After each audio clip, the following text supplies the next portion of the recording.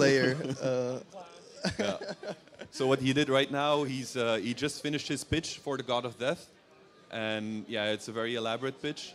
Seems like a very smart business plan. Let's see if the minions of the God of Death are going to appreciate it or not.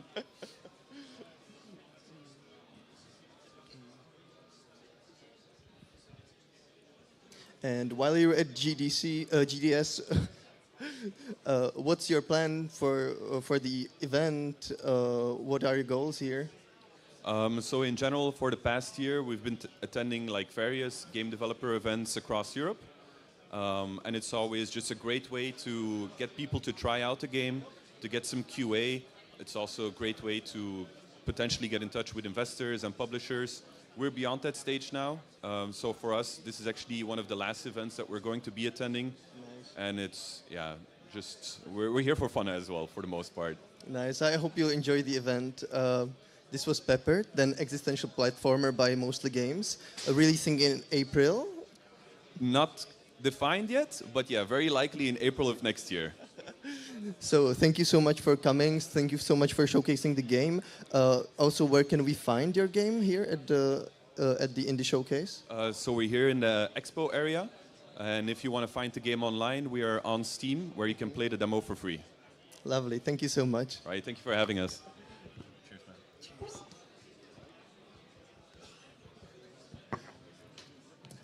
Wonderful. And we have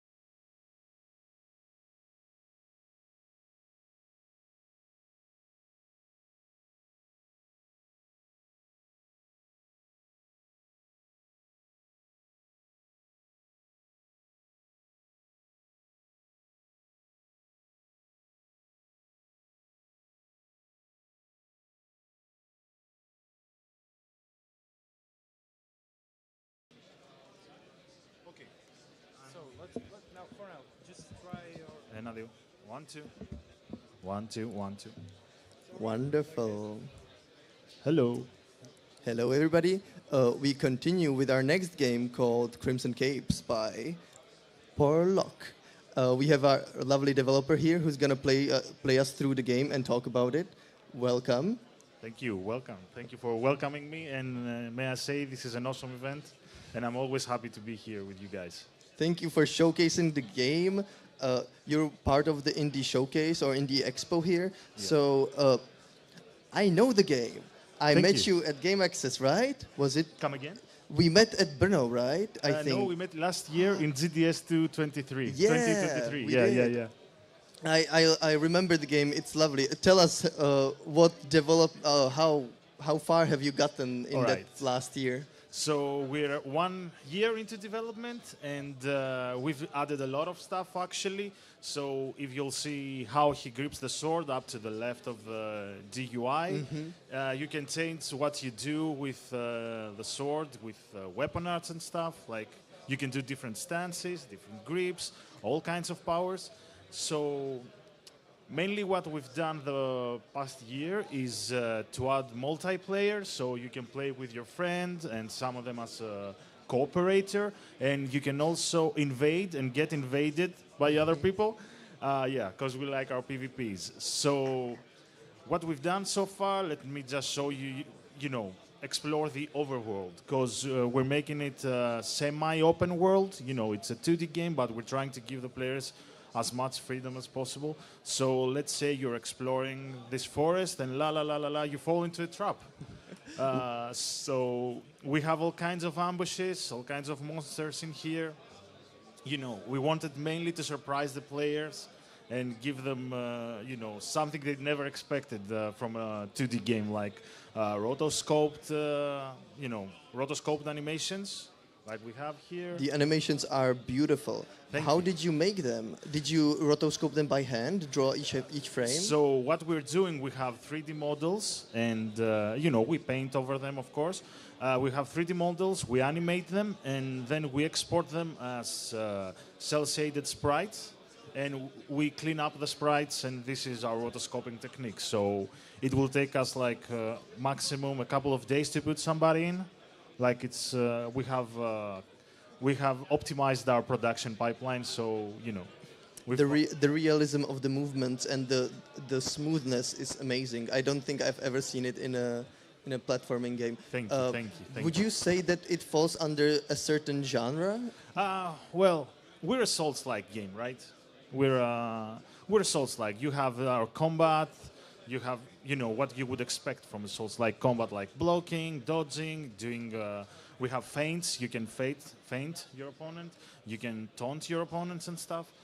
So we're trying to make it as realistic as possible. That's what we're trying to do.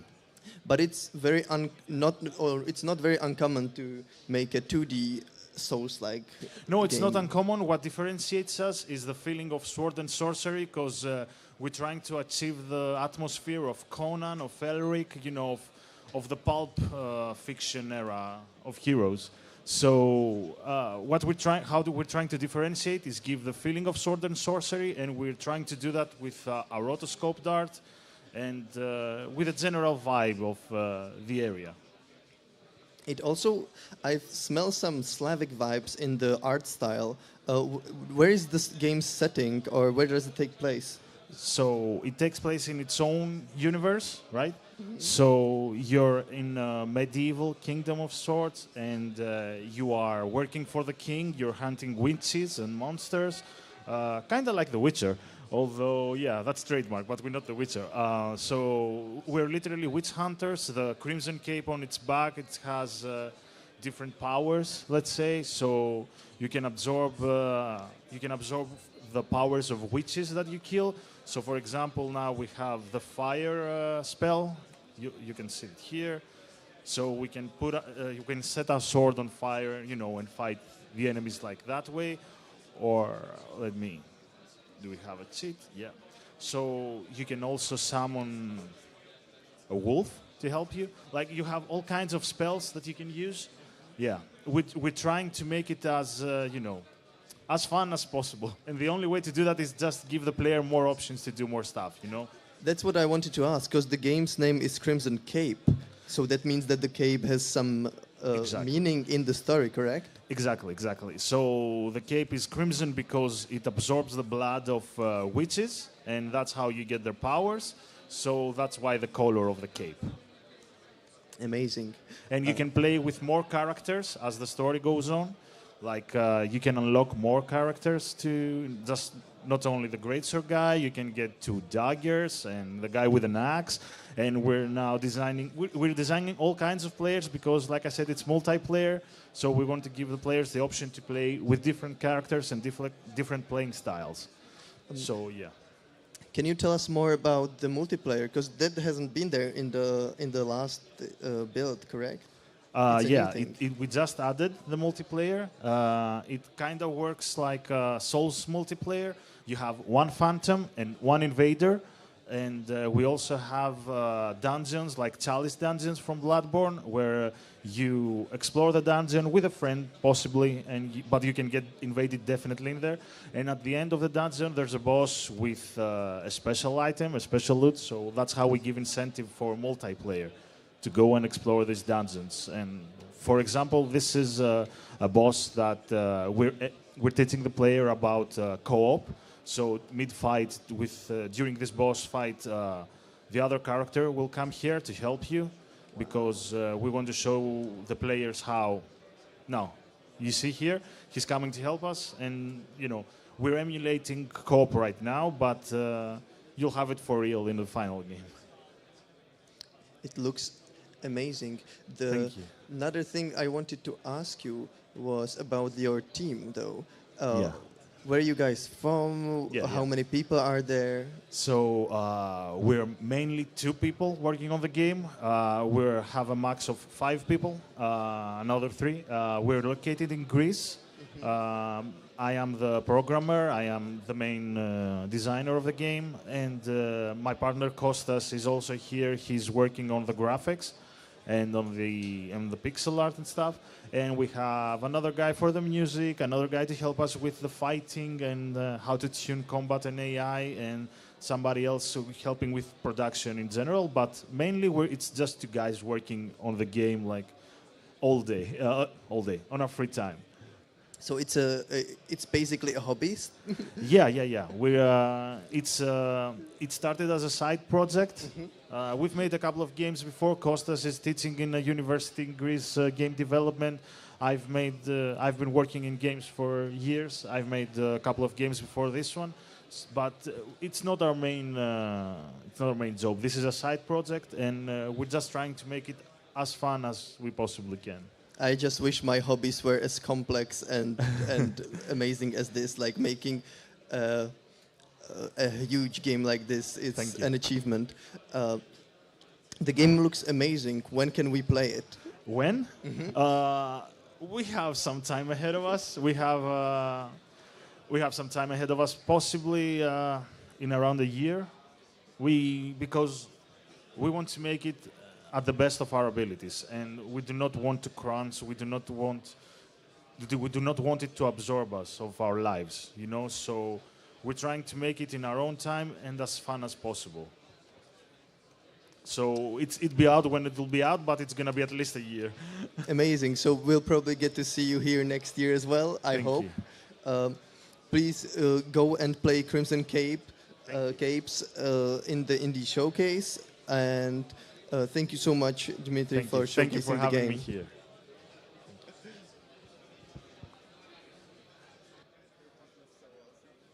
Thanks. I'm a bit nervous. So.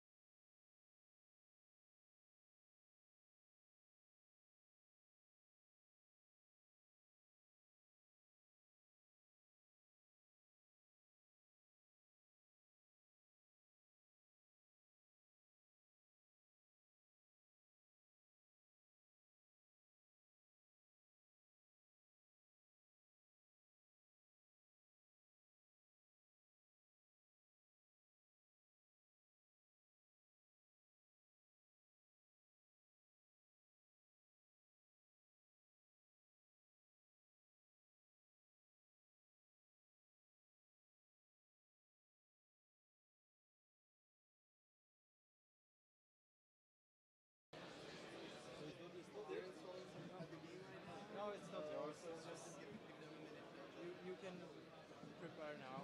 We'll just, it's 40 minutes, 40 seconds remaining, so just... Така това е по-скучно, между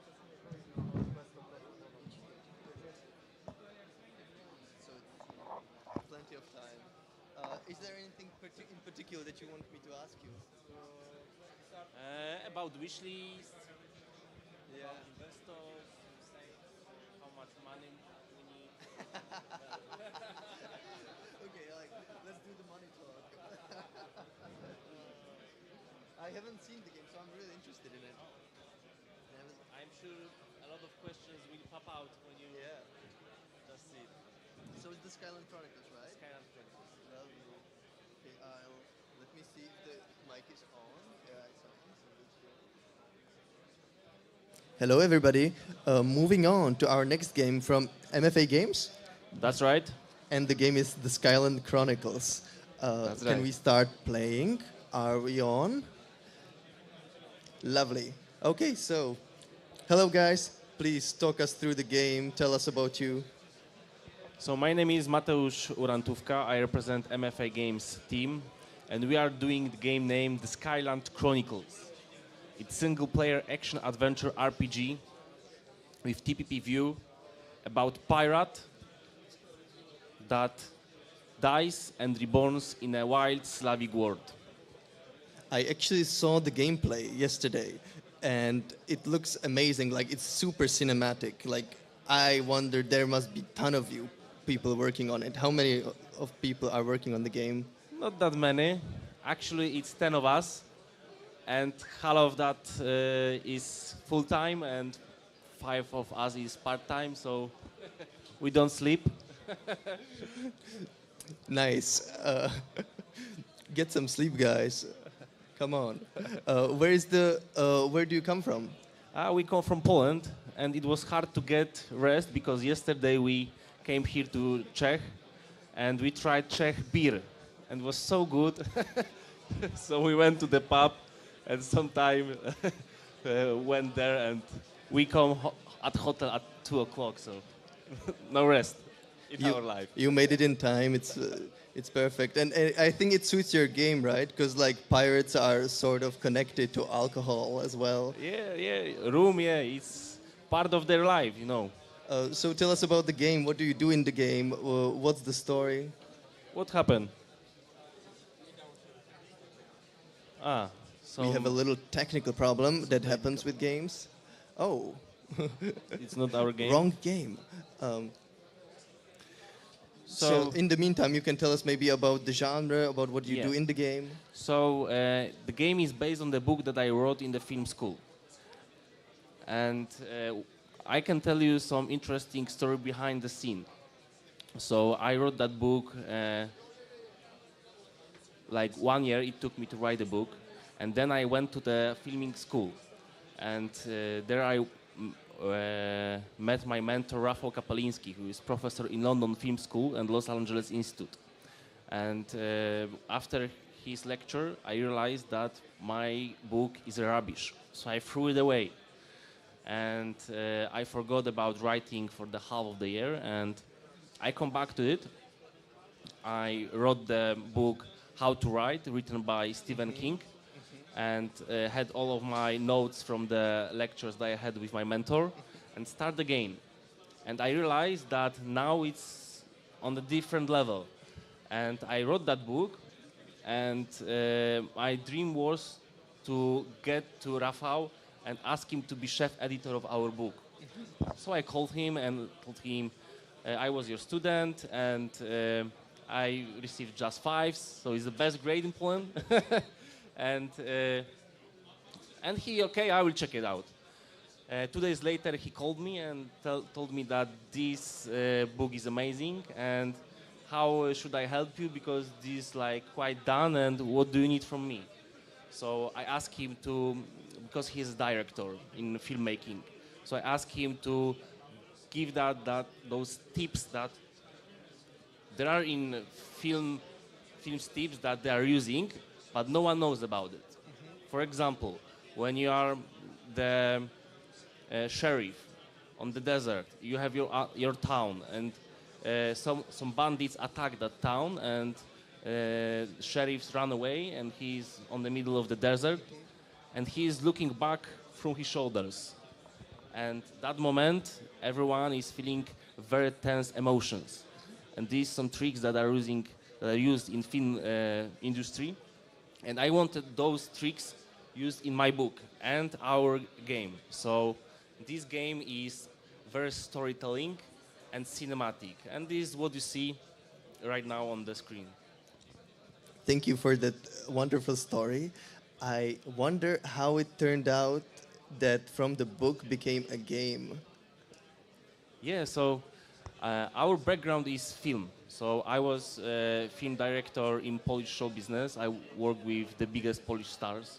After that, I was making some virtual productions for big pharmaceutical companies, and we made our cartoon. And after that, we got some skills in animations, and we get to know very well Unreal Engine. And I always dreamed to make my own game. So I asked my team, are you okay with that if we go for making games? And they said, yeah, for sure, it's amazing. So we did it.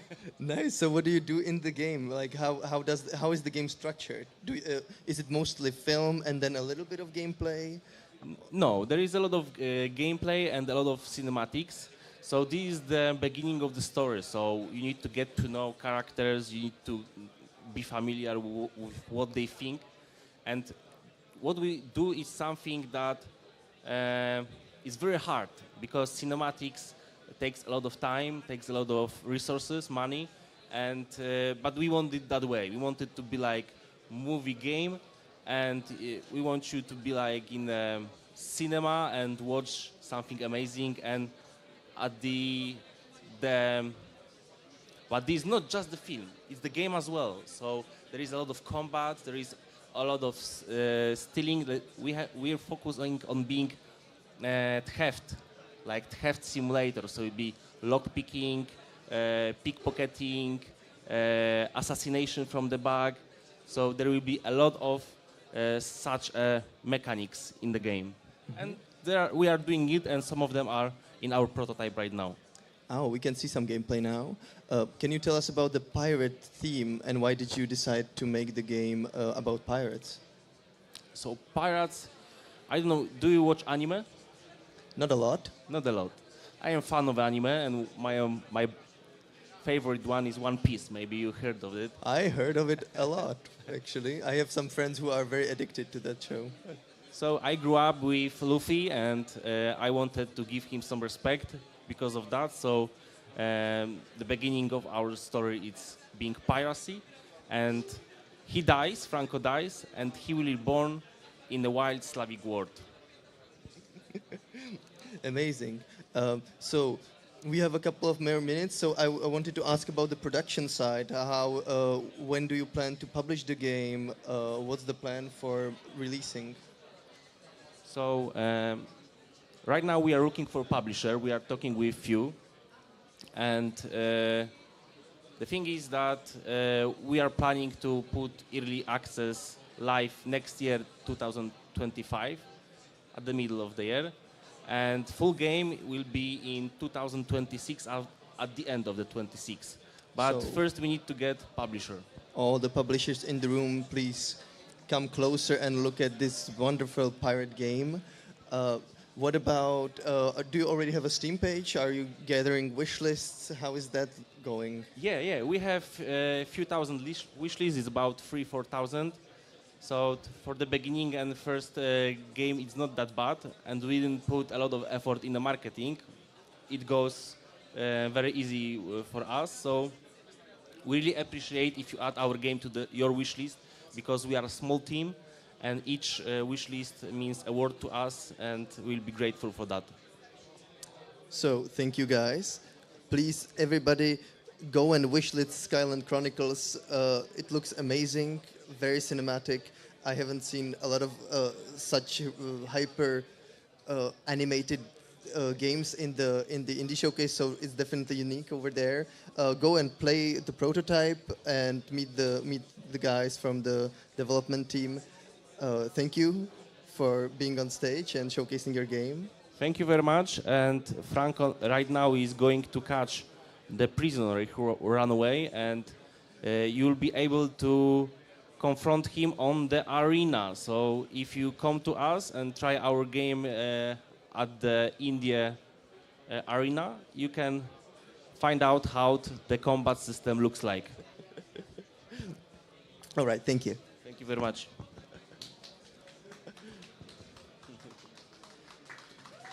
Thank you, thank you.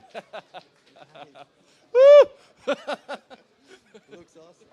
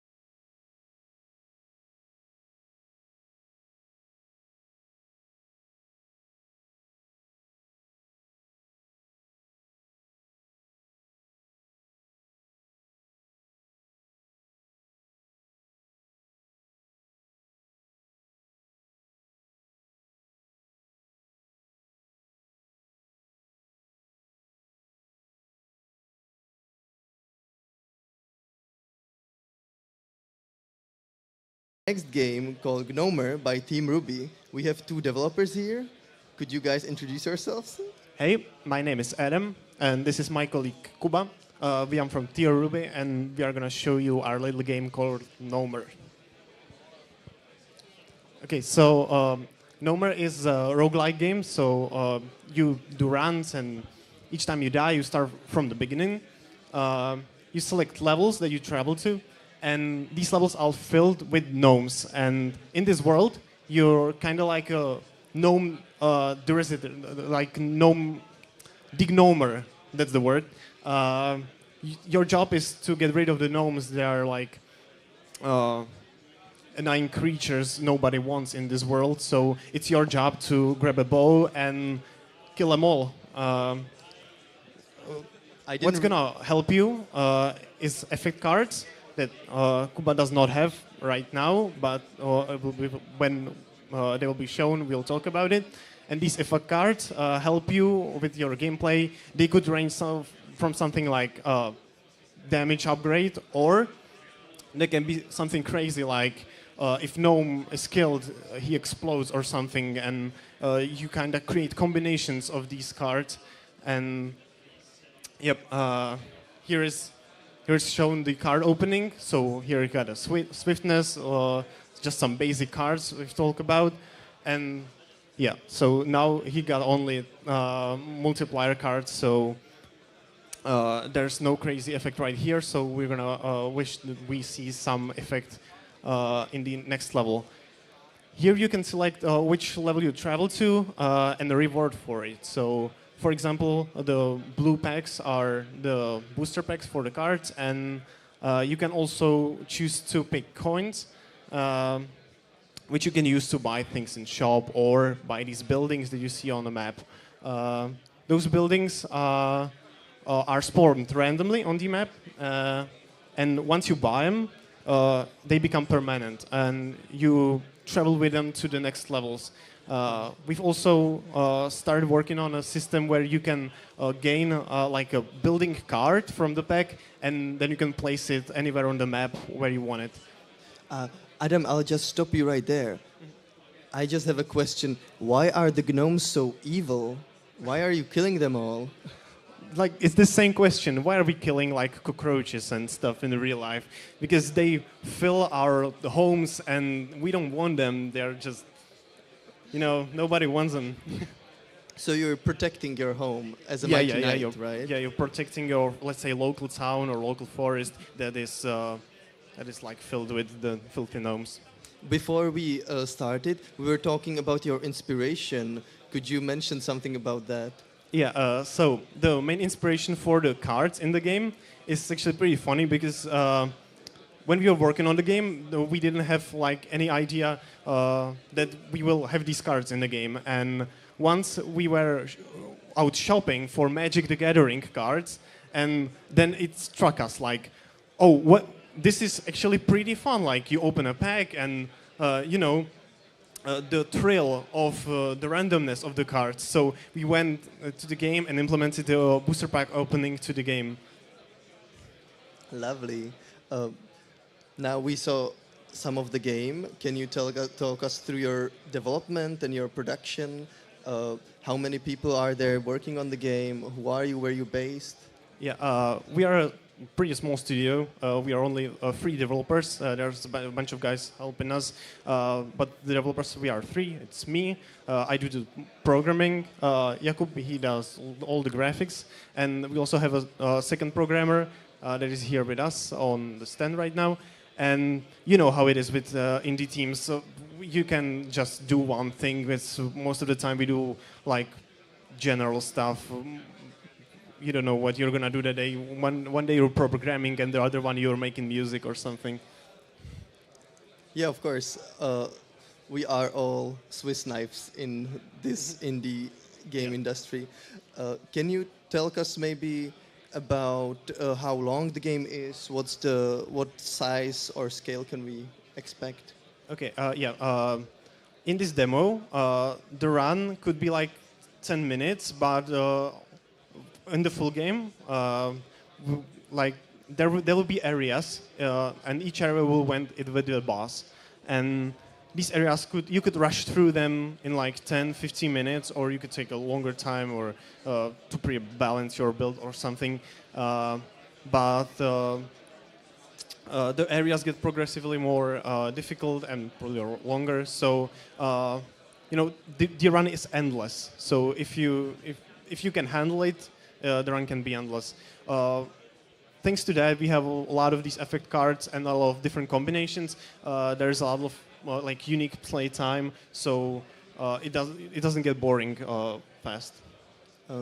I know that a lot of roguelike games plan to release in early access and polish the game as they go. Are you planning on something similar? No. We are trying to polish the game as much for the release, not like do any kind of early access or something. We were expecting the game to be a lot smaller, so we're thinking we are gonna do like a launch before Christmas, but it's not simply possible. It was an idea in summer. So now we are looking possible for some like launch like possible start of 2025 or maybe start of the summer. That sounds awesome.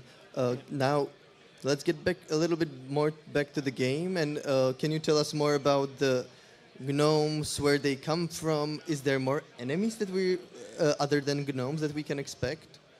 Okay, so as I said, you are the gnomer, so you just kill the gnomes. So the gnomes are the only enemy in the game, but there's a lot of types of them. There could be elemental ones.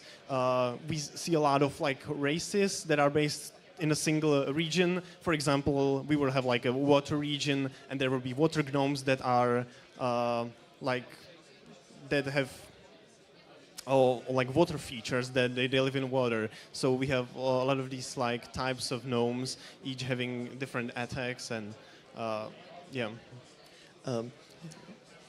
There is a lot of misconceptions about gnomes, I suppose. I was at this festival a couple of weeks ago in Ústí nad Labem, and that city is actually known for their gnomes, and they are a big part of the local culture. Do you take inspiration from that part or that region, or do you have any cultural connection to gnomes yourselves? Also, the idea of gnomes being in the game came like a surprise, because as probably everything in the game, it was not planned. We started the game with a different idea in mind, and at the time of the making of the game, there was like this popular meme on the internet of gnomes versus knights. So we kind of based the game on that, and now the meme is gone. It's just we are left with gnomes, and we don't mind it. So, just in case you need some more inspiration, go to Ústí nad Labem. There is a huge museum exhibition about gnomes there. Okay, I'll keep that in mind. Thank you. Okay, guys, do you have anything in mind that you would like to say to the audience? Maybe that you can wishlist the game on Steam right now, so we'll be very happy if you do that. It will help mean a lot to us. Thank you a lot, Adam. Thank you a lot, Kuba, for showing your game Gomer. You can play it here at in the expo, right? Yeah, we are right there, over there. Perfect. Thanks a lot for showing your game, guys. Thank you too.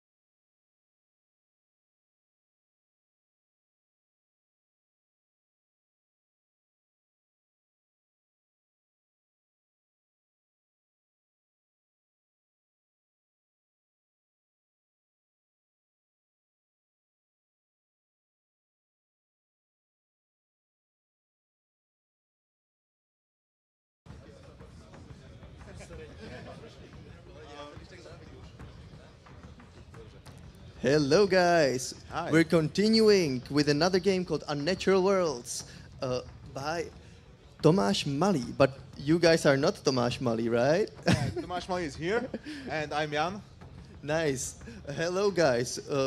Please tell us more about you and tell us more about your game.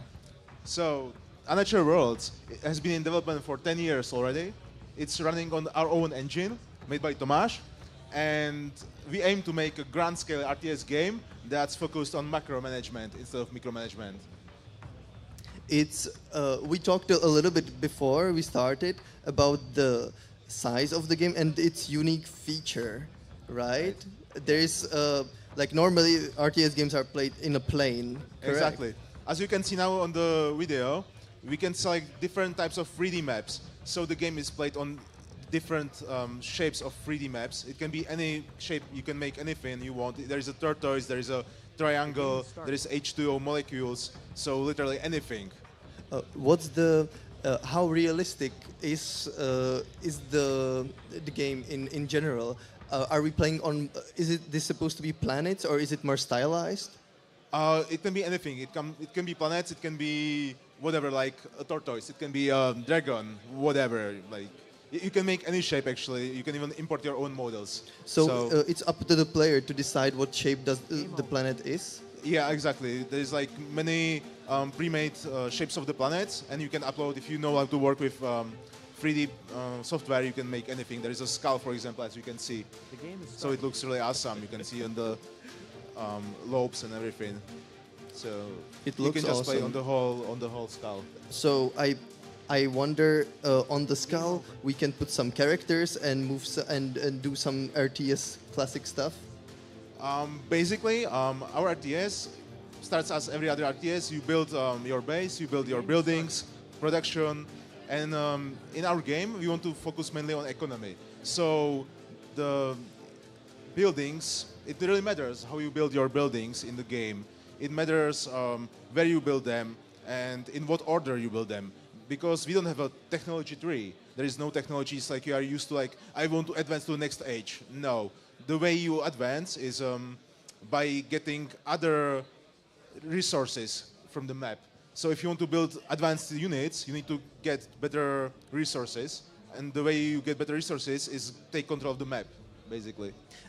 Does it mean that you shape the map as a player? Like you might like dig out a hole in the map or something? No, we cannot shape the maps yet. We planned that for Unnatural Worlds too, but in this game you cannot shape the map itself. You can just build on it, and that's it. Yeah. The only interaction is basically getting the resources from the map, using it to your advantage because there are some cliffs, there is water. You can just you need to use it for your advantage to win the game. Are there enemies on the map, or is it just you building your economy? Well, we have AI and we also have multiplayer. So mainly we are focused on multiplayer games, and it can be up to 16 enemies at the same time. Depends on the size of the map. And all these up to 16 players are playing on the same map. Exactly, yeah, on the same map. As the shape can be anything, the maps can be really huge, and the game is grand scale. So it means you build your economy. That's the most important thing. And then you build huge armies and they fight with each other. So the huge maps are actually like the advantage of it because it's like huge fights and everything goes boom, which is cool. And it's fun. How many units can you have at one point? Thousands, basically. The more we advance with the game, the more optimized it is, the more your units can get. But basically right now it's thousands, so it's going to be really huge. And the main thing about the game is we don't micromanage the units, so there are no spells, no abilities of the units. Basically, what you need to do is just build the huge armies, see a good position on the map, and send the armies over there. You can like split the armies, so you can attack from different sides. That's like the map is 3D, so you can attack from 3 sides or 4 sides basically, and it gives you like more strategical depth into the game. Can you maybe let's take a look at the game itself? Can you talk us about what's going on at the map and talk us through what Tomáš is doing and deciding? All right. So Tomáš is building his base right now, and he's going to build the first military unit. As you can see, he's just building the buildings, and the trucks, the economic units, are moving themselves. It means that you just need to focus on what to build, where to build, and what recipes to choose. So you don't have to worry about the workers. You know, you don't have to click them, go there or go do that. It's for us, you know, it's just annoying thing. So we want to focus on the big strategical view. And Tomáš right now, he's building some basic defenses around his main base. We will see if he has some military units, and hopefully there is some fight soon.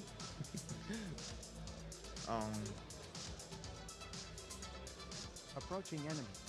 Awesome. Can we see any incoming enemies around him or something Yeah, to there's defend actually from? one fight going on. I hope Tomáš will show us the fight, maybe. Yeah, right here. So this is some basic harassment. Maybe you can zoom in, so you can see the cars moving in the fight.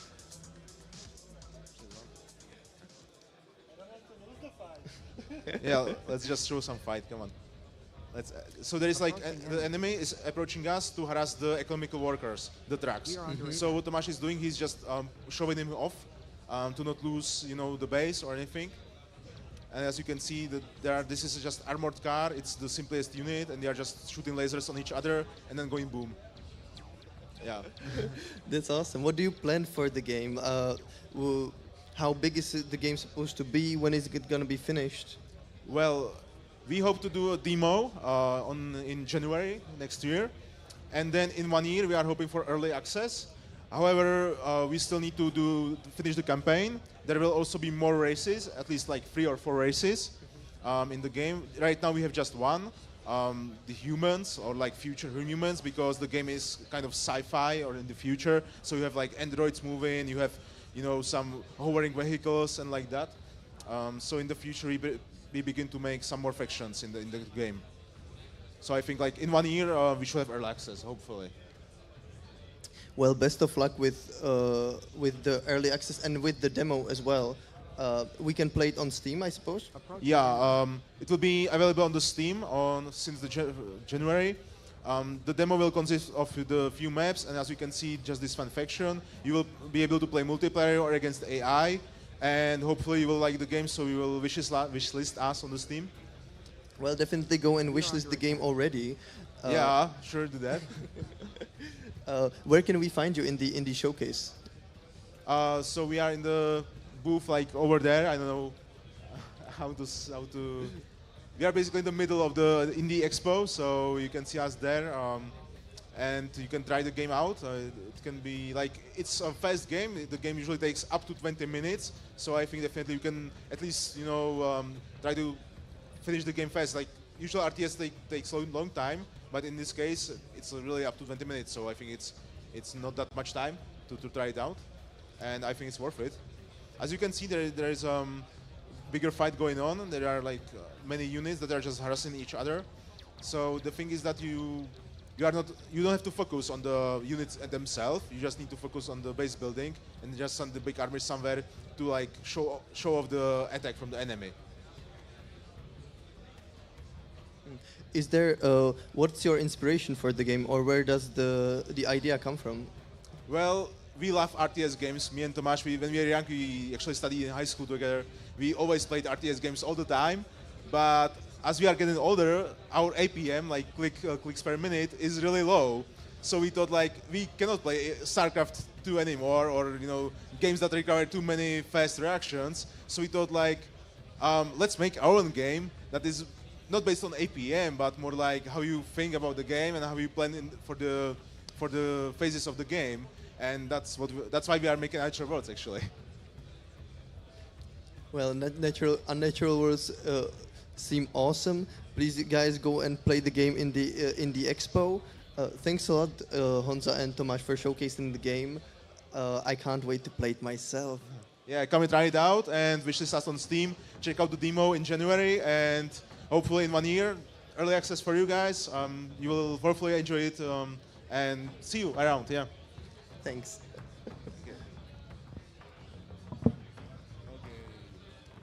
Game over.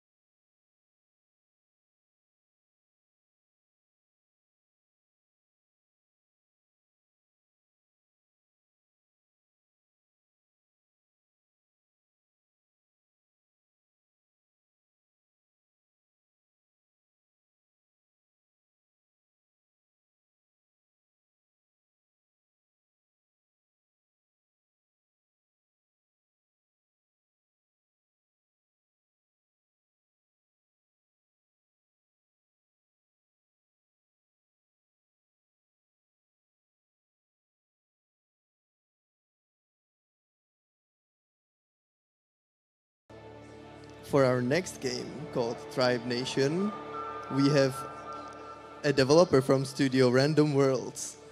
Hey, could you introduce yourself and tell us more about your game? Hey, hello. My name is Jindřich Skoldal. I'm from Random Worlds. We are developing a game called Tribe Nation. It's set in Golic Wars during the period when Kaiser conquered almost all Europe. It tells the story of fictional Celtic tribe that doesn't bow before Kaiser, but they also know that they can't defeat him, so they run through all ancient Europe and fight their way for new homeland. And it is roguelike RTS, what is quite unusual combination. So at the beginning you select your tribe.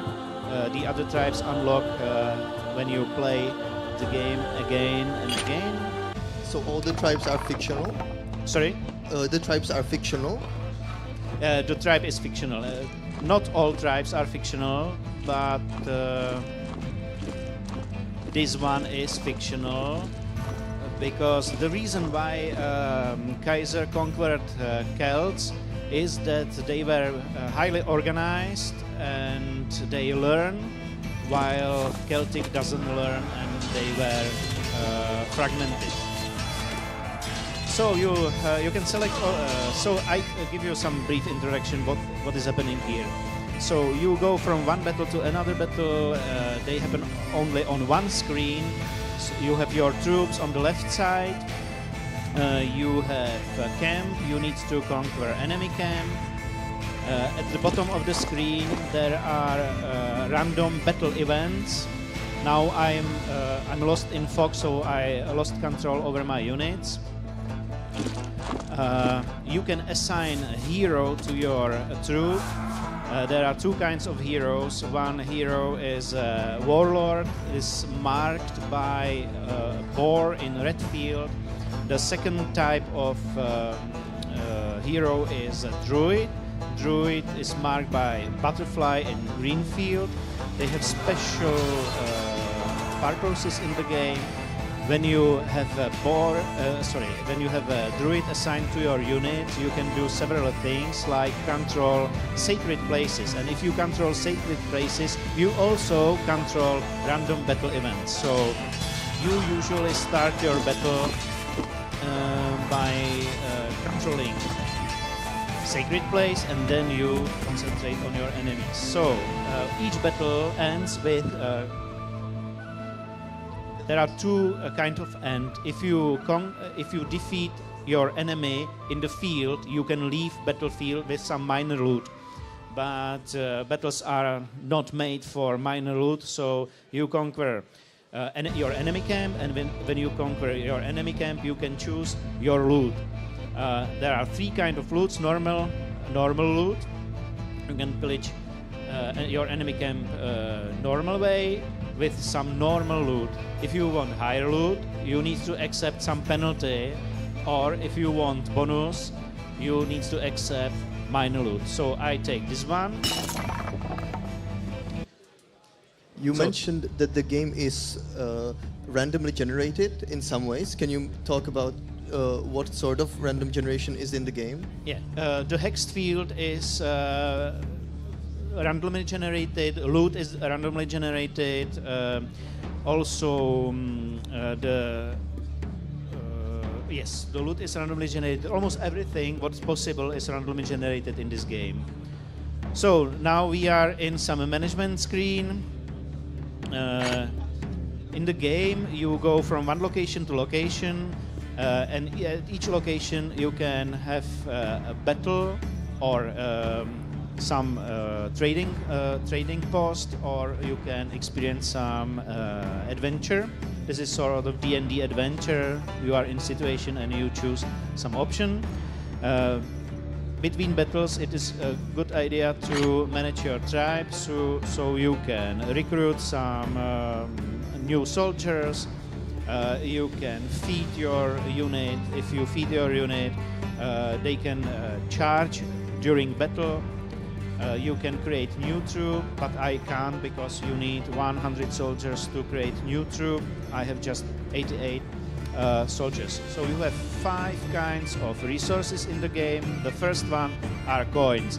Interesting fact is that Celts called their coins rainbow cups.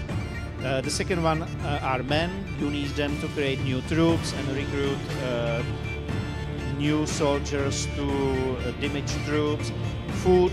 You use food to move from location to location. Also, you need it to feed your unit and acquire charge tokens. There are material, some sort of iron that you use to craft things. So I can craft chainmail, and I will assign it to my troop. Also horses, because you can do mounted horses. They are faster. You can later in the game you can make war chariots, so you can go with your troop to some place very quickly and then hop off the chariot and do some stuff. This seems like a really unique system. I don't think I've ever seen in a strategy game build your own, that you can build your own like RPG style unit that you can assign horse and different weapons to it. It's really interesting system. How did you come up with that? We take parts from. We have several inspirations. We take something from FTL, Faster Than Light. We took something from Slay the Spire, and we took something from Command and Conquer Rivals. This is mobile game. So here you can buy things. It doesn't matter in this case, and we can go to another battle. Different settings. I have to say that I immediately recognized the art style with the wooden stylization. It's really beautiful. Both the world map and the in-game map. How did you come up with this almost board-like wooden style of the game? Yeah, it is. The main inspiration for this was Game of Thrones, so I want those wooden carved tables. The battles are heavily based on micromanagement of units. You can select all units. You can point them to one spot, to one enemy, but you realize later that you need to really micromanage all units. First thing and most important things, if you have warlord assigned to your troop, he came with some warlord wisdoms, like formations, so the troop can take formation, and formation increase your defense number, and you can go over 100% defense number, and if you have 100% defense number, your enemy need to throw critical hit to make you some damage. And you can't take formation in forest, so it really does matter where the battle happens, because you want to fight at the edge of the forest, so you are on the field, and he is in the forest, so he can take formation. Is this inspired by the actual way that they fought, these tribes? Sorry, I don't follow. Is this like fighting in a forest and not in the field inspired by some real life historic evidence? Yes, definitely. I have some consultants for the game from encounters that really do reconstruction of battles. One inspirational source was, I don't know how to translate it, it is the book that was written by Julius Caesar about Gallic Wars, so it is really historically based. There are some differences.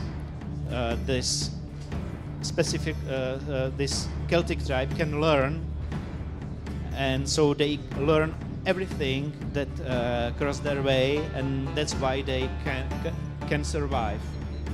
So that's the difference. So now we're looking at the world map. Is this also a fictional world map? Oh, I will show you when we return back to map of Europe. It's not completely fictional. It's Europe. So I make it easy for me, but usually I shouldn't select all units and point them to my enemy. I should take this unit, this is my strongest unit, and I should meet him on the edge of the forest, take formation. Now I can use charge tokens.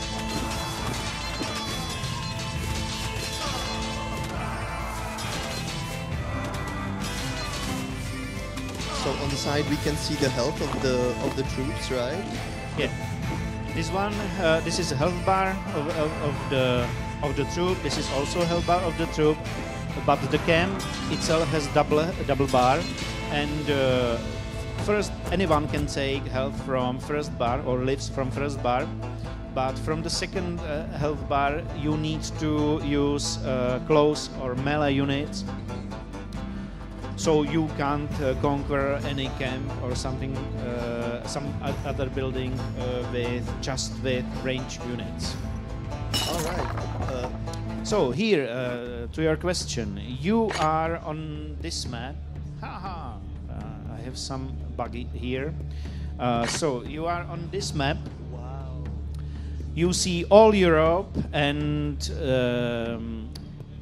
this territory is the red territory is controlled by Roman Empire. This red arrow is next Kaiser move, so he started his Golic Wars in Helvetii, and those territories are named by major tribes of this era. So those Celtic tribes, name of the Celtic tribes really match historical facts. I just have to say how beautiful this is. How did you make this wooden shader? Or I would even like to ask how big the team is that makes the game, because it looks really beautiful. Thank you. Is there a lot of developers in the team? And No, do you have I'm solo developer, but I hire people for graphics because I can't do graphics. But I designed the game, programmed the game. I made sound effects, sound effects, visual effects, scripts, and so on. So, but I can't do graphics in this quality. But thank you. Also, we license music from some artists. Well, the game looks amazing. Thank you. When can we expect it, or where can we play it? When can we play it? Actually, you can download the demo now. It's on Steam, and the game will be released next year. And we are about to announce exact release date. Well, thank you so much for showcasing the game. Please go and play Tribe Nations in the expo. Would you like to say any last words before we wrap up? No, just what you just said. Come and play the game. We are near the stage, so you can find us easily. Well, thank you for watching. Moc, to bylo super.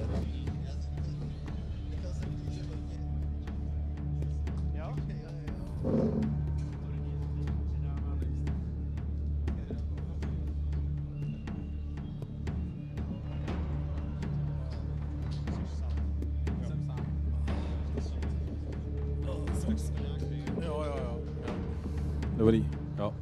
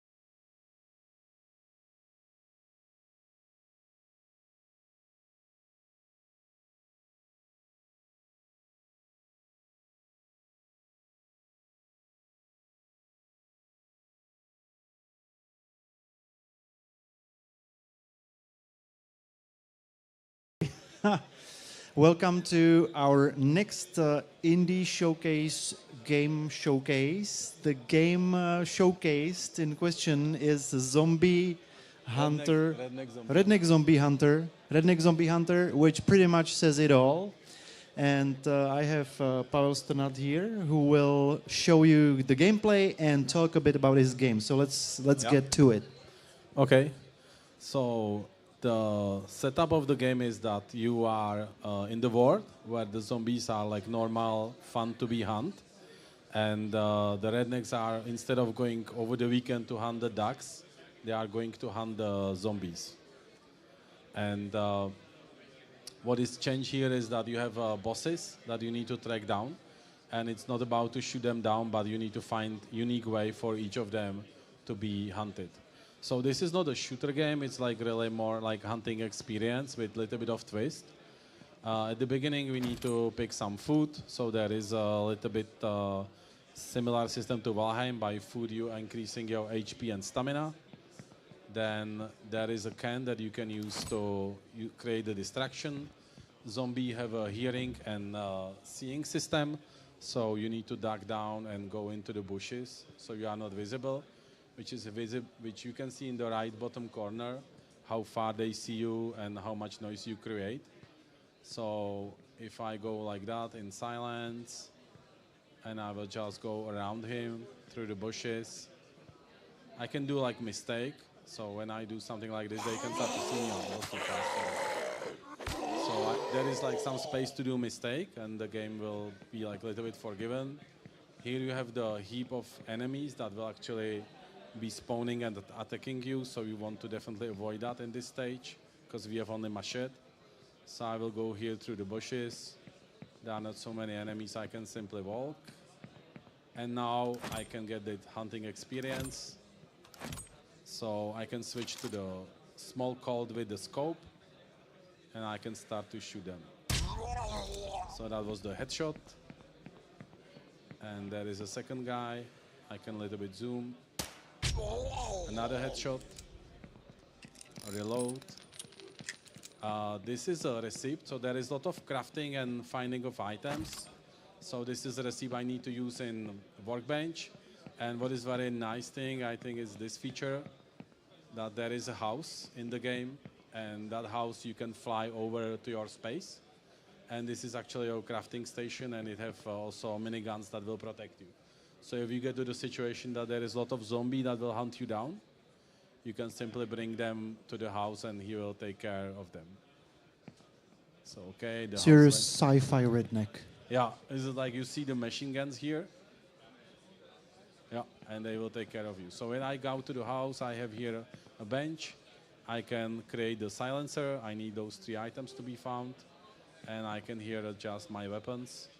So I can take this, and I can, for example, remove the scope if I want, but I don't want to do that in this stage. I really like the hunting games, but sometimes it's like a little bit frustrating experience that you going into the like slow mode for a very long time. So what we have here is also option to just release that frustration.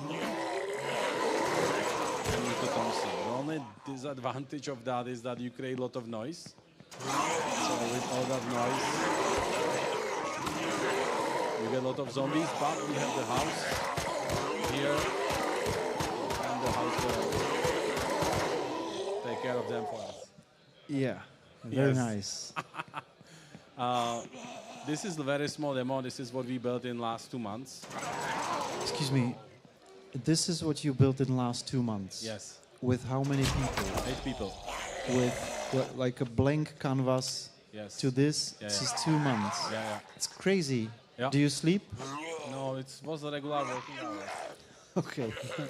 We have like a really good team that is quite used to work on games. We did already together like 4 or 5 games, so we know what to do. And there are a lot of assets that have been purchased. We are mainly focused on development and building game mechanics. And so the house is still helping me. Now I need to find the second part, which is the Winchester. So I make a lot of noise, but because I have the house here, I don't care. And Let's go here, and I will go to the bench. Okay, and now I can switch this. I can switch to the scope. I can remove the silencer from this. I can install the silencer over here. And I unequip this. I equip this. And I'm ready to hunt.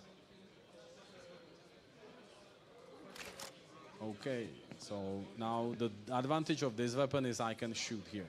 So this house is very important for you. This is a place, what I said is like you hunting the trophies. So this is a place for all your trophies. So when you hunt somebody, you will get the head and it will be displayed here. You have also here a sleeping space that is right now closed.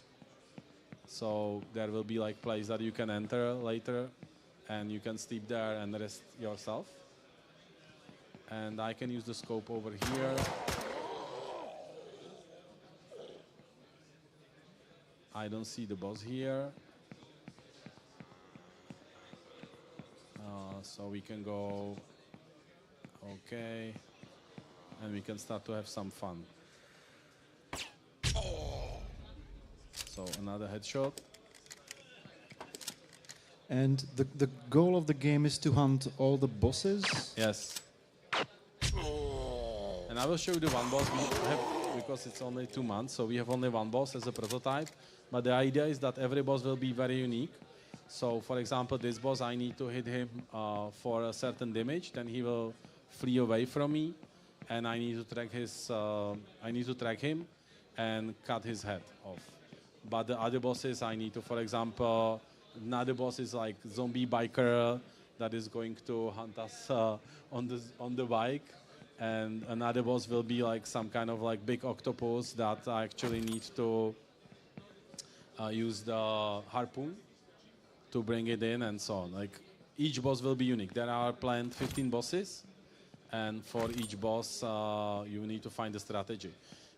Each boss will have this kind of bunker, which will have like pictures showing you generally how to hunt him down, because it's part of the story. But this one, That's the guy. That's the guy. So I shot the critical part. Now this is like demo, so we make it like very easy. So it's only one shot. In the game, you will need to shoot him like maybe 3-4 times. And now I see the tracks. And if I'm going as a hunter and I go silent, there are actually not so many zombies that I need to deal with. Oops. That was close. That was lucky shot. So the idea is that you need to track him down. So he already went to the place that he's healing and he's starting to restore himself. So I need to be careful. Yep. Yep. And this is taking me to a new location, which is this, we call it Manson. And if I follow the tracks, it's end up here on this fence, and it continue over there. So now I need to go back and find another path how I get inside. And this is a little bit trap. That will be probably in the game. So if you are not paying attention and you will enter through this main door, you will die. Because he will jump and kill you. But you actually need to, that's the whole idea, right? It's like, I'm spoiling that, but the idea is that you always find for every boss the unique way how to kill him and find him. So I know they are here. So how punishing is this game? Do you lose all your progress or do you save after each if boss? you die, yeah, so if you die, the nice twist is that if you die, the world stay as it is, and your items will be dropped, and you will respawn in the house. But what will happen is something we call zombification. So you yourself slowly became more and more zombie. And if you die only 10 times in the game, it's still okay. You end up like good way. But if you die more than 10 times, the game became more easy because you will yourself can switch to zombie mode, and the regular zombie will leave you alone. But you will from time to time have like some kind of like and you will spoil your location. So you need to take some drugs, and also the food you're eating is changing, so you need to eat more brains if you are a zombie, and stuff like that. So you're getting a little crazy. Yes. Your character is giving you away. Yeah. Okay. Okay, I hope we didn't talk too much, and this boss is still here. Okay, yeah. We are lucky. Oh, fuck. Yeah. And I played him, this guy I played myself, and I forgot. Okay. So I need to hit this tentacle. And now I will kill this head. And that's generally end of the boss fight. Now Can I see the head, please? Not ready yet. It's Not only 2 ready. months. Okay, sorry for spoiling your flow. What engine is this made? This is Unreal Engine 5. I was thinking about that. Yeah, yeah. Because Yeah. it looks pretty amazing. Is this all? The whole game takes place at night. Do you have day as well in the game? It's planned only night. Because I like this horror atmosphere. And is there some story behind it? There is some simple story, and there actually you will reveal that during the gameplay. And the story is that there are some people doing experiments on the zombies. The zombies actually like some virus from the space that actually went up wrong and start to heal. Start to heal the dead people instead of helping the regular people. And that's why the zombies exist in this world. And then you need to kill those bosses that have been like as an experiment created artificial, and you will meet their creator. Oops, I died. You died. Yes. Too bad. But your time also ran up. So Okay. this is very timely. Thank you. Thank you. Thank the huge crowd. Thank you so much. Thank you. Thank you for showing us the game. We have 5 minutes technical break, and we will continue with another game. Okay. Díky moc. Yeah.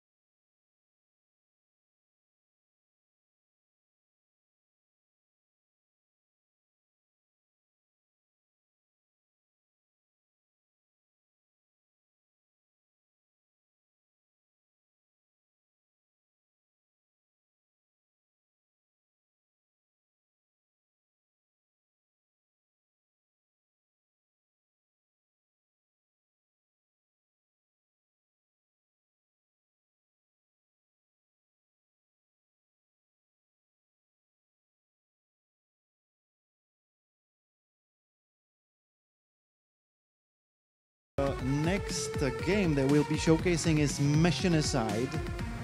Machinicide, I can pronounce it pretty well. And we also have Stepan Meister from Gravity Shenanigans. So by all means, let's start. Let's start with first level. So Machinicide is a... Okay, yeah, dobrý. Yeah, zákon. So, a Machinicide is a boomer shooter with some instant elements. You basically go around killing robots. So, here I have some weapons. I can shoot robots. Yeah. And I can also throw weapons. Yeah, open. Yeah. Sure. So, should I start again or? Yeah, just start again. Yeah. So, Machinicide is a boomer shooter with instant elements. So basically, you go around shooting bad robots, and sometimes you use environmental damage against them. There are also some puzzles, but it's basically a PvP game where you also sometimes have to think. So you have also some powers like telekinesis, so you can throw barrels, get weapons from inaccessible places, or for example, like here's skill point, so I can get just telekinesis and unlock some new power. So some other interesting powers are, for example, like fireball, so I can just take fireball and fireball all the weapons.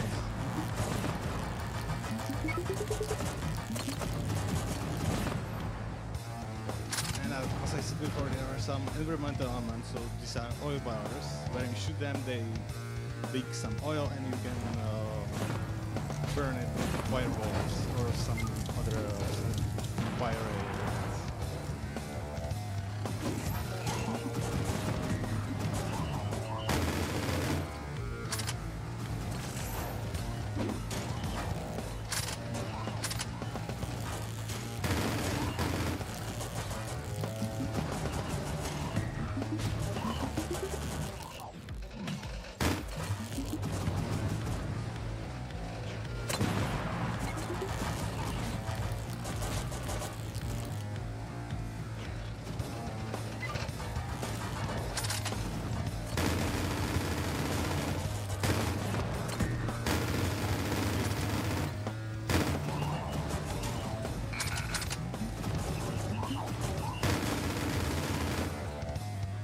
So also there are some environmental puzzles. So here is a very easy one. It's right next to it, but here's a keypad, and you have to find a code for it. So here's paper that says that the code is 351. So input that. Yay. Oh. Okay. So now unlock the control room. I can press the button here and go to the next room.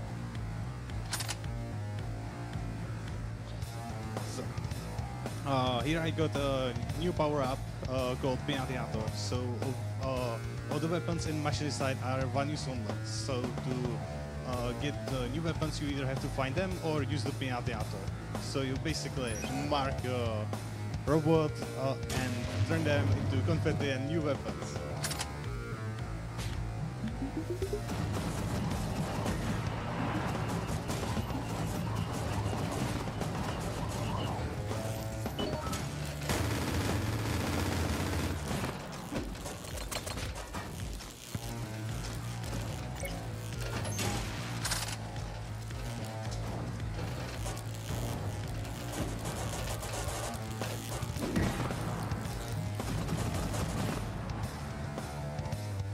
So this game is pretty hectic. Is it? Yeah. Is it? What stage is it in? Is this a demo or is it out?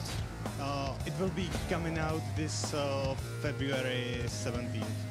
It's basically, for most part, finished. We're just doing some final touches on new levels and polishing. And how large is your team? How many people worked on this game? Stable team is 2 people, but we sometimes get some temporary help for UDR. So 2 people is the core team. Yeah. Yeah. So who's doing what? It's really hard to distinguish. Basically, everyone does everything. We're both generalists, but my friend mostly does animation, and I mostly do code, and then it's everything in between. We split some based on how much time we have, basically. And I'm guessing this is Unreal? Sorry? What engine is it? It's Unity. Unity. Okay. And you do this. Do you have funding, or you do this in your free time? It's zero budget. We do it in free time after work. Basically, it's a hobby project. So you come from work and then you work on this till yes. 2 a.m. That's how your life works. Basically. Do I get it right? And do you have a lot of testers, because the game is super hectic?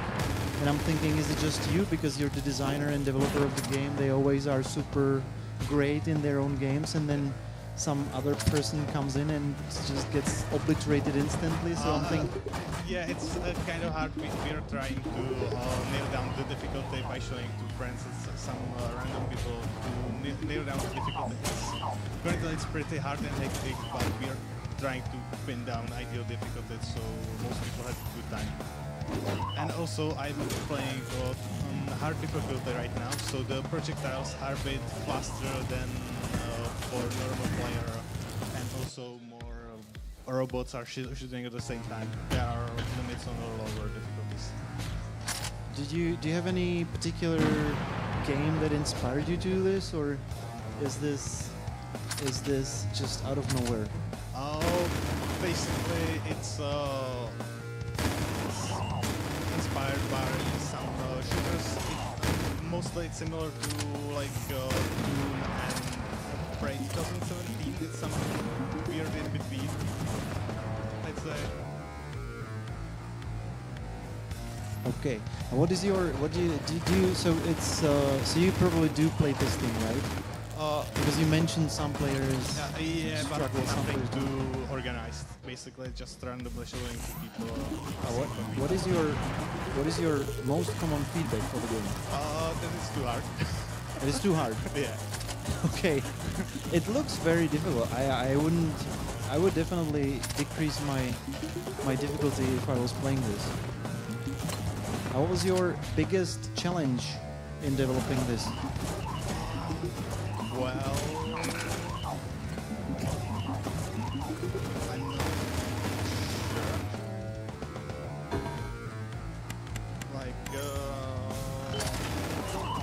What was your second biggest challenge? What was the top 3 of your challenges? What was a challenge developing this? Well, each challenge is difficult at animating because I'm not very good at it. So I have a help from a friend. But basically, the design of the difficulty is incredibly hard. We have real difficulties with that. Also, it took a really long time to get some art style down. So we experimented and started with some realism. And then this is like a 4th iteration of art style. We nailed down. We decided to go with this cartoon style because it looks pretty nice and it stands out among the realistic games that like come in this genre. And what's your background in art or software engineering? Mainly software engineering. I studied programming, and now I'm doing scripting professionally.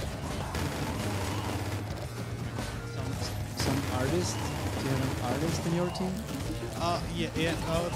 The second person who is stable on the team is mainly focused on 3D art. Okay. So you basically have a coder and an artist. Yeah. And designing together. Yeah. Okay. basically. Yeah, so our time is slowly but surely running up. Is there any last remarks that you would like to say before we wrap it up? Wishlist Machine site on Steam. That's Wishlist you on all Steam. I can play. Also, you can play just as any game you can play it around here. There's I believe it's 50 games, maybe more. I think it's like 77, 78.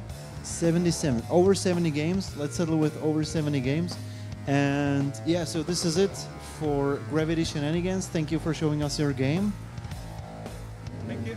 And we got a short technical breaks, and then we coming up with next game project.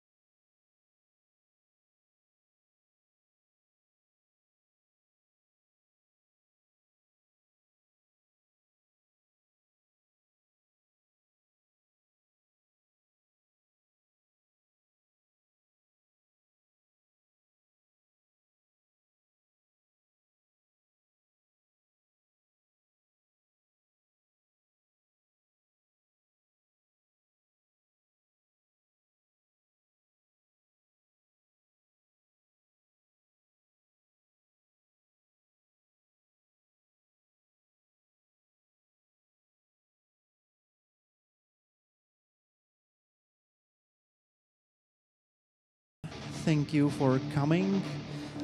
Next up, we have Roman Mocnar from Nanopike. He will talk about his game Galaxy Highways. So without further ado, start. You can start, Roman. Show us your game. Yeah, okay. So I'm Roman. Hello, everybody. My game is basically top-down twin-stick bullet hell space shooter with story elements also. So it's a little bit story-driven. It's linear also. So you're like in good old times, you're going from level to level, unlock levels, and upgrade your ships. So, for example, we are in a hangar now, where we can choose from different ships. Like we have 3 of them now. This one is pretty balanced, jack of all trades ship. Then we have a glass cannon, which has a lot of damage, and this one has a lot of HP. And then we can like make our build by putting different weapons which we can upgrade, unlock and stuff.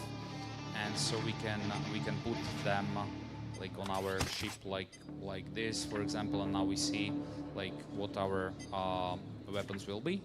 So I will, for example, keep the rockets, and let's play to see what is the game. So we have some story elements here. If you want, you can read it. If you don't want, you can just skip it and shoot. Nice. I love that. I hate when game forces you to consume story that isn't really engaging. Yeah. But I'm sure your story is amazing. Yeah. So there is a story. So someone who is interested in it can like read it. But if you're not interested, you just want to relax, you want to shoot enemies, then you can skip. So like all our dialogues are skippable basically, and you can just shoot if you want. We have a level map here also, and here you can see where all missions are. We have temporary boosts here, so when I finish the mission, I get some temporary boost, like I can boost my damage or reload speed or dash rate and whatever like stats.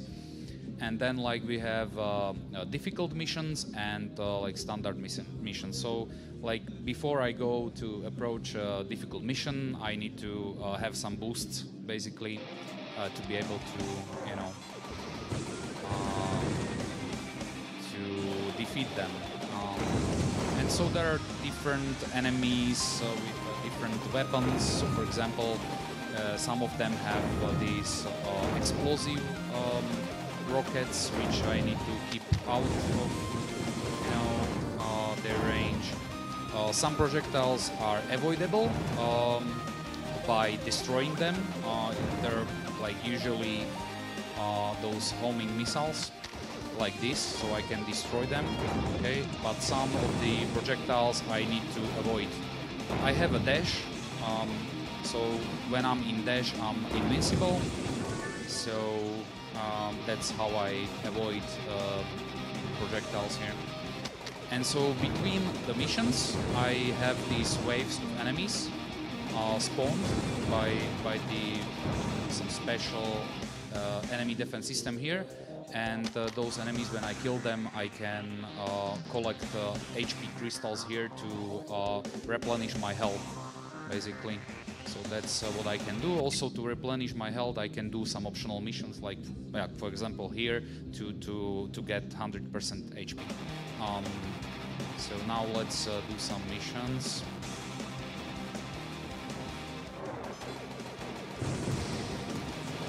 So all red projectiles are destroyable. Those with other colors I need to avoid either by dashing or just avoiding them. So there are different. Yeah. Excuse me. How this? There's a mission area. Obviously, this large circle. Yes. How does it work? So when you're inside the mission area, the enemy system that spawns waves is jammed. So it's not spawning any waves. But when I leave, you see that I have a few seconds to either return back to jam it again, or a next wave of enemies will be spawned. Does the mission also reset somehow? No, no. No. So there's like a mission objective inside the circle. You gotta finish it, and yeah. And if I want, and I'm low health, for example, I can go out. I can wait for the wave now, kill the wave, okay, and replenish some health, okay, and return back to the mission. That's basically what it's about. But there are also missions where you cannot escape, so it's closed, you know, and then you need to stay alive inside. So The hard ones. so yeah, the hard ones sometimes and so on. So now I get the ammo energy boost, for example, so I have more capacity of like this blast wave, for example, which is special weapon, this one. So I can go and kill them like this, then it has some cooldown. I can use also speed gates, like here we have the speed gate, which I can use to move between different areas of the map, right? So, for example, I can use it now to go to the other area of the map. And let's try to do some difficult mission here. Okay, let's replenish some health, but I'm pretty much okay.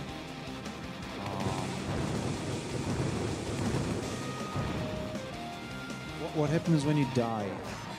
When you die, you can go back to hangar, and you can you have credits here. So by killing enemies, I get credits, and when I die, I can go to hangar and I can upgrade my weapons, my ships, and try again, basically. Just rebuild and try again. Yeah. You're basically upgrading your ships and weapons. You are getting stronger, and eventually, like, you will be able to beat the level once you are stronger. Fair enough. Is there anything like an endless mode, like a tower defense mode, where you would? No, it's currently not, but we are thinking about adding this maybe later as a game mode to the game when it's released. So post-release, maybe. Okay. And now it's the campaign for the game and no other game modes. Yes. For now, it's only like campaign and nothing else. It's like, oh, it's fine. I'm just asking questions. Yeah. No problem. So, how long has this been in development, and how large is your team? So basically, there are two of us working on the game. So I'm a game designer of this game and also doing the programming here, and also music and sounds. You know, like a proper indie, wearing a lot of hats. Proper indie, jack of all trades, yeah. Yeah, and then my other colleague is basically doing all the graphics and animations here. And we are working on it only in our spare times, you know, beside the families with the children, and we are having another full-time jobs.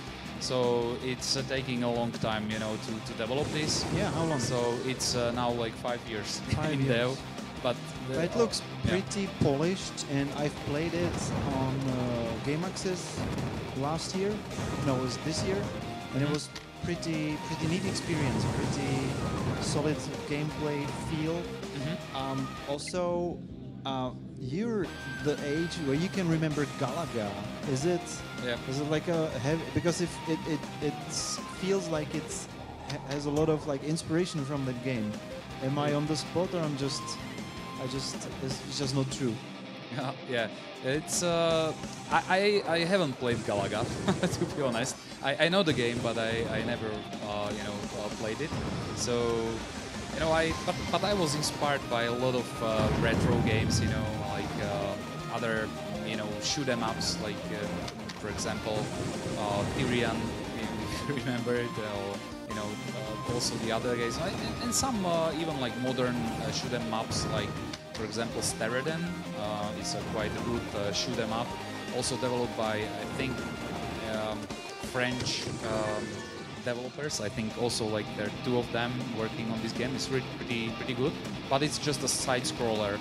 We wanted to have our game twin stick and like multi-directional, so you can go anywhere you want, and that also brings a possibility to have some strategic element in the game where you can decide like which mission you want to do first. And also like these temporary boosts you have here, those are randomly placed on the missions. So based on the boosts, you can decide the order of the mission, like what you want to do. we don't only have like attack missions where you just need to destroy something. We have also defense missions. Now I'm just going inside to one of them. So, for example, now I need to survive, but also protect my friendly convoy here. And waves are spawned, to. I need to ask this: is there friendly fire? Can no. you destroy your own convoy? No, I cannot. That would just be super mean with this type of game. Yeah, that would just be super mean. But you Yeah. can maybe some super hardcore modes in the future. So Yeah. we have 2 more minutes. What I'm interested in is what stage is this game in? Is it public? Has it been published? Can I play it on Steam? Yeah. We have a public demo on Steam, basically, so you can play some version there. But it's almost finished. I mean, our plan is to release it hopefully March next year, March, April. So it's like 4 almost months from finished. now. Yeah, so it's almost finished. But what we're working on now is basically achievements, the like final balance of the game, and so on. What I want to show you, maybe if we have just a little time here, is We that have a minute, so you gotta be quick. yeah, very quick. So I wanted to show you upgrades maybe. So you saw the weapons, but we have also, you can buy upgrades here. Like every upgrade is basically a different building. So for example, if I buy this and this, which will like upgrade my dash rate and continual reload, every upgrade is represented as a different building in my docks. And so this is kind of visual representation of where you are. And then we have like also bosses, and we have special levels where you play a little bit differently. I can very quickly show you. So we have this big battleship actually, and you can play with it actually in special levels where the controls are a little bit simplified and you're pretty strong. Just a few seconds here to show you how it looks. And so that's basically what we have in our game. So it's like the battleship is moving itself. I'm just steering it, and there are a lot of enemies. I can destroy everything. I have big blast wave and weapons. It's like that. Neat. Okay, Roman, thank you so much for showing us the game. Thank you for coming. Thank you very Hope you much. have great success with it. And you guys have 3 to 5 minutes of technical breaks before next game is coming up. Thank you for your attention.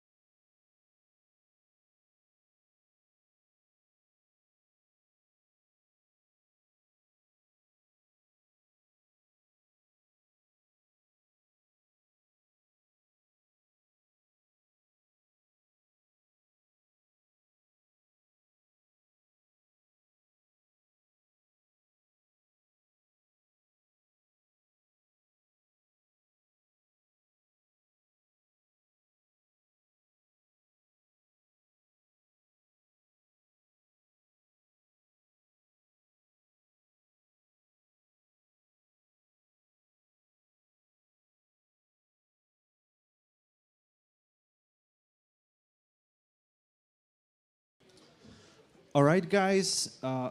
Next game is Hard Trace by DevBob.cz, represented here by Lubomír Březina. So, Lubo, without further ado, show us what the game is about.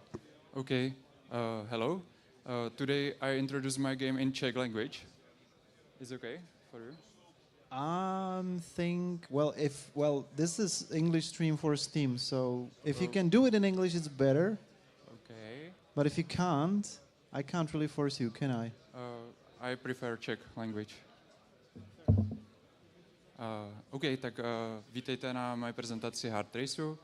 Je to lokální multiplayerová hra pro hodně hráčů jednoho počítače. Reálně zvládá hra 8 hráčů najednou na gamepadech.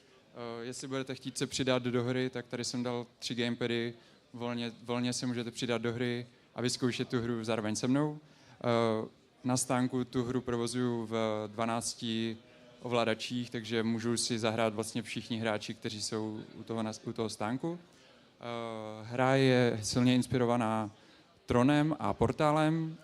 Je to v podstatě fúze obou tady těchto z těch herních žánrů do jedné hry. Řekl jsem si, že udělám něco trochu unikátního, takže jsem přidal do původních myšlenek hry Tron něco málo z Portálu a v podstatě je to o tom, že sbíráte body a snažíte se získat nejvíc bodů, víc než vaši protihráči, kteří hrají proti vám. Hra je určená pro party hraní, to znamená na velkých televizích, velkých monitorech a můžou si to zahrát vlastně primárně to určené na ty party. A kromě toho to ještě umí síťový multiplayer, to znamená, že se můžou lidi ještě sesíťovat po internetu. Hra se ovládá tady na gamepadu, tím tlačítkem Option se připojíte, potom celé se to ovládá na D-padu, takže já se připojím, vytvořím si nějakého hráče jednoduchého, pojmenuji se, můžete si vybrat vlastní jméno a poté párkrát zmáčknete doprava a to vás přesune přímo do hry. Hraje se to na 9minutové kola a smyslem je vždycky získat co nejvíce bodů. Sbíráte tady tyhle světelné body, které jsou uprostřed herního pole. Můžete akcelerovat, to se dělá tak, že jedete podél nějaké čáry a držíte šipku ve směru jízdy, to vám umožní zrychlovat. Potom můžete brzdit, to je vlastně držení šipky v opačném směru. Můžete, když naberete alespoň jeden bod, vytvářet portály, které vám umožní skákat v rámci té herní plochy na různá místa. Například teď já vezmu nějaké body, vytvořím portál a můžu tím portálem skočit na nějaké další zajímavé místo. A tímto způsobem vlastně můžou hráči se dostávat na místa, kde jsou cennější body.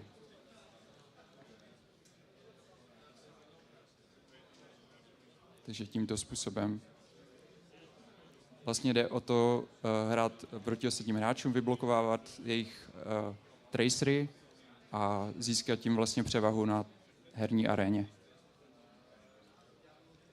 Takže je to vlastně takový had, akorát, že je to teda couch multiplayer Přesně tak. A dají se tam používat ty portály. Jo? Přesně. A jsi říkal, pro kolik že je to maximálně hráčů? Maximum není zatím stanoveno, ale na jednom počítači to zvládne 12 hráčů úplně v pohodě. Jo, takže potřebuješ akorát 12 kontrolerů, což má doma každý a je to v pohodě. Nemá. je to trochu níž, jako přiznávám se. Uvažuji nad tím, že v podstatě vytvořím něco jako nový takový herní subžánr, kdy hráči budou hrát na velkých obrazovkách, protože dnešní počítače už většinou má každý připojené na nějakou velkou obrazovku, kde si můžou zahrát takhle s kamarádama. Takže si myslím, že není ani problém to, že hráči jsou maličkatí v podstatě, ale umožňuje mi to aspoň díky tomu dát maximální počet hráčů na jednu obrazovku. A koukám, že ty stopy mizej teda, takže ano. Se tam potom bude dát ještě jakoby žít třeba po těch jako 8 minutách. Jo, je to tak, protože ta herní plocha by se úplně zaplnila a to jsem samozřejmě nechtěl, tak se ta délka stopy zkracuje podle počtu hráčů. Čím víc hráčů je ve hře, tak tím kratší je celková herní stopa, která je na té ploše. A zároveň ta herní plocha je dynamická, to znamená, že čím víc hráčů v té hře je, tak tím ta plocha se dynamicky nafukuje. Jakože se zmenšují hráči? Ano, kamera odjíždí vlastně dozadu a já vám to můžu ukázat tím, že přidám nějaké dámy hráče do té hry. Můžeš. A ještě by mě zajímala další věc. Co jsou ty domečky takový ty? To tam se jako vyspavníš a tam začínáš a musíš se z toho vymotat, nebo? Ano, to jsou speciální zóny a ty obsahují více cenné body. Ty jsou větší o něco a obsahují v podstatě body, za které stojí vjet do té zóny. Tady tyhle body uvnitř plochy jsou malé a jsou například dvoubodové jenom, ale body uvnitř zón jsou třeba 20bodové, aby to nutilo ty hráče trošku riskovat. Jo, a dostanu se do nich teleportem. Dostanete se do nich tím teleportem, přesně tak. OK. A teda ještě mi řekni, ty to teda děláš sám? Tuhle hru vyvíjím sám, je to 11 měsíců vývoje zatím. OK, a plán s tím máš jaký?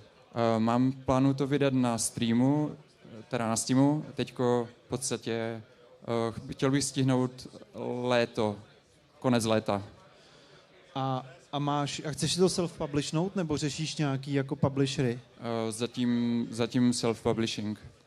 Oni totiž všichni ty publishery asi řeknou, že ten couch multiplayer je že se to strašně špatně prodává, ale jakoby zase je to strašně dobrý na nějaký jako konference, nebo na nějaký výstavy, nebo na nějaký prostě jako místo, kde ty lidi si prostě chtějí vyzkoušet něco jako zábavného novýho. Přesně tak. Takže to si myslím, že asi jakoby, tam si myslím, že asi budeš mít jako určitě úspěch. A co máš za plány potom? Už máš nápad na další hru? Ne. Já chci tuhle hru vypolišovat, co nejvíc to půjde. Přibude tam spousta elektronické hudby, bude okolo cyberměsto, bude okolo akční kamera, použiju nějaké elementy z Quake 3D areny, jako nějaké komba, že to bude říkat double kill, triple kill a takové info. Chci to trochu jak kdyby odjuicovat a postupně tu hru ladit. Určitě to nechci opustit hned po vydání. Takže tohle je prostě nějaká jakoby vlastně ještě jako těžce ve vývoji verze. Ano, přesně tak. Je to hodně early verze. A máš nějaký, jakoby, jak to třeba playtestuješ, když si chceš vyzkoušet, jestli kde vezmeš prostě ty lidi 4 najednou třeba, aby si to jako zahráli. Jo, chápu. Mám docela velkou komunitu kamarádů. Na Discordu mám 32 členů komunitu fanoušků a protože ta hra zároveň obsahuje i síťový multiplayer, tak já můžu u sebe doma vytvořit server a připojit tady tyhle hráče po internetu. Takže oni nemusí být v jedné místnosti. Nemusí. No tak to je ale úplně jiný business model. Ano, je to gauč versus gauč multiplayer. To je vlastně MOBA hra. Ano. No tak to jsme úplně někde jinde. Tak to jo. Hele, 2 minuty. Co máš teďka, vlastně ty jsi říkal, že máš s tím plány nějaký to ještě vypolišovat, hudbu, pozadí, nějaký jako teda jakoby efekty. Co to ovládání jako takový, nebo ta velikost toho hrací plochy, tloušťka, linie, kterou kreslíš, to už je všechno set in stone, nebo to taky ještě jako upravuješ? Není to pevné, určitě tam bude nějaká konfigurace, budou tam nějaké herní režimy, kde si budou hráči sami moci navolit nějaké vlastnosti té herní plochy. Teďko zháním hudebníky, kdyby náhodou jste znali nějaké dobré hudebníky, tak můžete se přihlásit u mě na stánku, naháním lidi na soundtrack. V podstatě od každého člověka bych chtěl nějaký 1-2 tracky a uděláme z toho nějaký jak kdyby hudební podkres, bude tam více různých žánrů, mám takovou představu, že snad aspoň 20 nějakých tracků, kdyby tam bylo, tak by to bylo super. A všechno synthwave, nebo máš nějaký žánrový omezení? Etnická hudba asi se k tomu moc nehodí. Dobře, bude to elektronická hudba, techno, minimal techno, drum and bass, breakbeat, něco v takovýchhle stylech elektronické hudby. OK, dobře. Tak jestli si chcete někdo střihnout song tady do soundtracku, tak jděte na stánek devbob.cz. Přesně tak. Já ti poděkuju za to, že jsi nám ukázal svoji hru. Je to asi zatím nejvíc originální věc, kterou jsem tady viděl. Děkuju. Takže díky za to. Jsem rád, že vznikají takovýhle jako silně experimentální projekty, který nemají definovanou cílovku a prostě jako nesnaží se být něco jiného. Takže k tomu ti gratuluju a přeju hodně úspěchů. Díky moc. Taky děkuju. Děkuju za sledování a zastavte se na stánku Hard Race. Lubomír Březina, díky. Taky děkuju.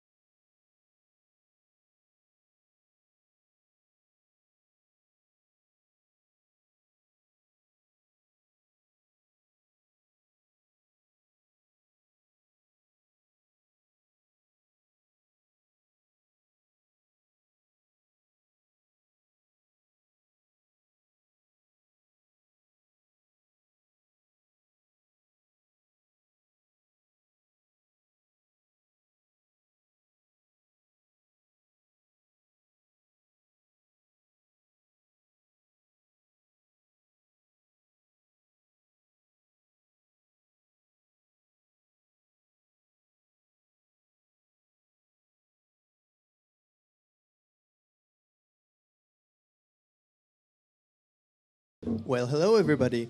We continue with the indie showcase of the games in the Indie Expo. For the next game, we have Tennis who's going to showcase his game. Hello, can you talk about your game and yourself a little?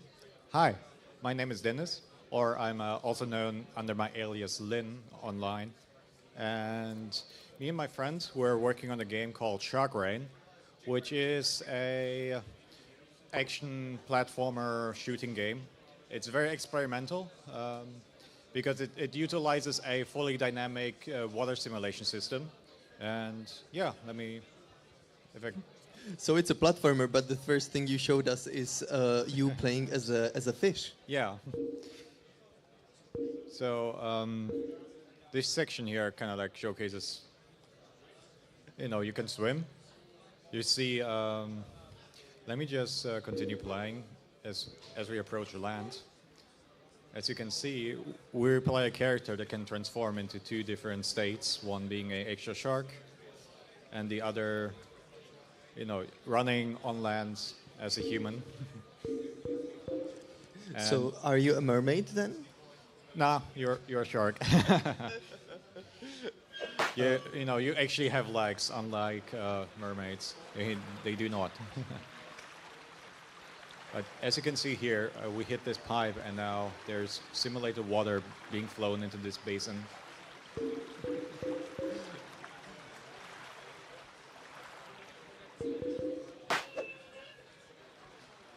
Well, the game looks really nice, but tell us what's your goal in the game as a player? Right now, so to be honest, we're like working on many different ideas at the same time.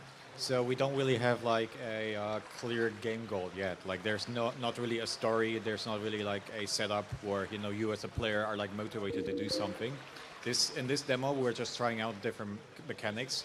And right now, this section is basically a little puzzle that the player has to solve to progress to the next area.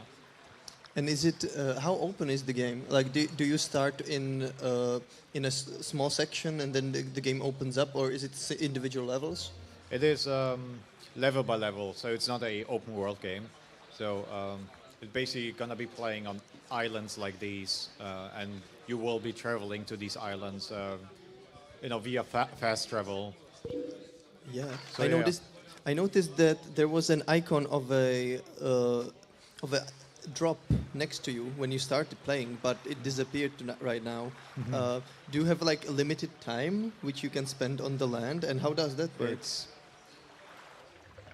So one of the things is when you're a shark on land, you can actually glide onto land like this for a while until you run out of water, which then you will need to jump into a body of water to recharge it again. So you're refueling yourself somehow. Yeah.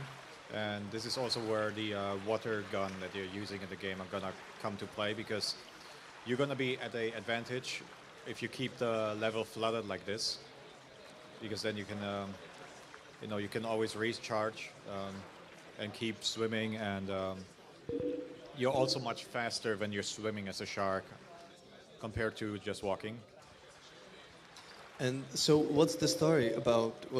Why does this lady turn into a shark, or why does this shark turn into a lady?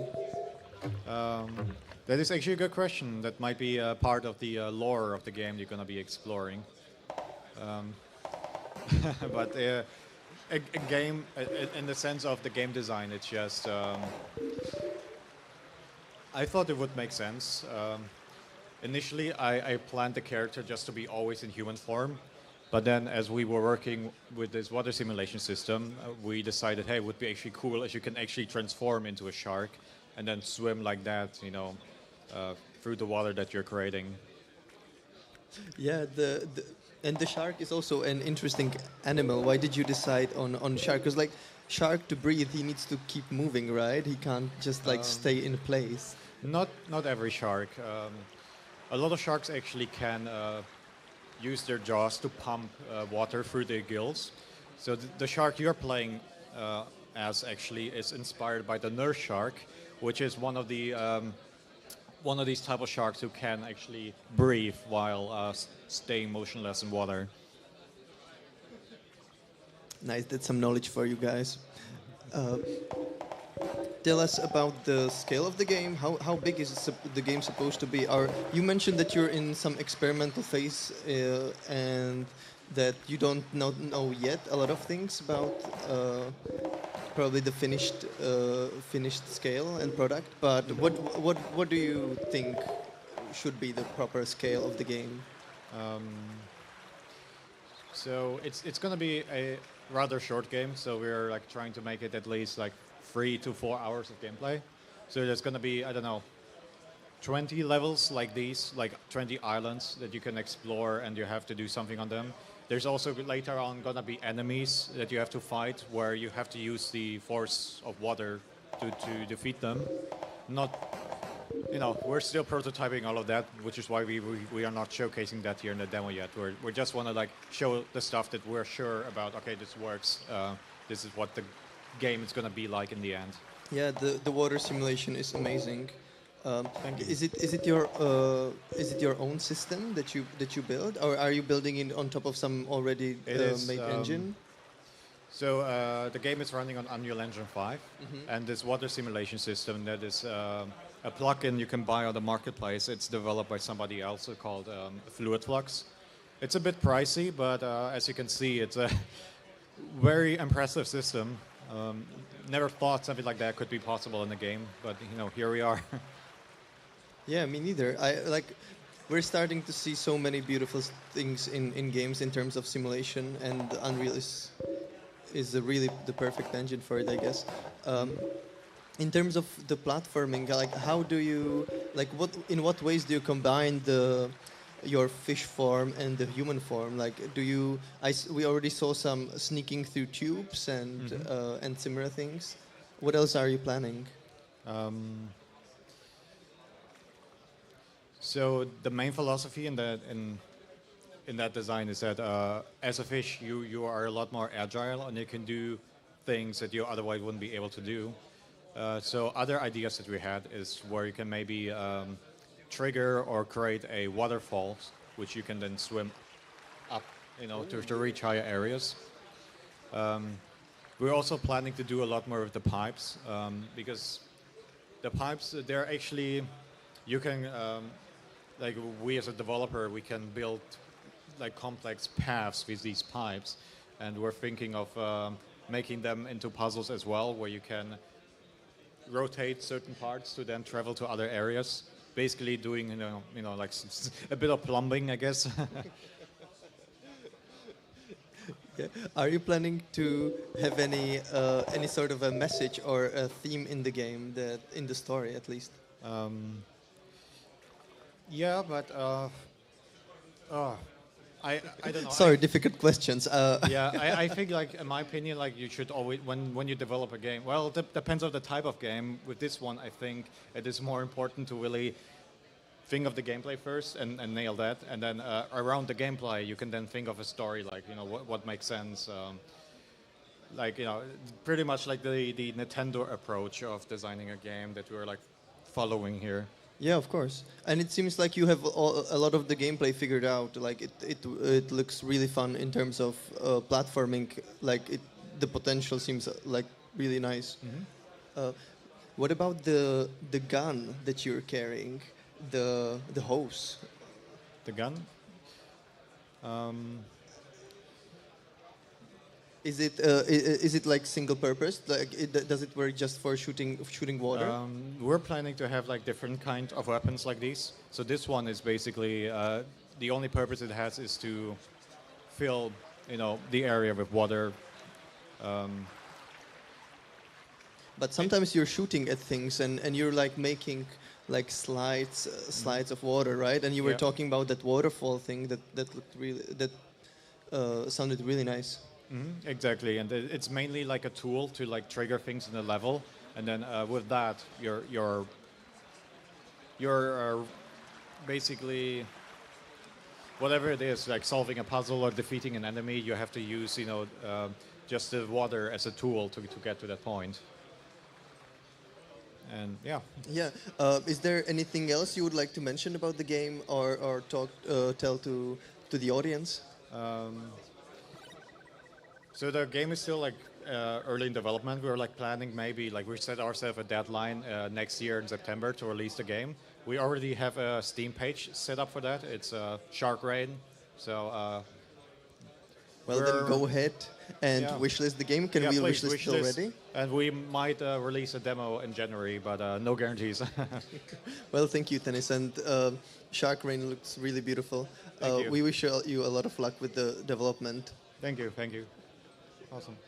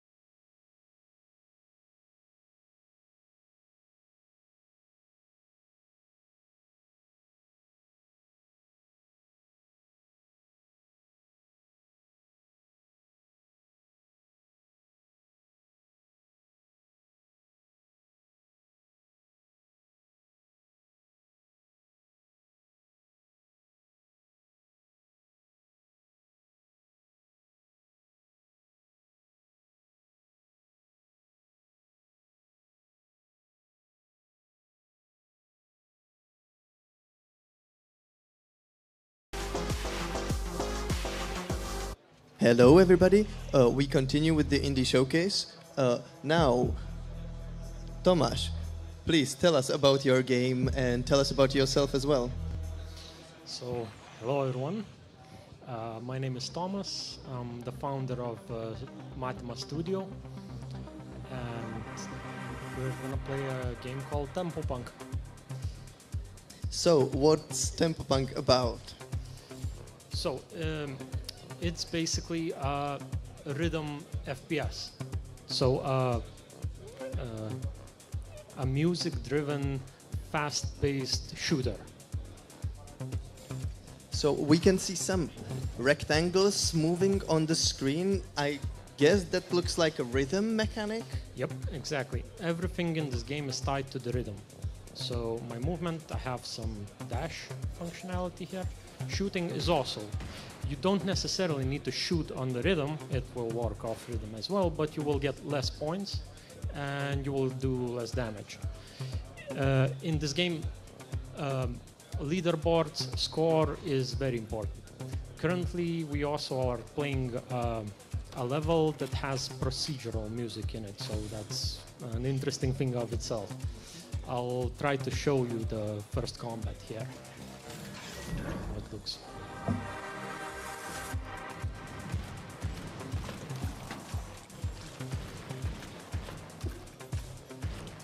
I will let you play for a little bit because I can see that this game might get quite hectic. It's pretty hardcore game, fairly niche as well.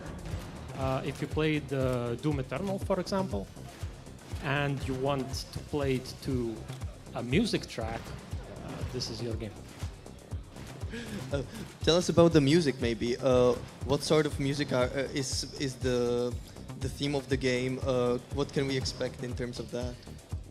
So we focus on electronic music, various genres. So this may be techno, acid, just a lot of things you can hear in a club as well. The music is fairly diverse. Currently, this track that you are hearing, or not hearing, is created by ourselves. So some of it, especially the procedural ones, are created by ourselves, as that requires a huge cooperation between the musician and the technical people. So this needs to be done in-house. But we also...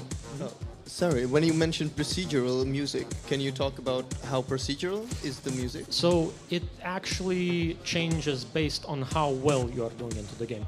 So as the more you go onto the beat, the better you are playing with the beat, the more damage you do. Music intensifies almost like instantly as you are going better and better. So you might imagine that there's different versions of the track and it blends between one another. It also changes based on your progression, where you are in the level and so on. So fairly complicated stuff, but feels pretty good when it's all combined. The main kind of goal for us is to get the player into what we call the flow, where it gets like you get fully within the beat, within the music, and like the enemies, everything is designed in such a way that pushes you forward.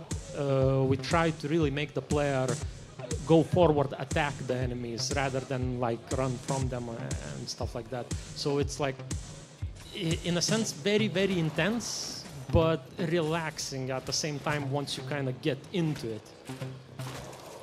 Definitely. I'm already in the flow with you just by watching and listening to the beat. I see that the character is probably not human. Like he has some. The arms are a little bit too thin for him to be human. What is the player? What is the player playing as? So this kind of universe that we created is like different. These are mechanical creatures, but like have bionic parts to them as well. Basically, the story goes. There's a very, very ancient AI that kind of lands on a planet and starts building things. It starts building things in search for knowledge, and it has like a corrupt memory.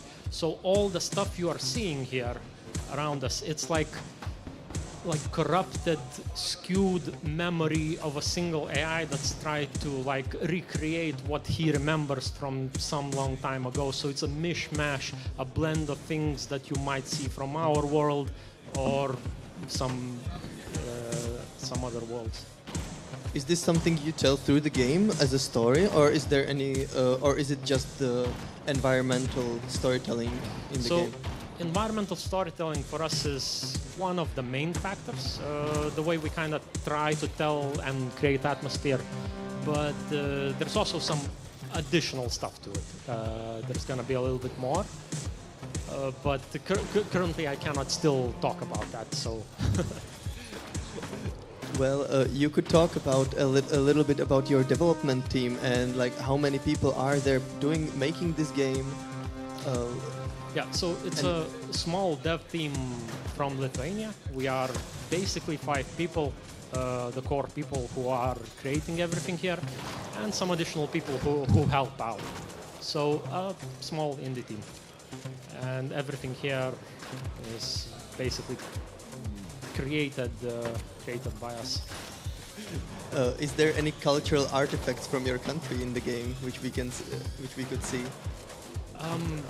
Very deeply coded, very not obvious, but it also goes a little bit with like I can't go deep with this, and we basically like the belief we have is that when you are creating like a game, a product of some sort, you have to put yourself in it.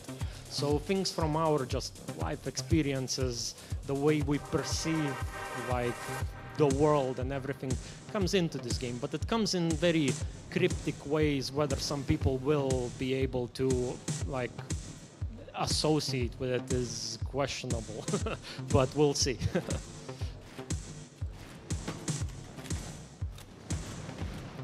I think I haven't asked yet, but is this your first game as a studio? Yes.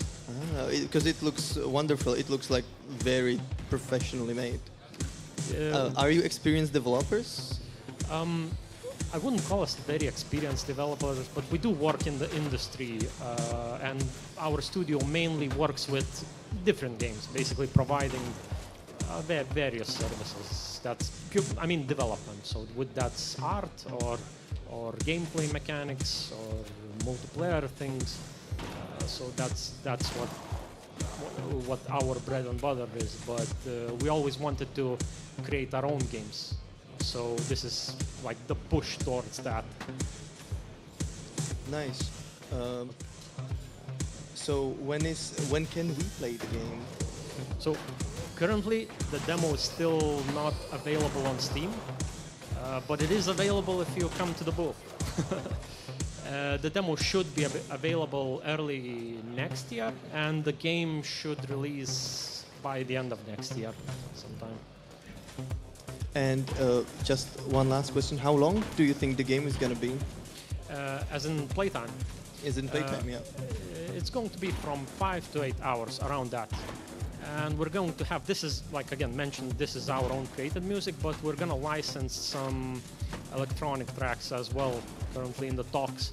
So hopefully there's going to be people who find the music they like in it as well.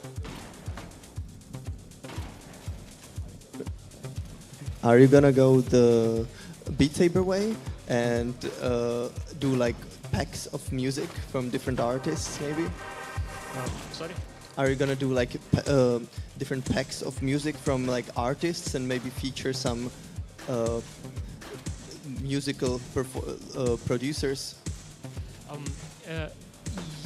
In a sense, I mean, one of the challenges was how do we make a game that is first-person shooter, but also like Beat Saber. So we are actually, we have in plans ability for the player to import his own music, and the tracks will, the levels will account for that music and change based on the length of the music, on the intensity, on the BPM, on everything, and you will get to play your own tracks as well. So specifically for the packs, we kind of thought about this, but it's unclear at this point. The game is going to come with its own set of music, so for now. Well, thank you, Tomasz. My microphone is turning off because it's out of battery. So, thank you so much for showing your game. Is there anything else you would like to mention before we wrap up? So, the game name is Tempo Punk, and it's going to be out next year, second part of next year. And if you like what you see, go wishlist it. That helps us a lot. So, thank you.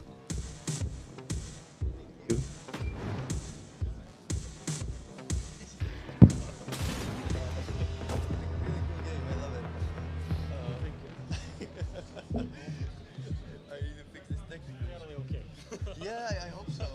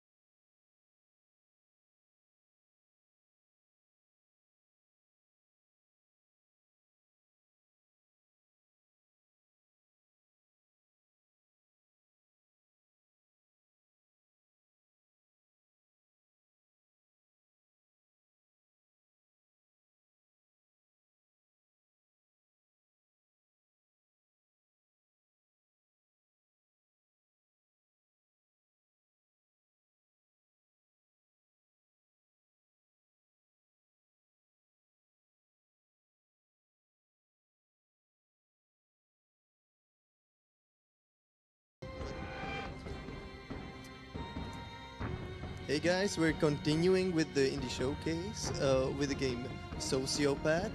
And with this game, because the game is in Slovak and the developer is Slovak, we're gonna switch to combination of Slovak and Czech for this one. So apologies to all the English speaker here, but we will return to English with the next title. Tak ahoj, mohl by ses představit a říct nám něco o svojí hře? Ahoj, tak ja som Dalibor Bartoš, mám Bartoš štúdio ako štúdio, kde vytváram nejaké tie hry. No a jedna z týchto hier je táto hra Sociopath, ktorá je kombinácia FPS hry a point and click adventúry. S tým, že je tam väčší fokus na tú point and click adventúru. A dej je asi o tom, že je to o človeku, ktorý od absolútneho malička vidí démona v podobe takého mesiaca a ten démon mu hovorí, navádza ho na rôzne zlé činy, ktoré prechádzajú od krádeže až po zabitie a tak ďalej. Takže hra je taká troška drsnejšia a zároveň je ale extrémne vtipná, pretože je to vytvorené z takých vtipných udalostí, ktoré som nazbieral behom nejakých 15-20 rokov a stmelil som to do takejto jednej hry. No a teda človek si tam nájde aj akčné scény, dá sa tam jazdiť tankom, ja neviem, sú tam nejaké streľby a tak ďalej. No a samozrejme pre takých, ktorí majú radi detektívne veci, adventúry, to je úplne že ideálne. Gameplay je asi tak. Experienced hráč to vie prejsť za 2 hodiny 30, to už som si vyčíhal. A taký slabší hráč okolo 4-5 hodín. Já se počítám většinou za toho slabšího hráče a hrozně dlouho mi trvá dohrávat hry, ale přesně miluju krátké hry. Je super, že tady ten trend začíná být jako prominentní, že hry nemusí nutně trvat 8 hodin a 15 hodin a 40 hodin, ale prostě úplně v pohodě, když hra trvá jenom trošku díl než větší film, takže to mi přijde super. Tak můžeme se do toho pustit, zahrát si to a já se když tak doptám během hraní? Jo, není problém. Já hru spustím v nejakom pokročilejšej fázi, čiže vyhneme sa intru, neuvidíme nejaké úvodné veci, ktoré uvádzajú hráča do toho, pozrieme sa len na nejaký taký surovejší gameplay.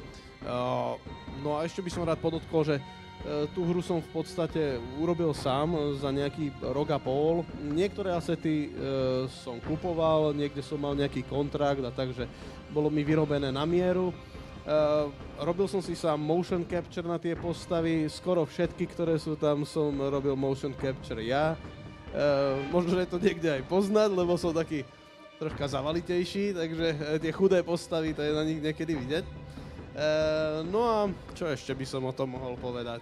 To je asi všetko, poďme sa na to pozrieť. Když tak já se budu doptávat, protože já jsem hru ještě neviděl, tudíž když mi něco nebude dávat smysl, tak řeknu. Jo, teraz si otvorím také špeciálne developerské menu. Dúfam, že sa nikto nedíva a pustím si to od určitého momentu. Já jsem viděl teda tu klávesovou zkratku, ale nikomu ji neprozradím. Toto sakra je? Je to nejaký utečený väzeň. Väzeň, neväzeň, poisťovňa mu to preplatila. Tak dostane svoju plastiku. To je asi zajímavý v kontextu aktuálního slovenského politického režimu, kdy lékaři mají potíž zrovna a stávkujou, není to tak? Tak to má možná nestávkujou, že ne?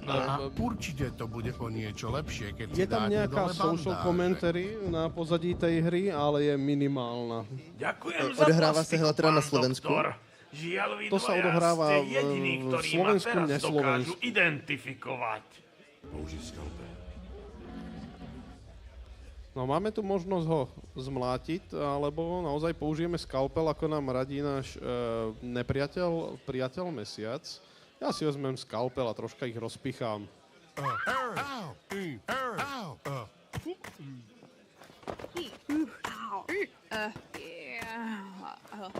No a potom ma to pustí ďalej.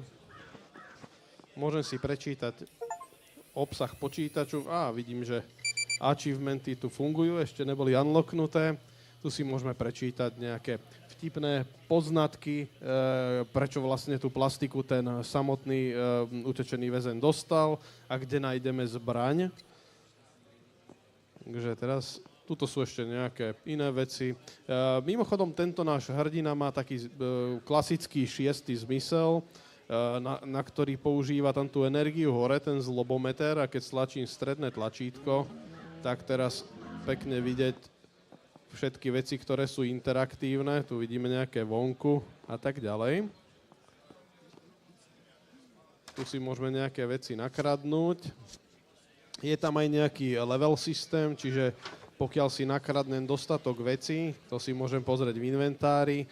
Tuto dole vidíme level, tak sa dajú upgradeovať ability, ktoré má napríklad úder, má možnosť ešte močiť, takže sa tu môžem vymočiť. A dĺžka toho močenia sa dá samozrejme predĺžiť. Komu nestačí, tu si vezmeme tento kameň. Pasuje presne do ruky. Rozbijeme okno, lebo v počítači bolo písané, že si tam doktor odložil zbraň, takže tá sa nám celkom zíde. A teraz môžeme ísť ďalej.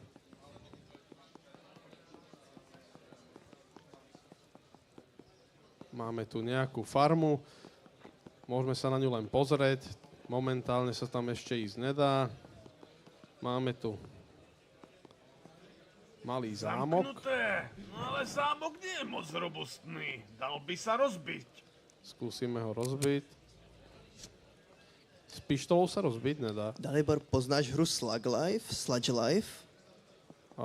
Viděl jsem ju. Já jenom musím říct, že zajímavý propojení těchto dvou her skrz mechaniku močení, která je v obou hrách. To mě velmi potěšilo to vidět u tebe. Má zatím močení nějaký význam ve hře? Dá sa použiť na nejaké veci, ale samotný gameplay to zatiaľ neovlivňuje. Kontentu som mal toľko, že by som mohol spraviť rovno aj pokračovanie a mám presne vymyslené, že na čo bude čo použité. Takže jestli to bude mať náhodou nejaký úspech, určite to bude silne využité. Skrinka je zamknutá. Vidím tam nějaké teda estetické inspirace slovenskými dědinami. Tak. Je to celé inšpirované slovenskými dedinami a mestami. Človek si tam spozná možno niektoré tie... No, toto miesto konkrétne by možno nejaký Trnavák spoznal, keďže som to robil podľa nejakého konkrétneho miesta. Samozrejme, toto je klasický trnavský cukrovar. Možno, že to niekto spozná, ale je daný na miesto, kde bežne není. No dobre, skrinku nemôžeme otvoriť, potrebujeme skrutkovač, máme tu telefón, ten telefón sa používa na zavolanie taxíku, nebudem teraz odhalovať číslo na taxík, lebo je to jeden z vecí, ktoré musíme vyskúmať, zistiť. Tuto tiež by sme asi veľa odhalili, no nič, poďme ďalej, môžeme tu takto zazvoniť ľuďom. Dobrý deň. Prídu nám otvoriť. Zdravím, vyzerá to, že na zvončeku máte celkom zaujímavé meno. Ďakujem, dostala som ho od svojich rodičov na narodeniny. Moje meno je nepodstatné. Hra je tedy kompletně namluvená. Hra je kompletne nadabovaná, Nie, ani všetky náhodou. postavy majú nejaký hlas. Musím využiť viac svoj šiestý zmysel. Ako som hovoril, zatiaľ po slovensky. Jasný. A hra je teda už vydaná, že jo? To si zmiňoval. Tak, hra je už teraz dostupná na Steame. Kto má záujem, si to môže stiahnuť samozrejme. Samozrejme názov hry je Sociopath. Dá sa veľmi rýchlo nájsť. Tu môžeme zazvoniť ešte tomuto, hoci komu, čokoľvek. Zemetrasenie. To sa tam niekedy stáva v tej hre. Dozvieme sa ku koncu, že prečo. Môžeme písať sprejom na múry.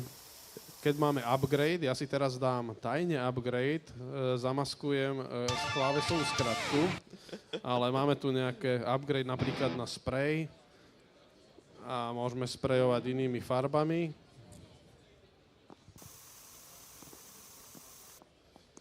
Super. Dalibor, já už tě možná poprosím, jestli by si neukázal teda trailer, který si chtěl pustit na závěr hry. Jo, počas tvorby tejto hry som nazbieral asi, ja neviem, 30, možno 50 giga videa, rôznych bugov a featureov, ktoré som si točil a ukazoval niekomu alebo pre seba ako nejakú dokumentáciu.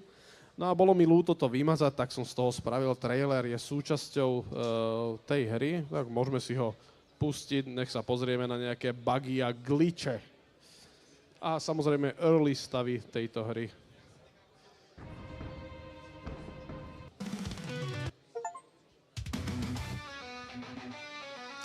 Můžeme mluvit počas toho traileru? Sú tam lyricsy, ktoré sú dobré. Necháme lyricsy.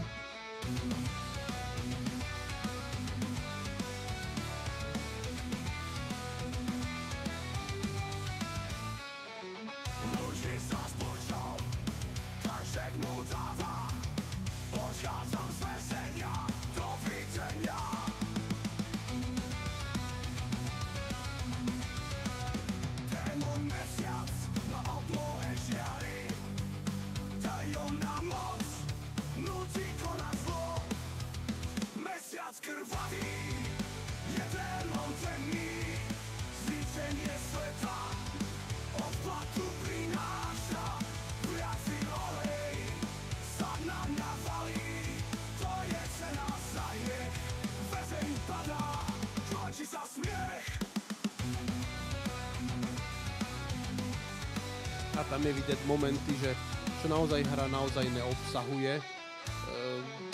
Takže je to taký akože fakt, že pohľad do minulosti tej hry. A tady máme pohled do zákulisí, teda že hra je vyrobena v Unrealu. Tak. Tu je vidět zlou kostru.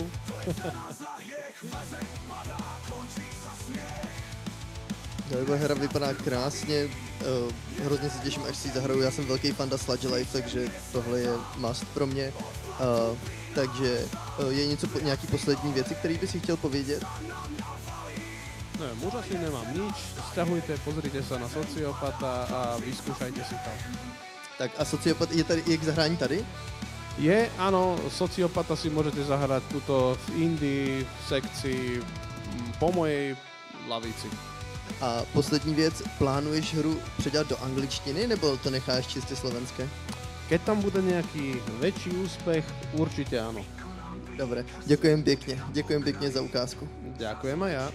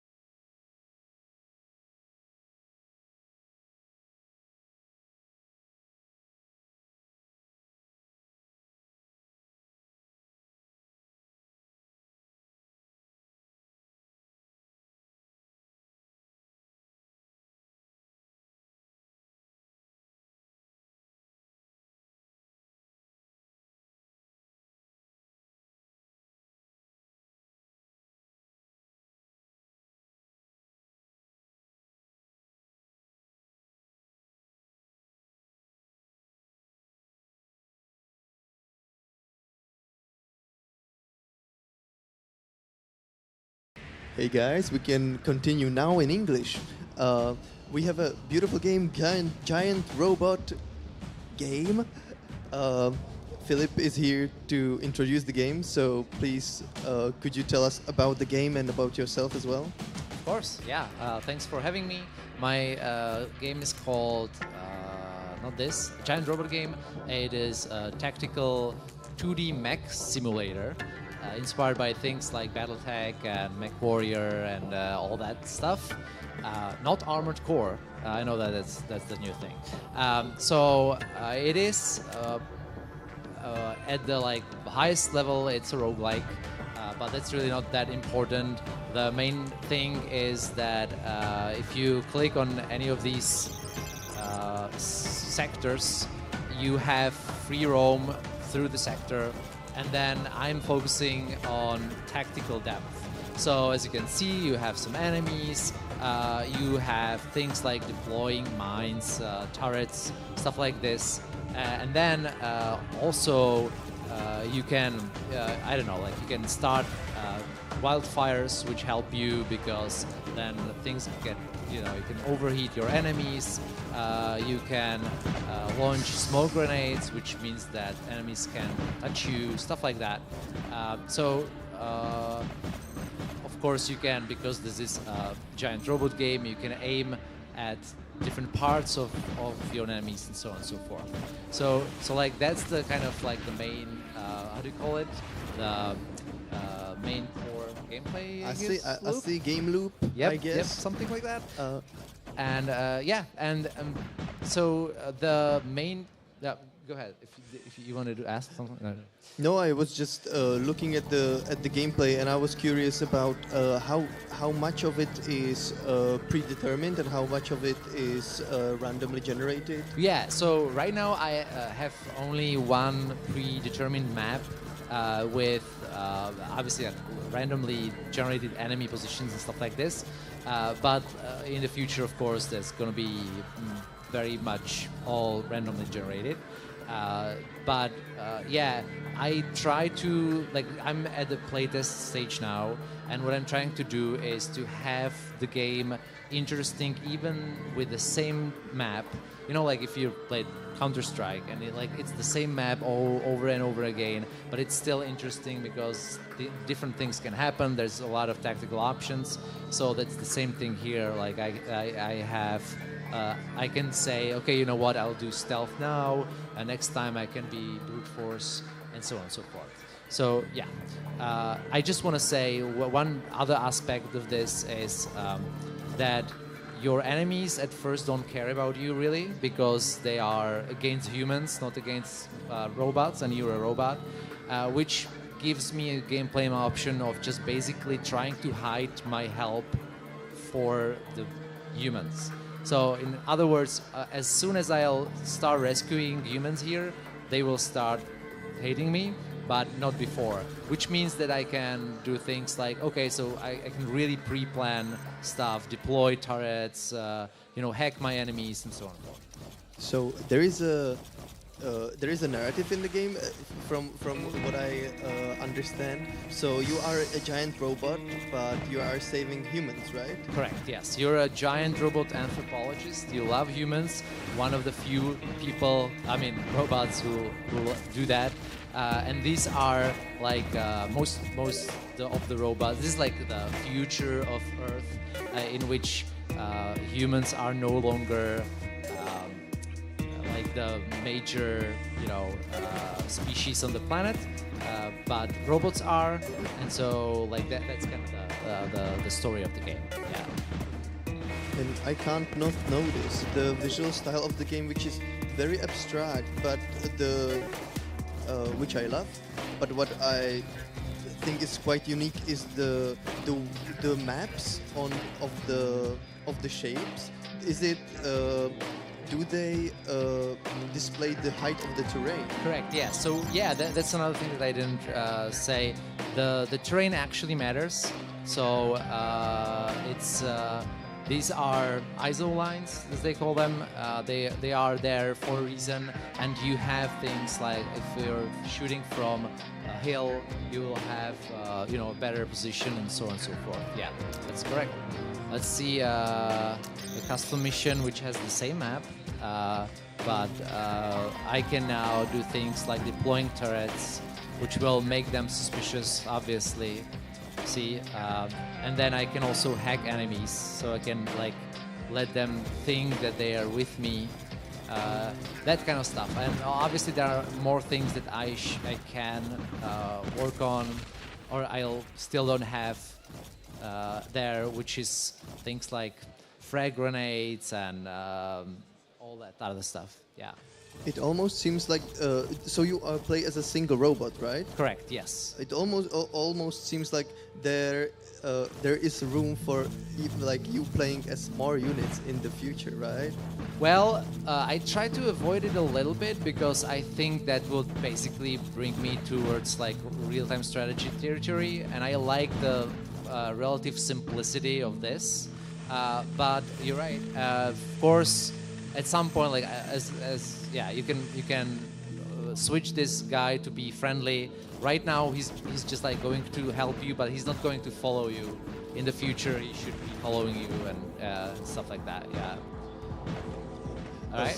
Can you tell us why did you choose this minimalist visual style? Oh yeah. So I actually don't like. I don't like that many games, actually most of them, kind of look like too colorful and like they. It's terrible, but like they look like for kids. It's not terrible. It's fine. But this is also fine. Yeah, it's fine. But like it's I like this style because it's kind of like, okay, I just wanna play a game. I want to have this kind of like a serious and very readable graphic, and I don't care that it doesn't look that nice. Maybe, I don't know, some people tell me it's nice. The thing is that it's just a different style, but I love the looks. It's unique, and but it also seems like it tells a story in some ways. Like the way you look at it as a map almost seems like it tells like a point of view for me, like that it's from a point of view of somebody. Oh yeah, that's right. Yeah, so the main idea, the first idea that why I went this way is that like you are a robot. You're not a person in a robot. You are a robot. So that's how I imagine a robot would see the world, right? Yeah, like they don't see nice, I don't know, leaves or whatever, but they see, oh, this is a piece of woods or whatever. It's like very abstract. Yeah. And yet I think in the future it will help me kind of tell the story of like the kind of the theme of the game is, efficiency versus soul and shit like that, and this might be a way to kind of show it. Like you can actually like save humans, and they are just this like little icon that just says human, and so that's the idea. I love that. Thank you. Can you tell us more about how you developed the game, and if it's just you as a solo developer, or is there anybody helping you out? I develop it alone. I sometimes bring in people from other, sometimes people help me with like 3D and so on and so forth. But mostly I am kind of like, I hope to be able to just mostly put it together myself.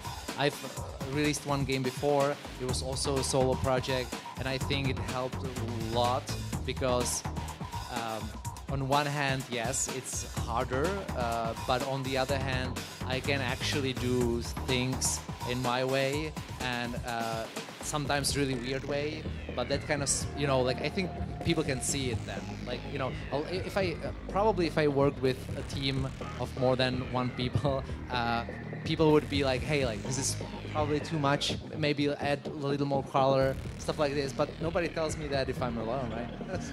Of course. Yeah. And so when you release the one game already, do you is it the same genre, or do you try to keep the audience? No. I'm the previous game, it's like 3 years ago. It was also a weird idea.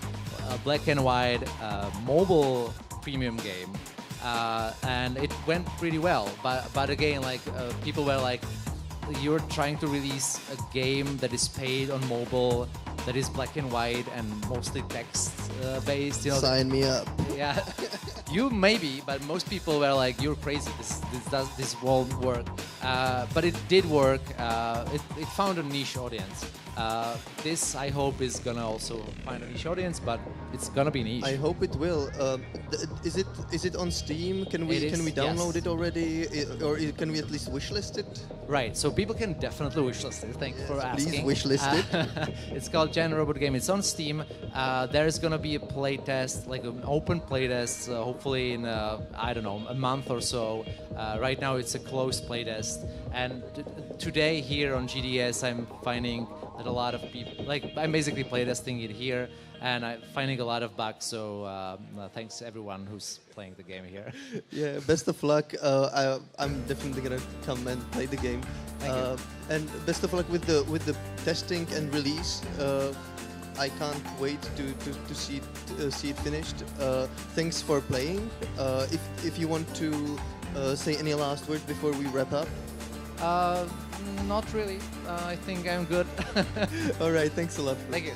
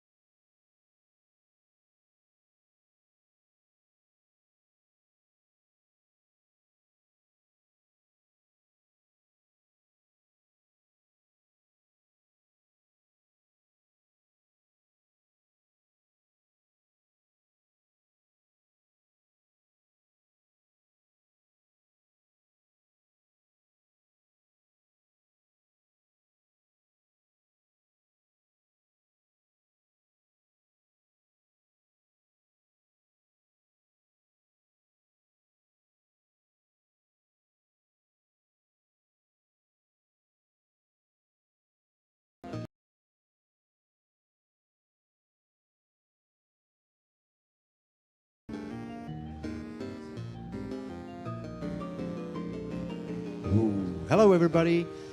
We've had a change of host. It's me now. And coming up next is Vadim Andreev from Endground Studio. It's a huge studio consisting from a brother and a sister. And he'll be... It's you. Okay. And, and your sister as well? Okay. And they will be presenting their game, Trolo. So please tell us what the game is about. Cheers, everyone. The game Troleo is basically a game where you play as a trolley bus conductor. You just sell the tickets. People present their documents to you. If they're incorrect, you just kick them out of trolley bus. No questions asked. So yeah, that's basically the main idea. It's heavily inspired by trolley buses in Moldova, Chisinau, my city. So yeah. So you're just like in trolley bus. The trolley bus is moving. It's gonna stop at every stop, and there are gonna be people coming in, and they're gonna pay with different methods. They're gonna be maybe paying with cash, with cards, or with providing you travel passes. Like this girl, for example, she has a travel pass. We check, and that's not her. You know what we need to do? Yeah, click. Okay, open the door and take her out. Hey, goodbye. See ya. This guy, this bubble kvass fan, yeah, he has money. We take 12 money, give him a ticket, and then provide him a change. He accepts 6. Like we can give him a 10, or we can just not give it to him and kick him out. Yeah, he's gonna come through the seats. Goodbye, guy. Then this guy, he's gonna have a travel to us too. Like we're checking, that's him, and we're checking the date. 0506 is today, and 2210. Okay, take the ticket. Next one. Okay, money again. Oh, and 1 for a change. Okay, so people are coming in. This guy has a speaker. This speaker has a chance of playing. That's gonna annoy everybody around. And there's gonna be some sudden rules appearing. This one, for example, means that the second door is broken. This one, and it's not gonna open ever again. So let's continue. This woman, yeah, okay. Take the ticket. This girl, okay, all good. Take the ticket. This guy, oh, he has a card. We need to scan it, and then give him a ticket. So everything's going smooth, pretty smooth right now. Oh, that's not her. Like we can fight her if we want. We're gonna fight the grandma. Just block her. She's pretty strong. Okay, attack. Oh.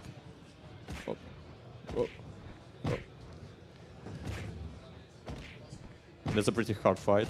So if we win, she's not gonna stand up ever again, of course, because she's unconscious. We can't open the door. We can open this one, however, and say goodbye to her.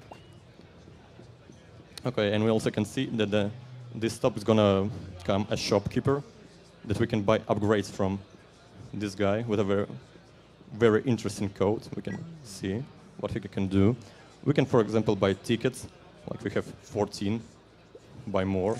We can buy a leg upgrade, or fight upgrade, or inflatable hammer that we can use against Inspector that's gonna come soon. Like, I'm gonna probably buy a fight upgrade that's gonna make me stronger. I have more lives in a fight against grandmas. So yeah, thanks you. Okay, this guy, we're gonna check him, sell him a ticket, but we also can see that he has these sparkles around him.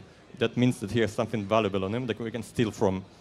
Well, that means he has cigarettes we can take, and then sell to this guy. Not gonna buy anything because I can't. And let's continue. Okay, let's scan it, sell, scan it, sell. Yeah, and that's basically the main gameplay loop. There's gonna be more people coming in with different items that's gonna interrupt gameplay somehow. Yeah, that's not her. She also has some loot that we can take. Cigarettes too. We're lucky this time. Okay, see ya. Wow.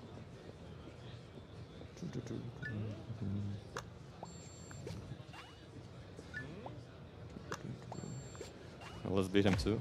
And cigarettes too, like, we're very lucky. We have one more passenger that haven't paid. Okay, that's her. Yeah, so we're pretty chill. and more people coming in. And the whole goal basically on this concrete route is to survive this whole route, and it's gonna stop at every stop. And if the average discontent of passengers is low enough, there's gonna be more shops coming in. If the discontent is high enough, there's gonna be more inspectors coming in. We haven't encountered any inspector yet, but we can like cause some mess to make him appear. Yeah, people's annoyed. And so the next stop is gonna bring us an inspector. An inspector is going to check if all people have tickets. If he's going to find someone that doesn't have it, he's going to run towards you and try to catch you. You can fight him by throwing passengers at him. You can directly beat him. You can beat him by beating him with passengers, you know, because it would be too boring if you could beat him with a leg. Okay. Change. This guy's going to fight. Oh no, this grandma with her back just beat him instead of me. Okay. And we're close. We're close. How can you tell who doesn't have a ticket? How can I tell if people have a ticket? Yeah. Like, I am selling it to them, and if I'm selling, you can notice that if it's red, it means that they haven't paid and they don't have a ticket. If it's green, like here, it means that they have paid and they have a ticket. Okay, fair enough. Didn't notice that. Hmm? I didn't notice that at first. Oh. But it's a very hectic gameplay. Oh, I see the inspector. Yeah, of course. So who doesn't have the ticket? Who does have it? This guy's checking, and he's checked, and like the amount of passengers he had to check had a ticket, so he's gonna escape now. Like, we defeated him this time. That doesn't mean we're going to defeat him next time, however. This guy doesn't have, so we can sell. And he, for example, has this soda bottle that if we kick him, it's going to explode. And just people, teeth from grandma. Let's take some beer. And this guy's beating everyone up. We can buy some more upgrades. Like the glasses, for example. That's gonna help us notice better who has and who hasn't paid. Like the red ones don't have a ticket, and if the inspector would have checked them, he would run towards us.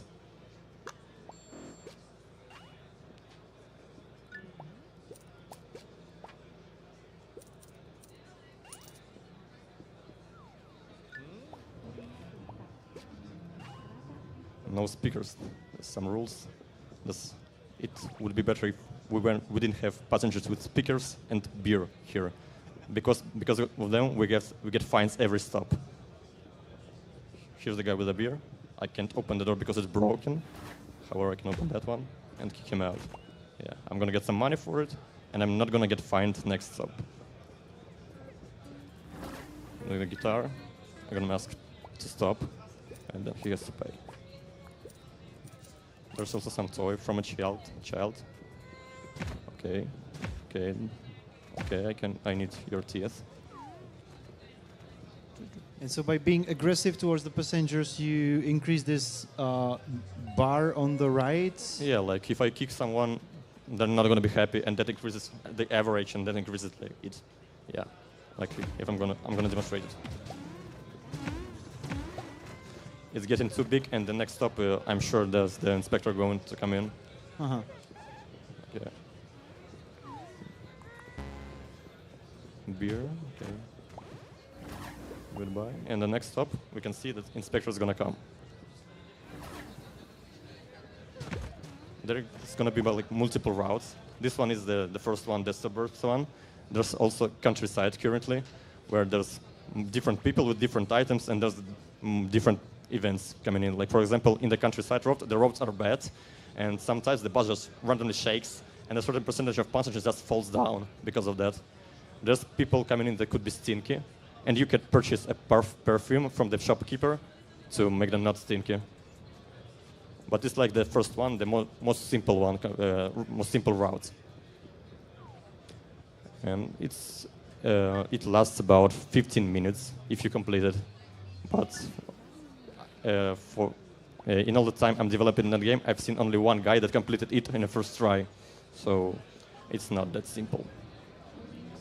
Okay, this guy came in, and he's checking like this is the amount of passengers he's gonna check. 7 left, 6 left. That's okay too. He's gonna come next to her. Check this one. Yeah. Yeah, I'm getting lucky. This one has 2. So yeah, the more passengers you have that paid for the ticket, the more chance you have that he wants someone without a ticket. Then I need to kick passengers into him. Oh. Like that. Can I? And he caught me. That means I lost. Oh no. Goodbye. He's gonna throw me out now. Oh no. Beautiful. So I'm not even going to ask what inspired you to make this game. My city. What's the city? It's Chisinau, the capital of Moldova. Capital of Moldova, I know.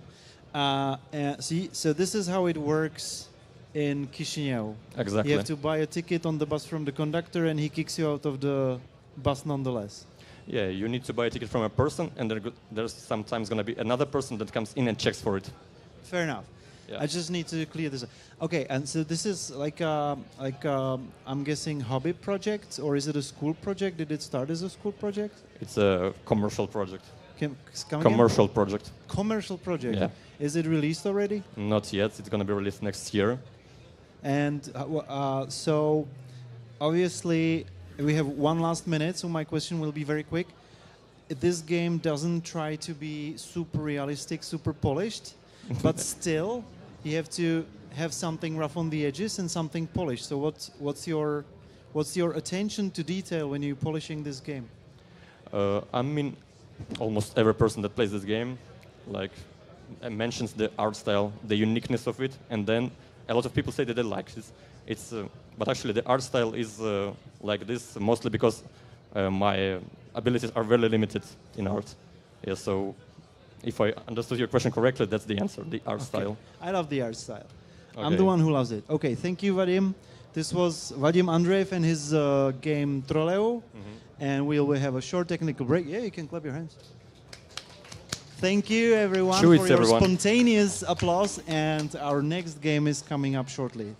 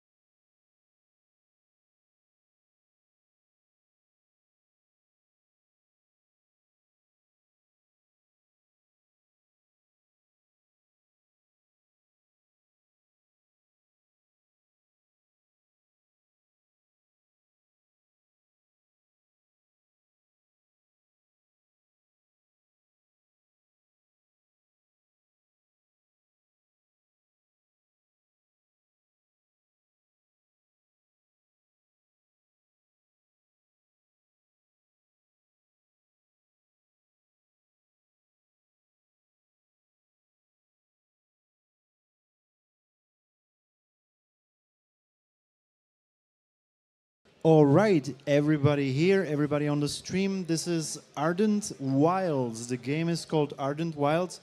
It's made by, I'm going to say, Belgian studio, Spellware Studios.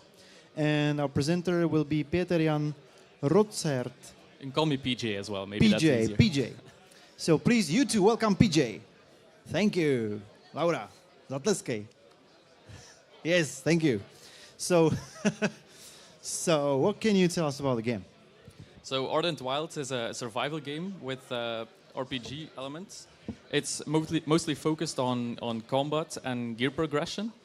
Right now, the world is under invasion from like eldritch creatures that we need to stop. Yeah, I'm gonna skip most of the story here, but yeah, this is basically the world is under attack, and we have to stop it somehow. And we have to stop it by essentially empowering 4 towers that are spread throughout the world. They were powered down by something. You'll have to figure out why exactly. And yeah, we have in this game you kind of you build your own base, you craft items, you become stronger and stronger. You defeat bosses like the one I'm fighting right now. It's a very action-based combat style, as you can see. You dodge out of the red areas and hopefully don't die. I don't like your health bar. Yeah, it's going down more than I would like. But it's okay, we did it.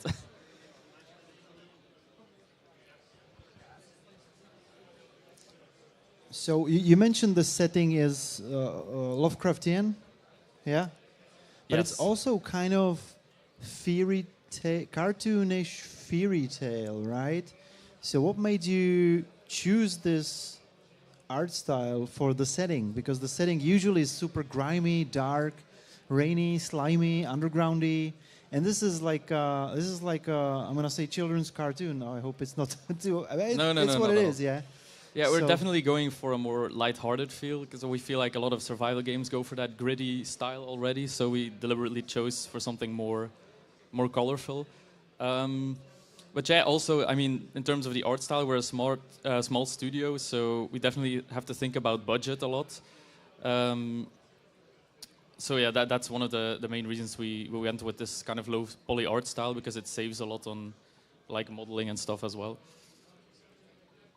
And this game is made in Unity? Excuse me? What's the engine? This is a custom engine, so we have a custom. what? Yes, yeah. Many people say I'm crazy for that, but we have a custom voxel engine. So the entire world, as you will see soon, is procedurally generated. We can modify it, and right now what we're going to do is going to try to find some copper ore so we can get ourselves some better armor. So as you can see, the entire world can be destroyed like this. Mm-hmm. Okay, so yeah, well, obviously I have to stay with my question about the engine. Why did you? It's not very common to have your proprietary engine. So, what led you? What idea is behind it? What reasons did you have for that? When you have other full-fledged tools ready, and so yeah, so this is and there will be like a barrage of questions in this direction. I'm sorry, dear viewers. Yeah, a lot of people ask questions in that direction. I mean, there's obviously the question of optimization. It's a bit easier to do when you have a custom engine and when you have full knowledge of how everything works, in my opinion. But also, this game initially started as a hobby project and was kind of. This engine was already in development before I even conceived of this game, and when I started it, it was like the first big project that I wanted to do in this engine. So, yeah, it's not 100% a rational choice. I will say it's a bit of both. Oh, and so you started this game, and then you came up on then you figured out about this engine and started using it for it, right? Did I get it right? And who's developing it? The game? So it's not your in-house engine, is it? Yeah, it is. It is. Yeah. So we are currently 2 programmers, myself and my co-founder, who's somewhere there. Yeah. And we currently also have an artist, but she's not here. Oh, yep, that's my health bar went too low there. Yeah, but what's the question again? How many people are there in your studio? We're 3 people right now. 3 people right now. How long have you been developing this? Well, I've been working on it for 2 years or so, partially in my spare time. And since June last year, we founded our studio, Spellware Studios. And since then, we've also been working on it part-time because we do a lot of B2B and consultancy contract work to make ends meet and to get funding to make this game. But yeah, it's a long answer, but there's no, it's a fine answer. And okay, so I was gonna ask about the funding. So you funded by doing contract jobs. Yeah, so partially we're partially self-funded. We also got funding from the Flemish Audiovisual Fund, which is like some sort of grant that we have back in Flanders in Belgium. We got some funding from them, and we're probably, hopefully, going to get continued funding from them. But I'm feeling confident. So yeah. And what are your plans? When is this? When will this be released? Because it says work in progress, so I'm assuming this is some sort of pre-alpha gameplay we're watching. Yeah. So what are your milestones? It's very early right now. We're hoping that sometime in 2020, maybe end of 2025, beginning of 2026, we can go into early access, and then from there we'll see what the interest is and continue building upon the game. And okay, so how large is the world currently? The map size, how is this? What we see on the mini-map, is this how large percentage? So I'm assuming you can only be on the island, or you can also cross the no, river? you can go outside it. I'll go outside. Yeah, the thing is, it's normally kind of, it takes a while to get good armor and stuff, so maybe I will speed things up here and there. But no, the world is technically infinite right now, though we are remaking it to be finite. Right now it's until this blue border right here, so it's quite big. But as I said, it's all procedurally generated, with some spots that are handcrafted. But yeah, it's quite big. And what is your hook? What is the difference? What do you think difference your game from other survival open world crafting games? Because the market is quite saturated, isn't it? Yeah, so we mainly our main focus is combat, and we also have like an ability system where you can combine a lot of different items and sort of make your own play style. It's hard to really show. Well, I'll just add some. I'll cheat a bit here. IDDQD. So there's like a lot of different. Oops, I'm not used to this keyboard. You can go like mage. You can do a lot of stuff, and then you get in the bottom. You can see there's 4 slots of abilities.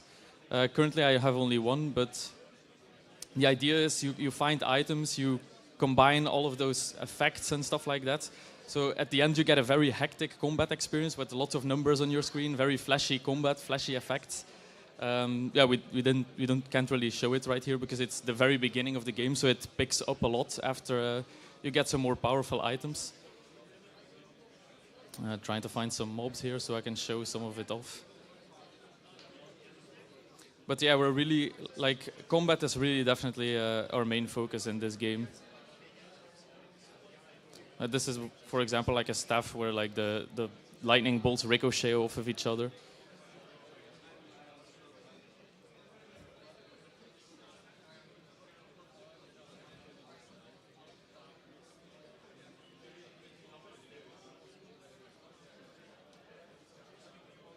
The combat is also a lot more fast-paced than most survival games. Let's see if I can get some more items here.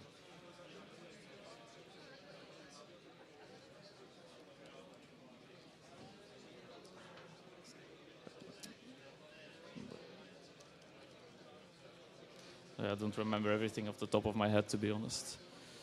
So you can see, for example, I got a secondary ability as well.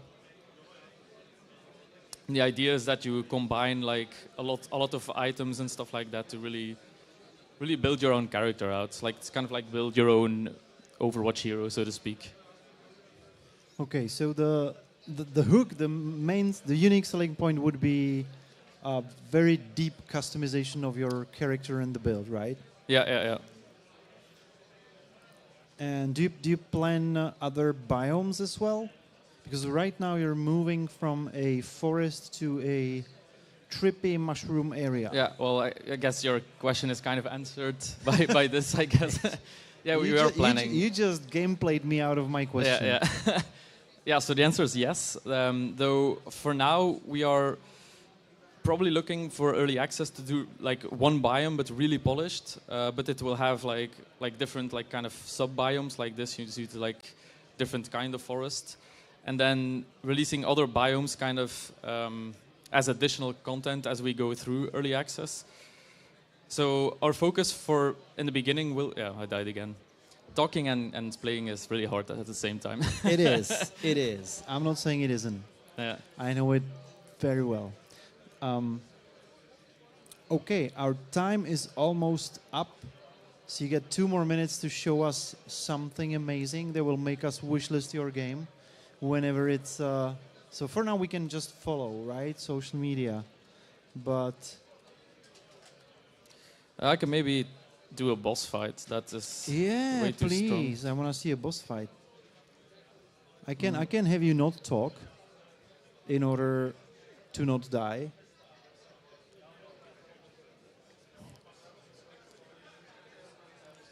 Was there an island in the sky?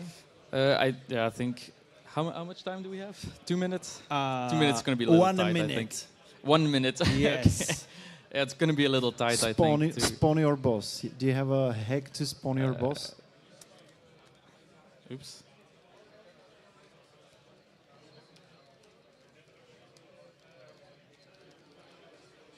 Oh, holy crappy! Yeah, this probably it's going to probably bug out because he has so little room to move. But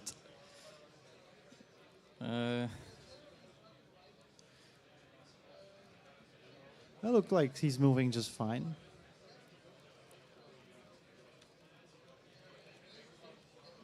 the VFX are a little placeholder.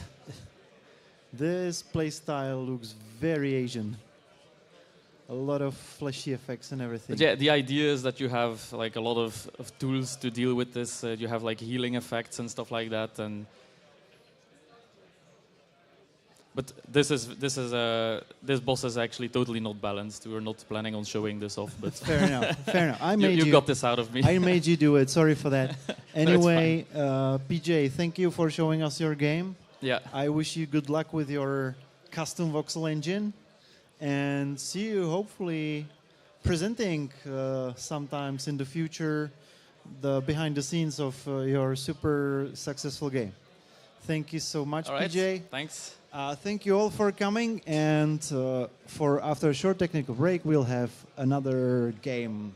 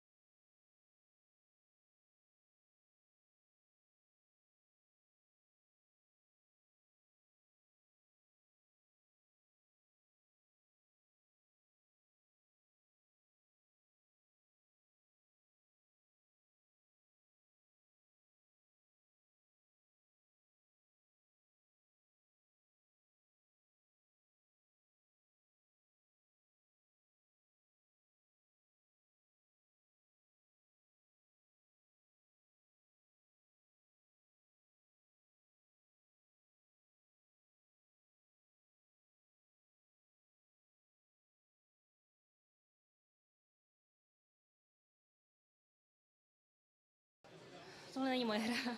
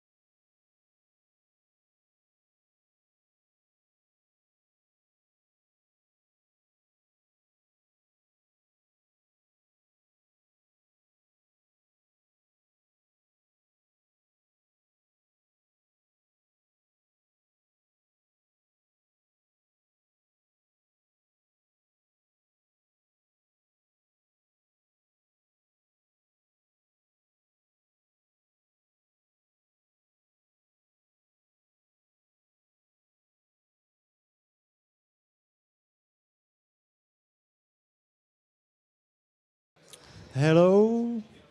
This is our next game by Petra Amerova. I think it's your personal project, isn't it? Yes. And it's called Missing Meows. So tell me about the game.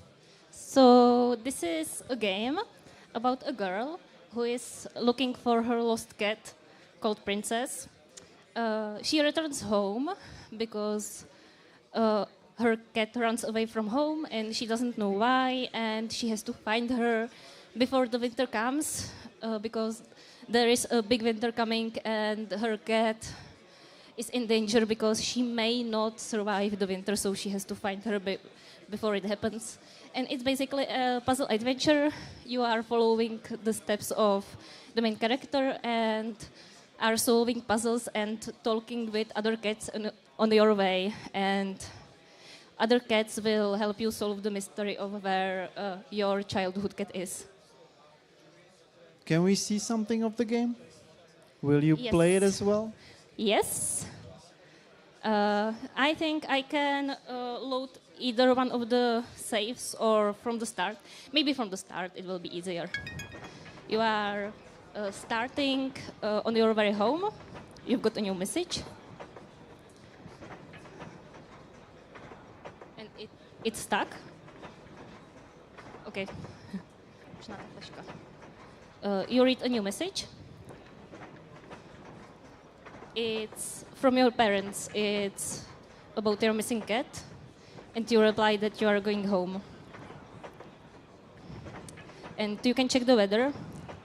And you see that the winter is coming. There will be a drop of temperatures.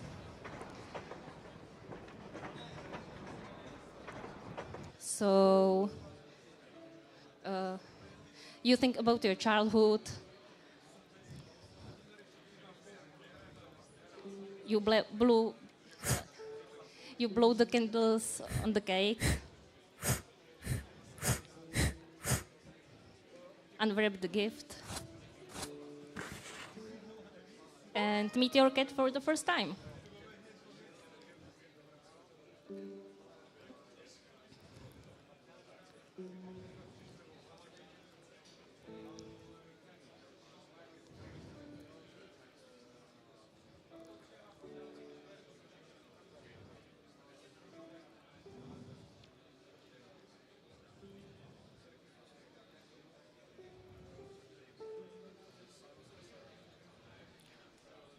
And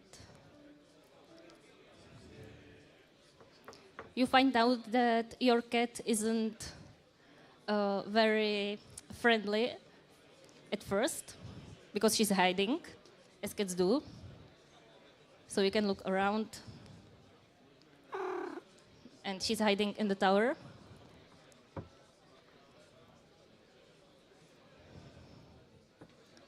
And you can want to pet her.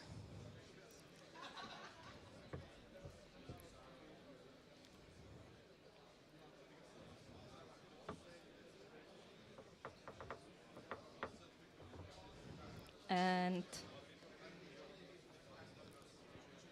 then you are transported into a castle.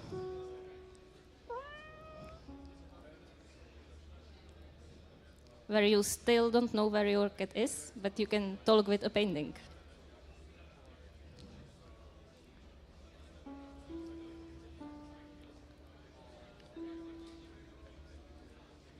but you have to solve a puzzle first.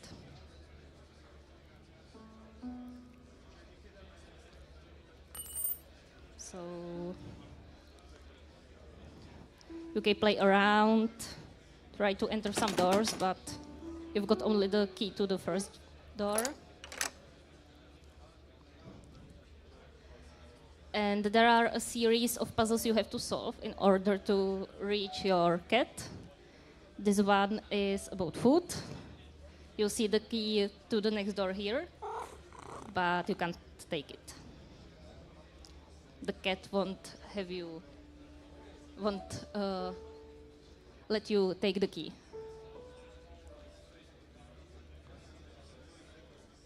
So you have to shuffle the plates in order to give every cat the food they want.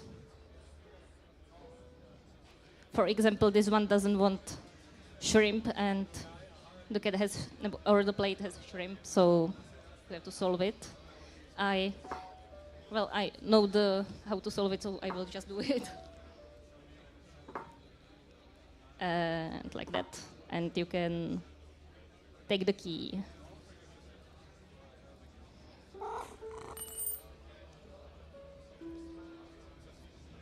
So this is basically point-and-click adventure with like puzzles, or like a series of puzzles in the style of drag-and-drop point-and-clicks.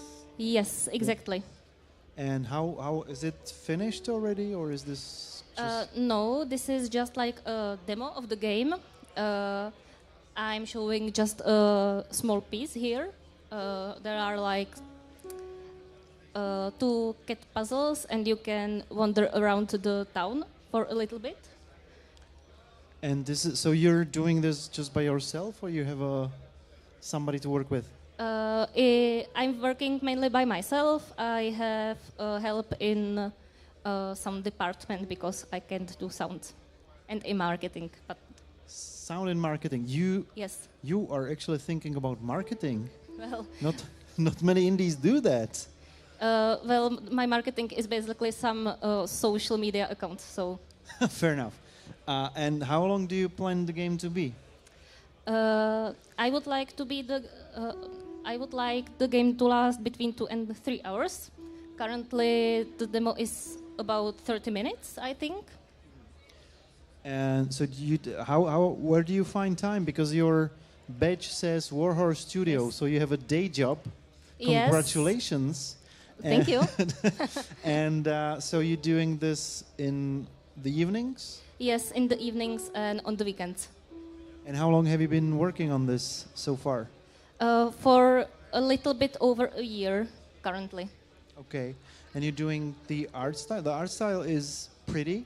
Thank you. It's your original artwork? Yes, it's mine. And you also do the coding? Yes. So that's impressive. Thank you. And where did this inspiration come from? Is this biographic game? Well. Do you like cats? Yes, of course. I love cats. I have 2 cats. I will show photos of my cats to everyone who comes. But my main inspiration was a cat shelter where I adopted my cats from. I really like the idea of a shelter where stray cats can find new homes, basically, and they don't have to be out in the cold. And I wanted to make some game about shelter for cats, basically, but there is a little twist because I wanted also to add some storyline, so I added a storyline about a girl searching for her lost cat, and on the way on searching, she will find more cats that she will take to the shelter before the winter. Okay. Thank you so much. Our time has run up. I wish you good luck with your game. This was Petra. Petra, please, short spontaneous applause. Very nice. Very short, very spontaneous. Thank you. And our next game is coming up in a few minutes. Thank you.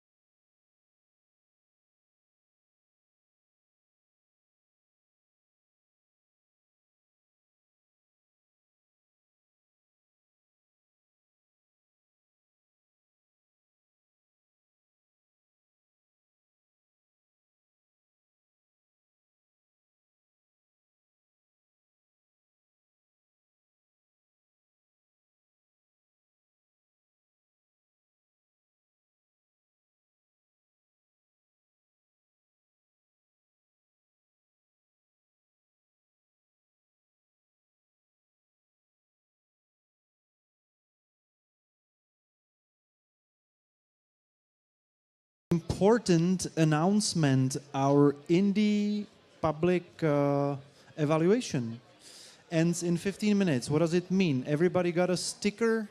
If you like an indie game that is here in this Indie Expo and you wanted to win the public vote, you gotta give them the sticker. So if you have a sticker, you have a 15 minutes time to put it on your favorite game.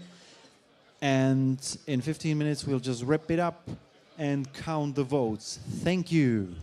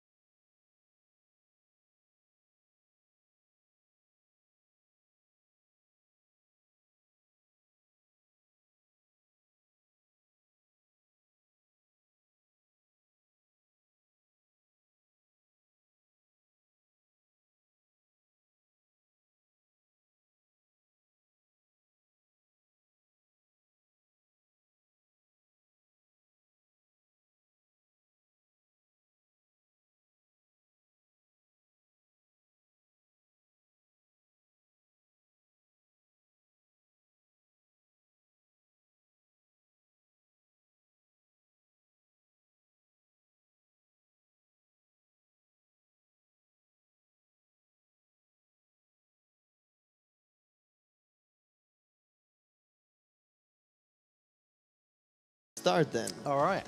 Please introduce yourself first, then introduce the game. Absolutely. Hello, everyone. Not here. My name is Mark. I am co-founder of Spaceline Studios. We are a two-person studio. One half is currently in Brazil. We're based in Ireland, as you can tell by my thick Irish accent. And we've been working on this game called Axes for the last 19 months. With plans to release in March of 2025. So about three and a bit months' time. You're doing a great job with the accent. I can understand you Oh, perfectly. yeah. The game has a very retro vibe aesthetic. Can you talk about what the game is and what the vibe is? Sure. So Axes, it's a 3D puzzle game. It's inspired by, there's an old PlayStation 1 game called Cooler World, which is this cult classic that everyone had on the demo disc. And we basically decided to do that, but kind of have this vaporwave aesthetic, as you can obviously tell by the main menu. So I'm just going to jump us into a game. The idea is that there are 8 worlds with 10 levels each, and the game challenges you on your perspective about which way is up and which way is down. You can use a controller or the keyboard. And basically, because sometimes people will look at it and think, oh, it's like Super Monkey Ball and it's based on momentum. And it's actually not. It's more of like a grid-based puzzle game. So like every block basically counts as a movement, but you can just hold down just to move left and right. And once you get, kind of used to the movement, you can go pretty quickly. Every level has a key or up to 5 keys, which can be spotted by the retro-style Windows Media Player HUD. Once you've collected all the keys, you've got the exit at the back here, which turns green, which means you can exit the level. Every level also has 5 of these cassette tapes. In the demo, they don't do anything, but in the main game, every world, if you collect all of the tapes, they unlock 5 additional levels that are based off of that world, and they're like much harder versions of those levels. So if you've ever played like Celeste or Super Meat Boy, it's kind of a similar thing of like, hey, here are the easy levels, here are the really challenging levels, but you have to work to get them effectively. And then when you're done, you can move on to the next world. But this is where we really start to kind of see like what the game does in terms of how it changes your perspective. So you have these handy tutorial prompts that kind of explain like what you're doing. And in this instance here, it's explaining that like when you come to a wall like this, instead of just being stuck against the wall, you can actually push forward, and now you're going up the wall effectively. And then when you get onto the end of a row, you can change, you can turn left or right. So now I've gone back up this side, I can now turn right and I can go down this side. That's interesting. I wonder, like, just from a development perspective, how do you keep the player oriented, or how do you make sure that the player actually knows where he's going? Because it seems kind of tricky. It's, I'll be honest, not everyone is going to get it. I kind of went going in just knowing that, like, this is not going to be a game for every player. Sometimes people suffer from, like, motion sickness. I can't really do anything about that. Every world has, like, a distinct environment. So you have, like, the clouds below you. You have, like, the skyline above. So obviously, if I go upside down, I can now tell the hot air balloons are, like, upside down. That doesn't really kind of help in terms of, like, knowing where things are, though. Like, it's more about just using your spatial awareness to see, okay, I can see that there's this yellow cassette tape over here. How do I get over there? And once you kind of understand, like, how movement works, I can go along the side here. I had this feeling when I first saw it, like, does it have to do anything with the, like, a Rubik's Cube? Because, like, the tiling has this vibe to it. Look, this game is all vibes, I know. I had someone earlier ask me, what's the story of the game? It's just vibes, that's it. There's no deeper meaning to it. Just 120 levels of vibes. I like that. I like the vaporwave aesthetic. It's been around. I love it. Yeah, I mean, like, a lot of the reason that I went for the vaporwave aesthetic is, 1, I'm a personal fan of it, and 2, I have no artistic talent whatsoever, and you can do a lot with vaporwave with little artistic talent. So, like, I've had people say, hey, this looks like a kind of fairly polished thing. It's like, because there's nothing to it, It's like a couple of hot air balloons that I could make in half a day. The cassette tapes, there's not much to it. And I was talking to someone earlier that sometimes when you're like a smaller development team, you can be really ambitious about things that you do, and that can kind of work against you, unless you're just like crazy talented. And I'm not. So I was like, let's make something within scope that I can do in 2 years, and this is what we ended up with. I'm sure you are, but the way that but the game design of it seems to be like the main focus, right? Like the puzzle design, just to make sure everything is clear and like has some sort of twist in it. Like, do you do the level design yourself? Yes, basically I'm everything other than programming. So level design, art, actually no, sound has like its own separate composition. But the level design was the main thing I was kind of hanging my hat on with this. And because all the level is made up of blocks, it's very modular in its design. So if you've ever played like Super Mario Maker, like you can just kind of snap into a grid, and I can make levels in about 20 minutes. Play test them, see if they work, get other people to play them, see where they get stuck, and then make changes very quickly. How do you even prototype these sort of things? Like, do you use a paper prototype, or do you just throw a bunch of things into a level? Maybe I have I play guitar as well, and it's like jamming basically. Like I just put a couple of chords together, something might work out, it might not. And it's kind of the same thing with this. The only structure that I do have is like each world has its own separate mechanic that gets added. So I'm trying to like make sure that there's a flow in terms of the difficulty where like, okay, these first 10 levels have a difficulty progression that are separate to like the next world where you kind of have to go back a little bit with the difficulty to introduce a new mechanic, then start scaling up. So that's kind of a bit of a challenge, especially because I like a bit more friction in my video games, and my programmer likes a little less friction in his video games.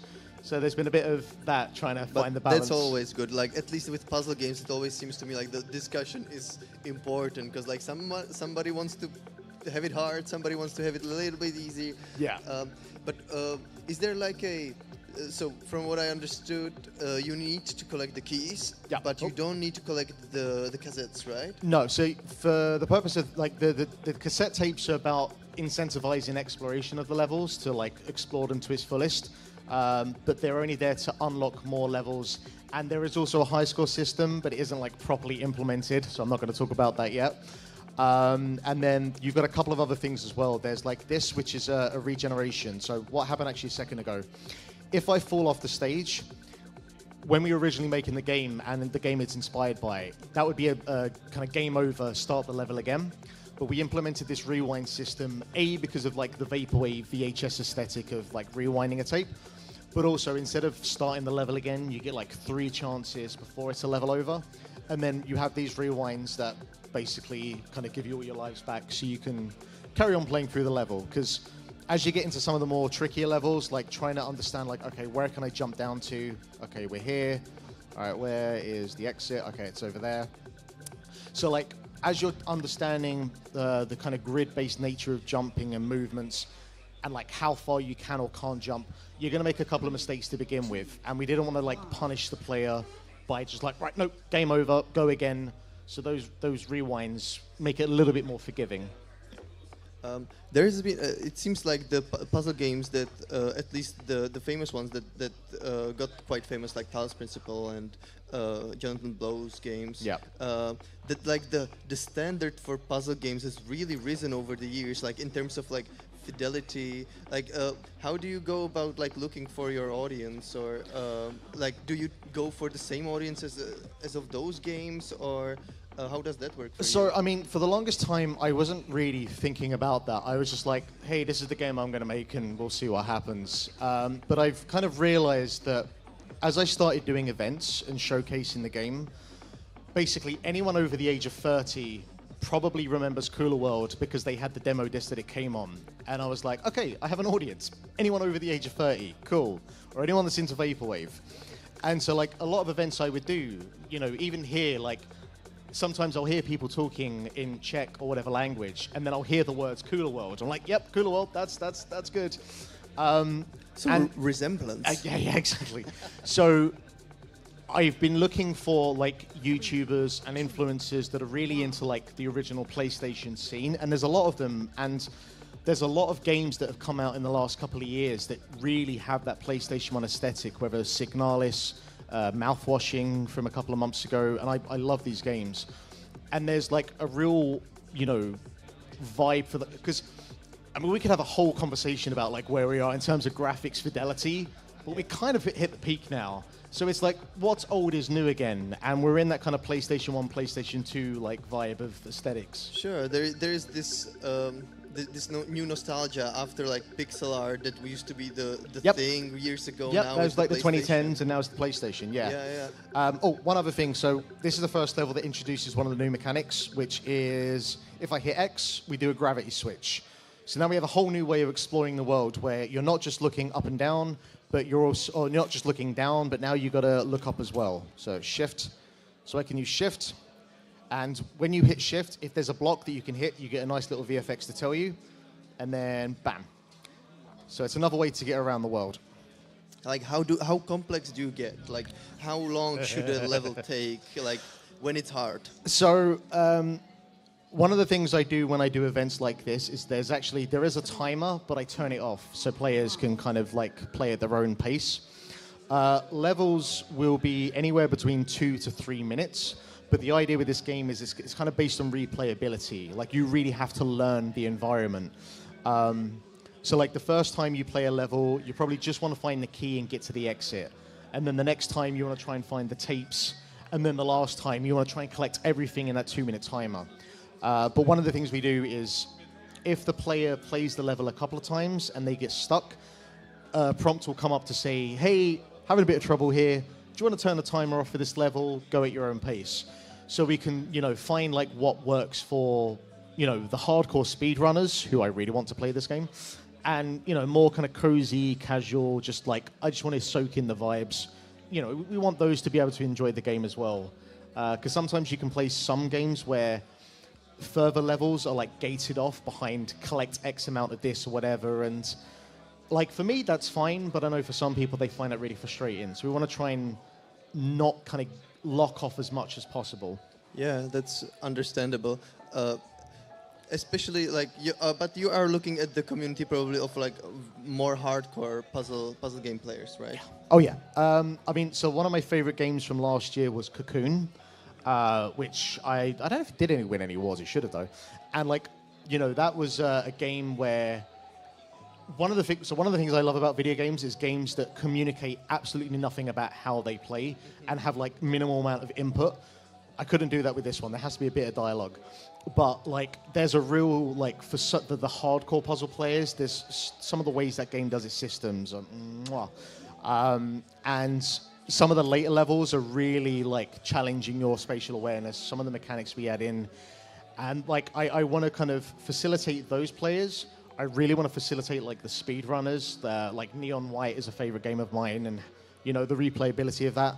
But yeah, I imagine for like the more casual puzzle players, some of the later levels will probably be quite challenging. All right. But at some point they got to suck it up and just try and do it, Yes, like, of course. I sucked up Neon White a lot. Like I stopped halfway through the game because it's just too difficult for me. Yeah. But we'll need to wrap up soon, but I just want to ask you if you want to maybe mention some release dates or wish listings, Steam page, sort of stuff. So you can search for Axes on Steam, AXYZ. Half-Life Alyx might come up first, but Axes will be there afterwards. We are intending to release in March of 2025, so in about 3 to 4 months' time. Should be about 15 quid, 120 levels, 4-5 hours worth of gameplay. If you're into Vaporwave, if you're into Synthwave, if you're into electronic music, if you're into the original PlayStation, if you're into early 2000s window media player aesthetics, you might be into this. It sounds lovely. Thank you so much for showing the game. Thank you very much. Appreciate it. Cool. See you, Mark. Thank you. Cheers.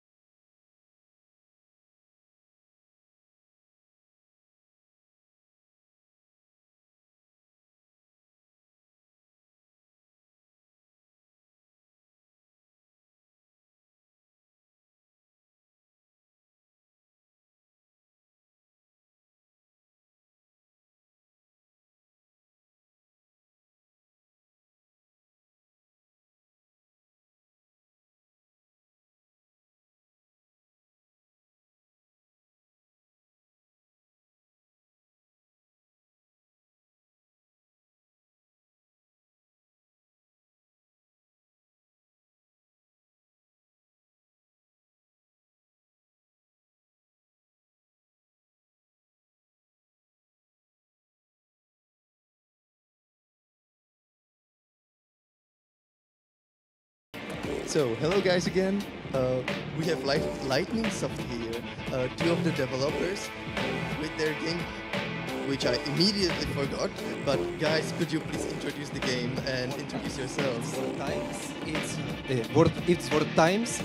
It's story platformer about traveling across dimensions and with unique levels filled with puzzle, boss action levels, and different environments. So we'll start playing the game. We'll have a short demo. Tell us what's the main features of the game. Like what makes it unique and stand out. Main features are unique levels. We want to make levels in every environment with specific gameplay, specific puzzle parts, and the whole game is about traveling across different dimensions. In the intro, you can see dark dystopian city, and later in the game, you will see nice forest environments and another different worlds. Looking at the game, I can see that we are playing as a green fella. Who is he, and why is he shaped this way? Yes, it's shaped because it's based on the older game released 10 years ago. So in this year, it was much simpler to make. So we wanted to continue with this game and bring a new remake. And its main character is the detective who is working on police stations. You can see now, and there are problems in the city, in the world, in this dimension, and his job is finding details about this change in the world, about mythical things in the world, and discover what the main boss of the main villain of the game did before. So it's very story driven, right? A lot of story and a lot of dialogue. How complex does it get? Like how complicated is the platforming? Yes, it's not about hardcore platforming. There are many checkpoints, and it's more about puzzles, unique puzzles in each level. And of course, there are some action parts and some boss fights. But I want to make them more funny, more enjoyable than hardcore. But I like to make it challenging also. It also has this noir aesthetic, or like Blade Runner-ish city that you move through. And you also play as a detective, which is also like very much Blade Runner-ish. Was that your inspiration, or what was your inspiration? My inspiration, probably all the adventure games, and it's a hard question. What is I like the linear progress in the game with closed levels, so with some nice adventure and characters, and it's not very open world like maybe many platformers are. Yeah. It looks really nice in terms of like the graphics and the sprite animation. Is it a work of a bigger team, or is it just the two of you? It's just two of us. And what are your plans with the game? Like, what are you planning to release it? And you already mentioned it's a remake. Right? Yes. It's a remake. I don't think we got a remake here yet in the Expo. Yes, it was from old era of game maker games. So it was freeware game, and this game released on Steam should be based on this free game, and it should show the real skill after 10 years of working in game development. For us. Where do you come from in terms of place in the industry? Are you developers as a full-time job, or is this just a hobby? Yes. I'm full-time job, like 3D artist. So I have experience with this industry. Yeah, I can see that. Definitely in the backgrounds and in the city, there's a lot of skill in the way that and it has a lot of atmosphere. It could seem really simple from the beginning, but I can see there is a lot of complexity in terms of the city design. Thank you. How big is the game in terms of scope, levels? How big about the gameplay, or probably the gameplay, or the length of the game as well? I wish it could be about 5-6 hours of gameplay. So because it's really difficult to have gameplay with unique levels, unique puzzles, and make it very long.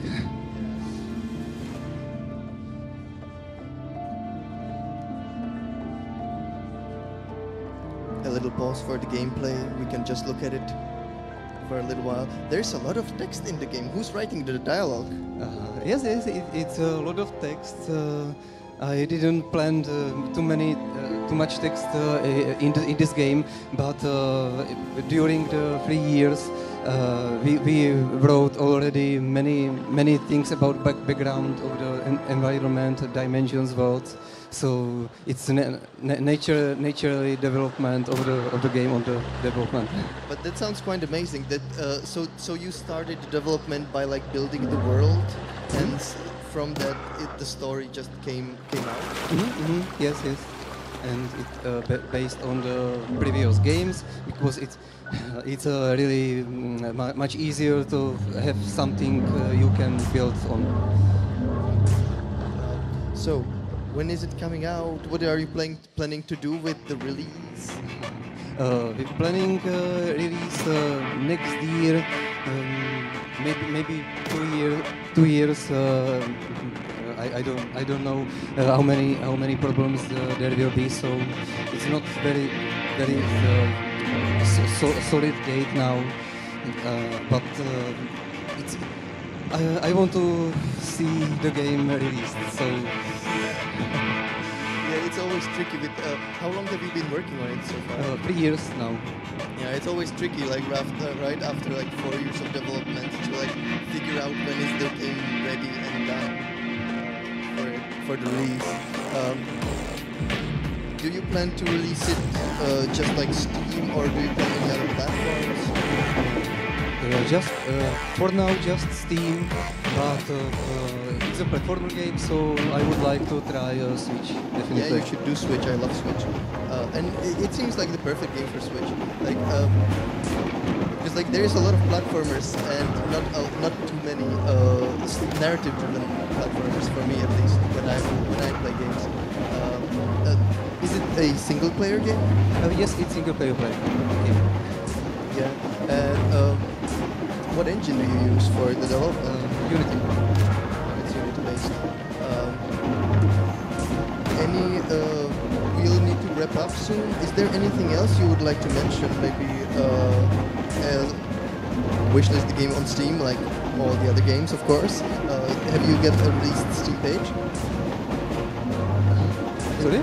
Do you have a Steam page? Yes, of course. Then wishlist. Open for wishlist. And can we play the game here in the Indie Expo? Yes, of course. Where can we find you? You can find us behind the wall on the right. Yeah, so we can find your game on the right. Thank you so much for showing your game. And thank you for sharing. So thanks a lot, and we'll be moving to our next game very soon. Thanks a lot. Satik. Thank you so much, Satik. Thank you.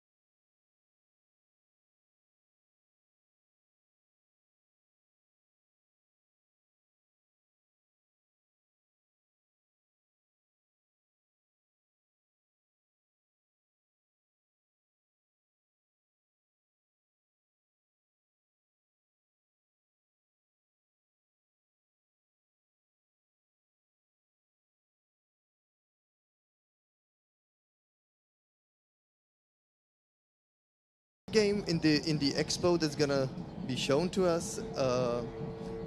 David, the developer, is gonna present it. Hey there, could you please tell us more about yourself and about the game? Yeah, hi. So my name is David Konečný, and I am the developer, hobby developer of a game called Dreadline Express. And Dreadline Express is this atmospheric first-person adventure game that uses playing cards in a unusual way to unfold the story and proceed with the plot. So is it more a card game or more an adventure game? It's more of an adventure game. The story is in the center of it, but the card games are used as a very intuitive way to collect information. So, for example, here I can show you we have a candle it's very text heavy game, but I hope it is written in fluent way. When I examine this candle, I get the card light, and this card have of course some description on the other side. I can take it to my hand, and then I can use it in many ways. For example, there is window, but if I play the card on the window, I can focus on the light and I get some piece of lore about the outside world. There are some luggages in the train. If I play the card of the light on them, I again get another contextual text about it. And this is used also to solving the puzzles. So, for example, here on the table are some scratches, which are not easily read in the dim light that there is. But I have the light card, so I can use it to enlighten the table. And by this, I invoke an action and reveal some secret. So what do the cards actually represent? Is it like ideas of or thoughts of the main character? Yeah, the cards are mainly knowledge, and they are not only some gameplay gimmick, but they are also part of the narrative. That's why you are holding them in physical hand. You have physical organizer of the cards, and they have a little story of their own, which you will unravel. And so here, for example, by playing a card, I get different card. In this case, it's a knowledge of daughter of the main protagonist. Interesting. Does it like go into your hand straight away and you can play it now on things? Yeah, I can play it now. So for another piece of there is this suitcase which is locked by a numerical lock, and I can take the card of the daughter because there is some date, so it makes sense to use it in the lock, and I play it. Our protagonist will try to use the date, but it's too short. So I can take another card because wife also have some date of birth, and I can combine these two cards to solve this riddle. In that moment, the protagonist will enter the right sequence, and we overcome this obstacle. How complex do these puzzles get? Like, how many cards can you play at one time? You can have at most 3 cards. Usually, you use only one because the most basic interaction is like, for example, here we have a person. The graphic is placeholder. That this model is not yet final. And I can ask him about things. For example, I can ask him about. I can talk with him about my daughter. Right now, he will be displeased because we didn't introduce ourselves. So I can use my card of apothecary, and now I know. Now I introduce myself. So these are the basic interactions. For more complex concepts you want to tell to the characters, you use mostly 2 cards, and for really complex things you can use 3 cards. But these are mainly, when you use 3 cards, it means you understand the matter, you really know what you want to do. And how many cards do we, or are you planning to at least have in the game? Like, because it seems like I could get easily overwhelmed by the game. Just having a lot of options seems complicated. Yeah, you probably get overwhelmed. There are plan is 42 cards and about 6 NPC characters, so a lot of combinations. And there is a reason for it, because I want the player to think for himself. So he will bring up his own solutions, and there will be multiple solutions of same problems. So it won't be as overwhelming, but I want to invoke that feeling that you made something, you plan something and do it and execute it, and it's done, and you have good feeling about it. It reminds me of the way you talk about it. It reminds me of Return of the Obra Dinn a little. What game? Return of the Obra Dinn. Yeah, that's Mr. Pope, I think, is the author. Yeah, that's one of the inspiration. But instead of ship, there is a train, and the crew isn't that. So those are different points. Detective puzzle adventure games are often set in some sort of a moving vehicle, apparently. Yeah. And also, you mentioned that it's a Lovecraftian story or Lovecraftian based. Exactly, because the world in which the game takes place is that it's post-apocalyptic ruin, and the only remaining people alive are on the board of this train. And there are, of course, reasons for this, which is one of many puzzles you will explore. But you have the passengers who know something. Each one of them knows a bit of the story. You can ask them, and they will tell you something they know. And you put this together, maybe you will find out that someone is lying to you, and you can prove it to him. And you, of course, need to find out how it is possible that this train is still running.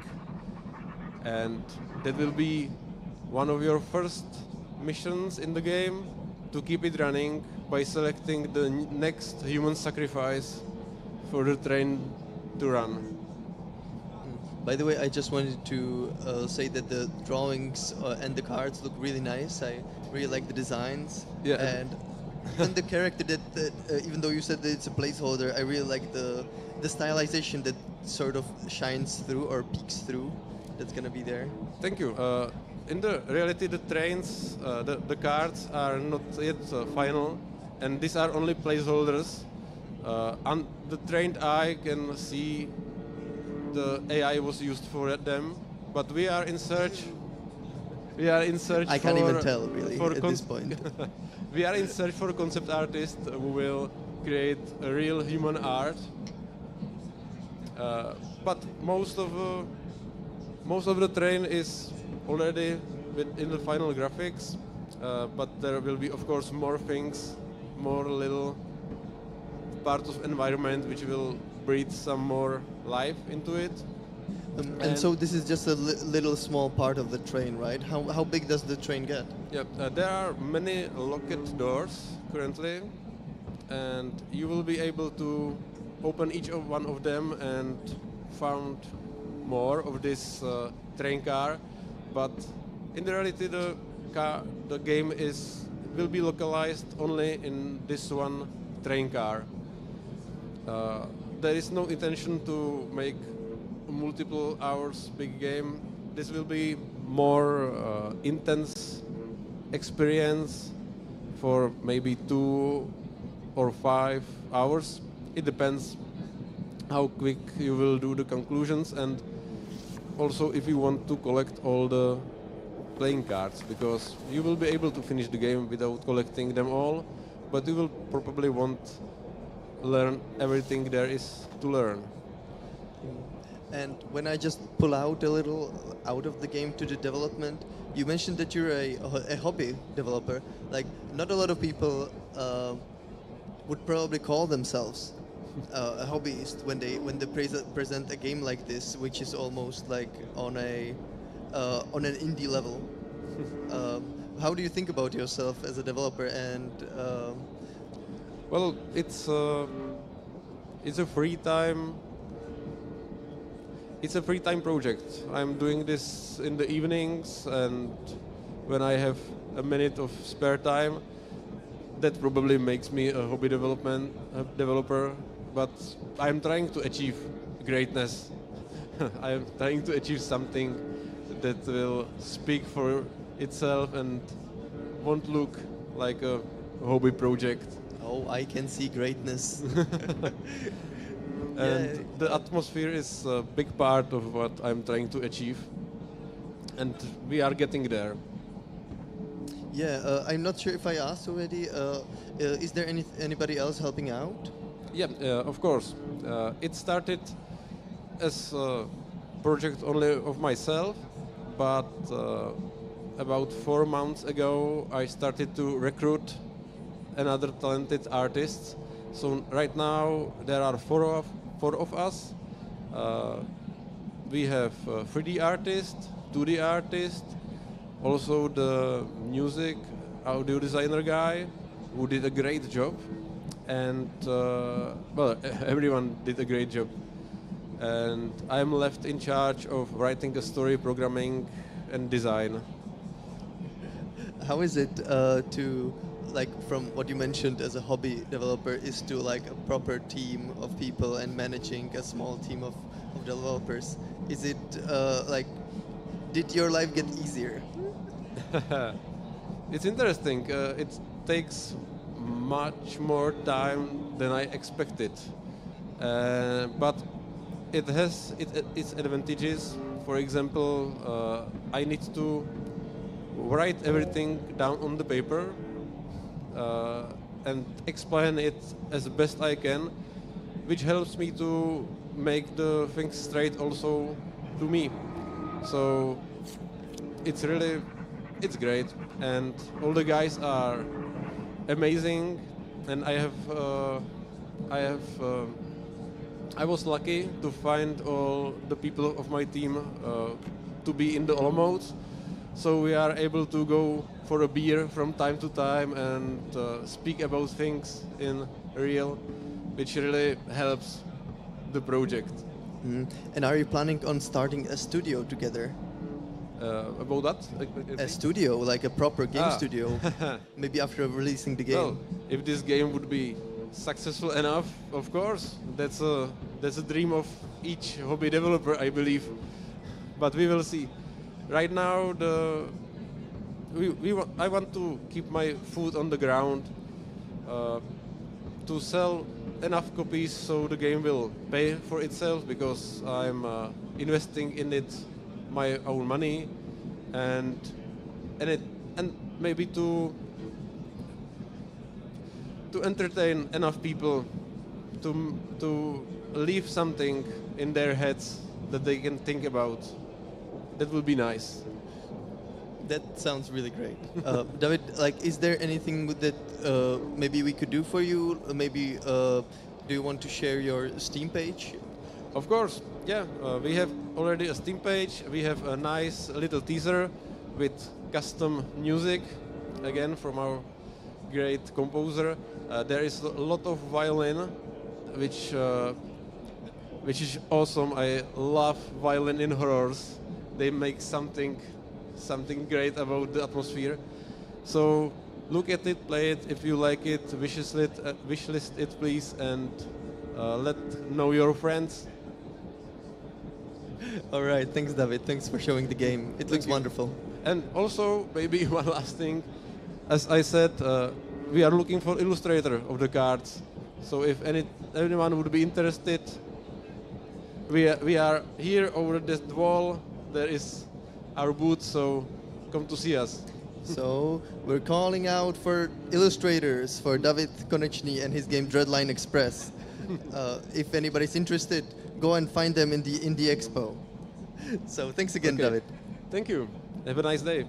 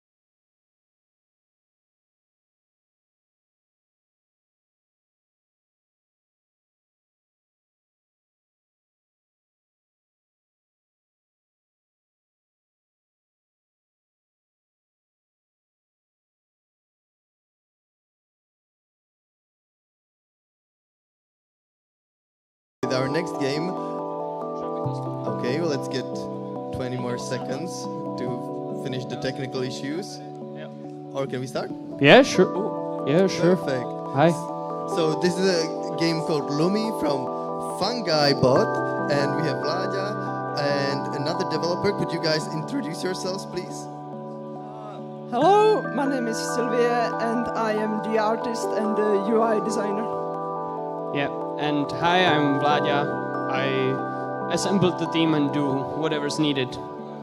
So guys, please, you can start. You can show us your game. Tell us more about it. What's it about? How did you get to make it? Yeah, sure. So, like as you can see, it's a cute, atmospheric kind of 2D game. It initially started as a.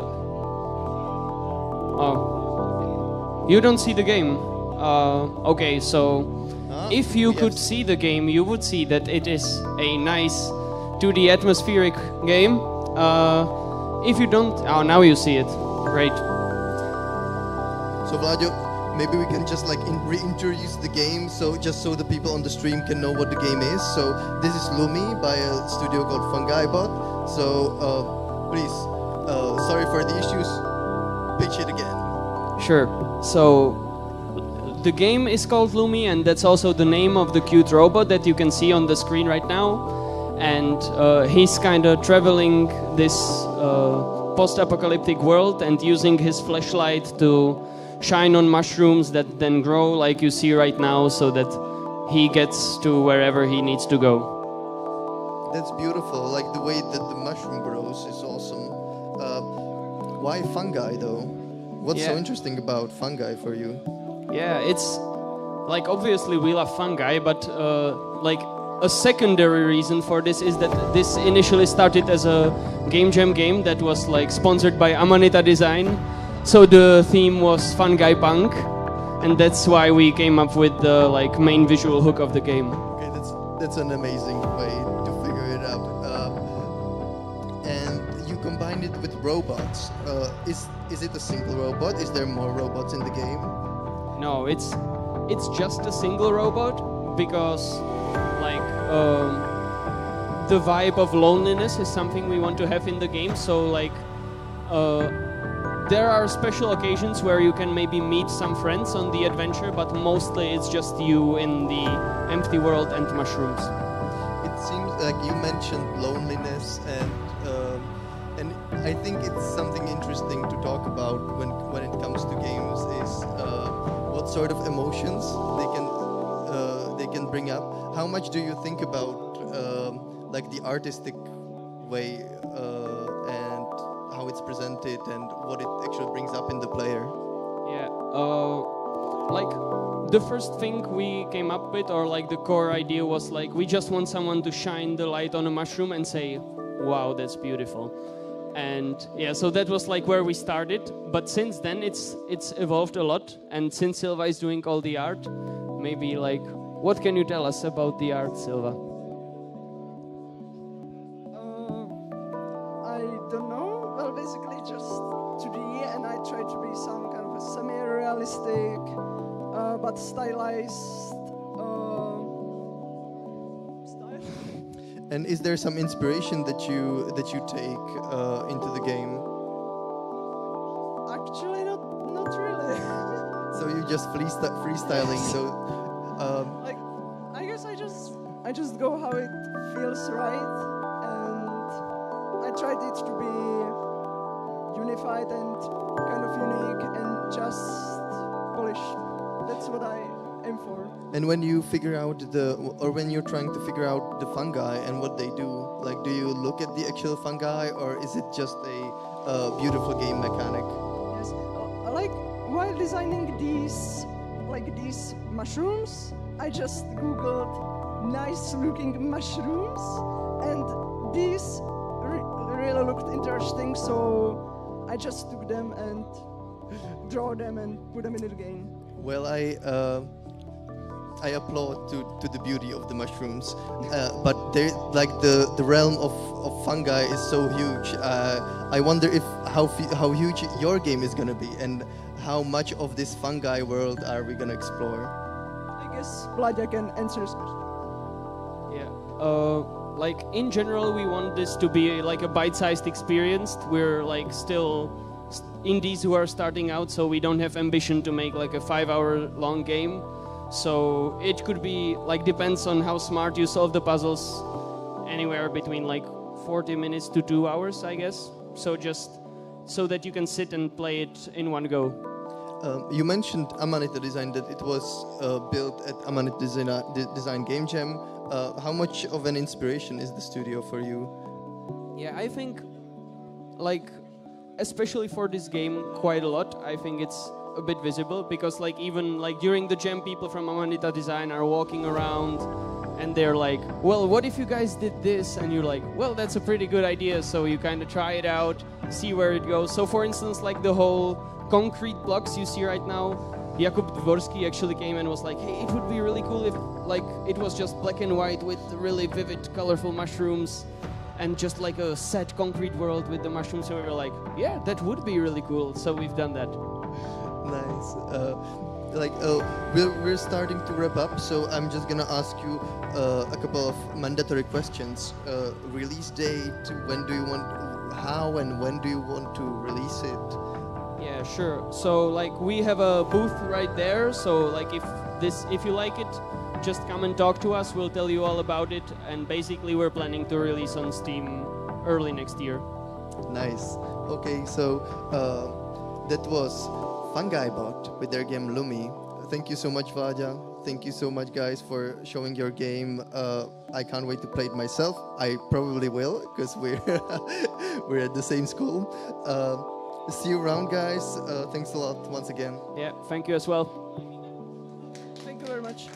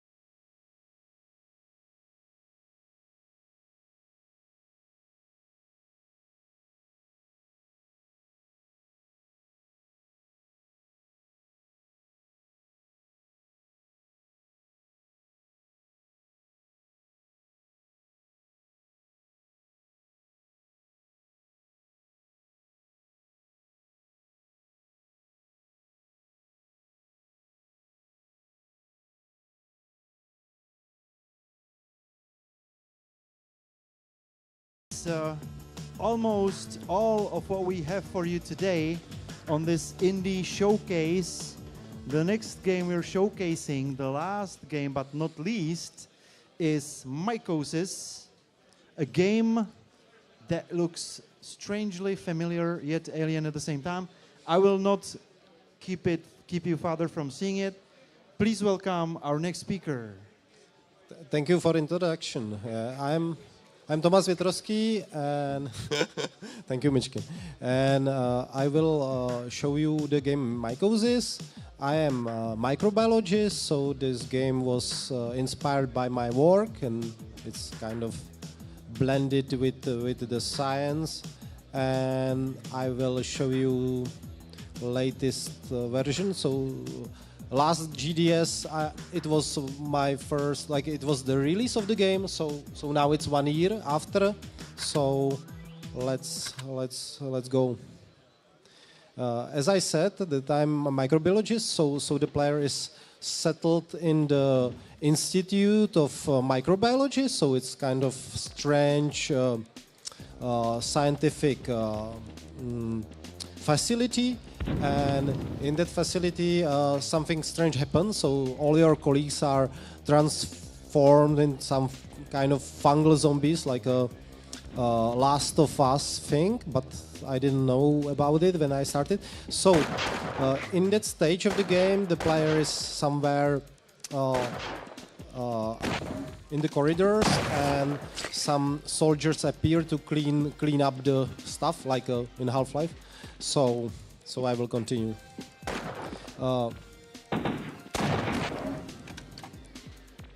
Okay.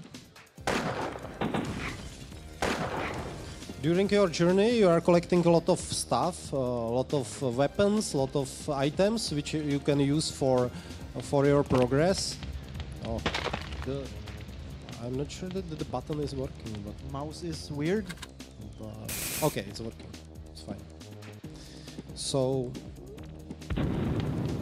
the game is a little bit difficult, so you will easily die very often in the game, even for me. But it's a part of the challenge. Yeah. So this soldier.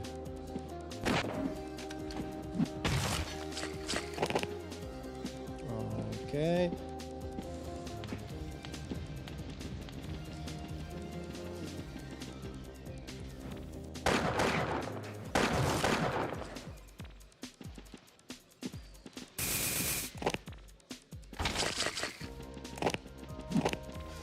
So the game is not just about the shooting the zombies and soldiers. It's also about solving some puzzles.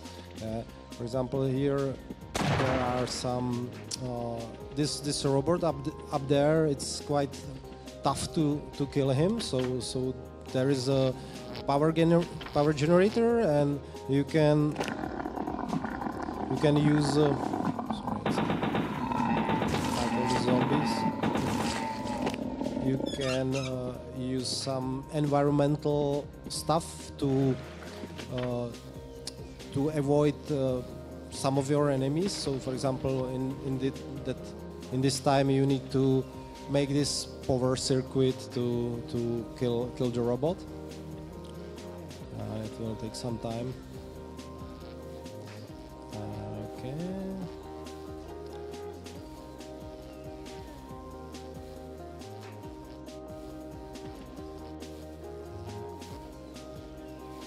So you're waiting for it to be on the right spot at the moment? Yes, I'm waiting for him to die. Oh, he's burning. Yes, a lot of and HP. now the path is free, so I can continue. I have to ask a question. What engine is this made in? Yeah, it's my own engine. It's his own engine. So he works as a microbiologist. He makes games, and he also made his own engine. Just I want these 3 sentences to be said aloud. And is this based on your real life experience from your work? Kind of. I think in our institute there are less ladders and less barrels, but it's seems very similar. Fair enough. Okay. So the game has also some plot, some story behind. You will, which is also based on some real, real stuff or real stories, but this is a little bit hidden within the game.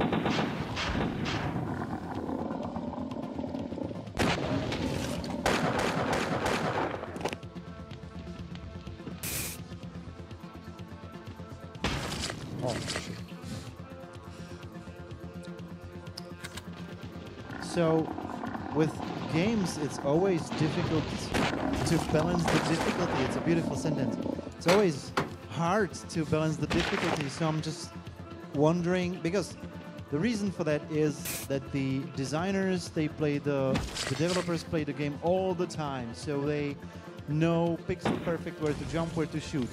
Your game is difficult for you, the developer. So I'm just wondering, how are people reacting to the difficulty level? Some of them are a little bit unhappy. Some of them are frustrated, but most of them, I think, like it, because usually you are not spending so much time to get the same position. There are autosaves in each room, so usually there is some way how to overcome it. It's just about to get in properly. But I like how creative you can get with using all the weapons, like freezing guys and then bashing them with a hammer. That's just brilliant. I love it.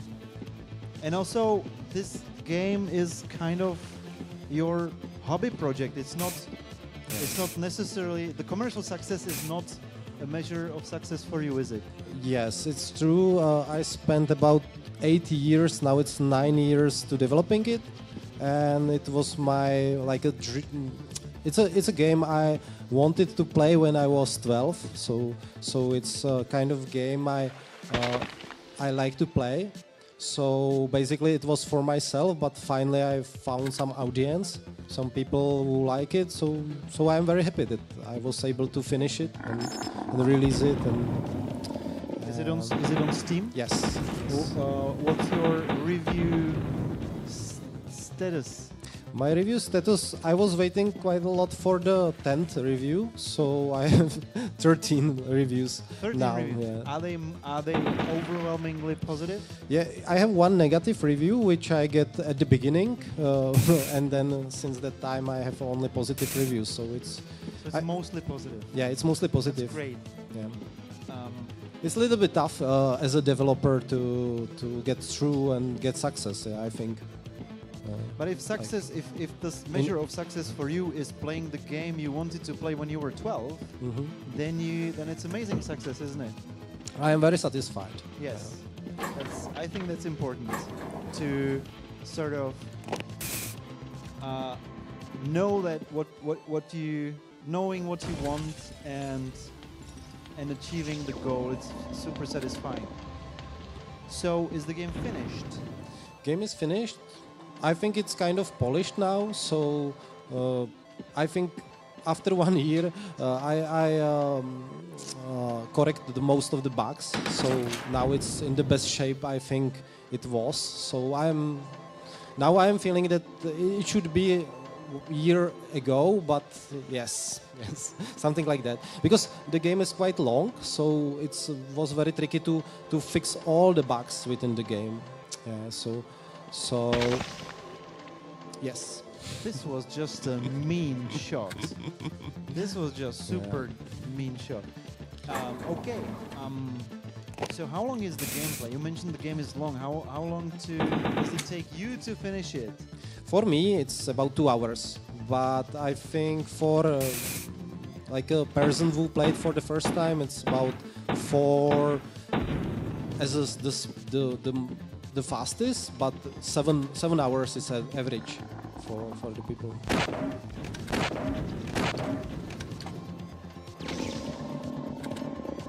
And you also mentioned the Last of Us connection, which really isn't there, but it's fungi infested people who are the zombies, right? Yes. But I also think there's a lot of Half-Life-y vibe to it, because you're a scientist in a scientific environment fighting weird creatures. So I would say this game is as if Half-Life and Last of Us had a baby and gave it the retro feel. And by retro feel, I mean in the 1990s, 1980s, frustration was the part of the gaming experience. So that's what this game... Oh, there's a mini game. Yes. On the computers within the game, there is a lot of side stories about the main plot and so on, and some informations about scientific stuff, and also mini games like this one. So the snake, Arkanoid, Atomic Bomberman, yeah, all this stuff I like when I was a child. Yeah. I mean, yeah, this is just amazing. I don't know what else to say. I'm just speechless. I've seen the game for fourth time, to be honest with you guys, and that's why I have so on point questions. But it just never ceases to amaze me that a microbiologist creates his own engine. I won't repeat myself. You should play it. This is actually I'm not this. The kind of games where you die a lot and you have to try hard and you have to learn it by heart. I lose my hardware. Honestly, I just break things. So it's very costly for me. It's just not about the cost of the game, but also the mouse, the keyboard, sometimes the monitor, sometimes the window of my room. The thing is that last update was about to making a controller support for the game. So now the game is working on Steam Deck also. Several people finish it on Steam Deck. So yeah. Yeah, fair enough. Okay, our time is running short. Okay. I would love to watch you die thank you. Many more times, but our indie showcase results are coming up. They will be announced in 5 minutes in the, I believe it's the Warhorse Great Hall, the hall that never can be filled up with people so that it doesn't look half empty. So we should really get there. We will close this place up at 6. And all the indies are super excited if they won or not. I'm sure just as you are. So let's see you there. Thank you for coming. Thank you for hanging out. And see you tomorrow. Tomorrow this goes on throughout the day. So thank you. Thank you. Thank you also. And thank you and see you at the ceremony.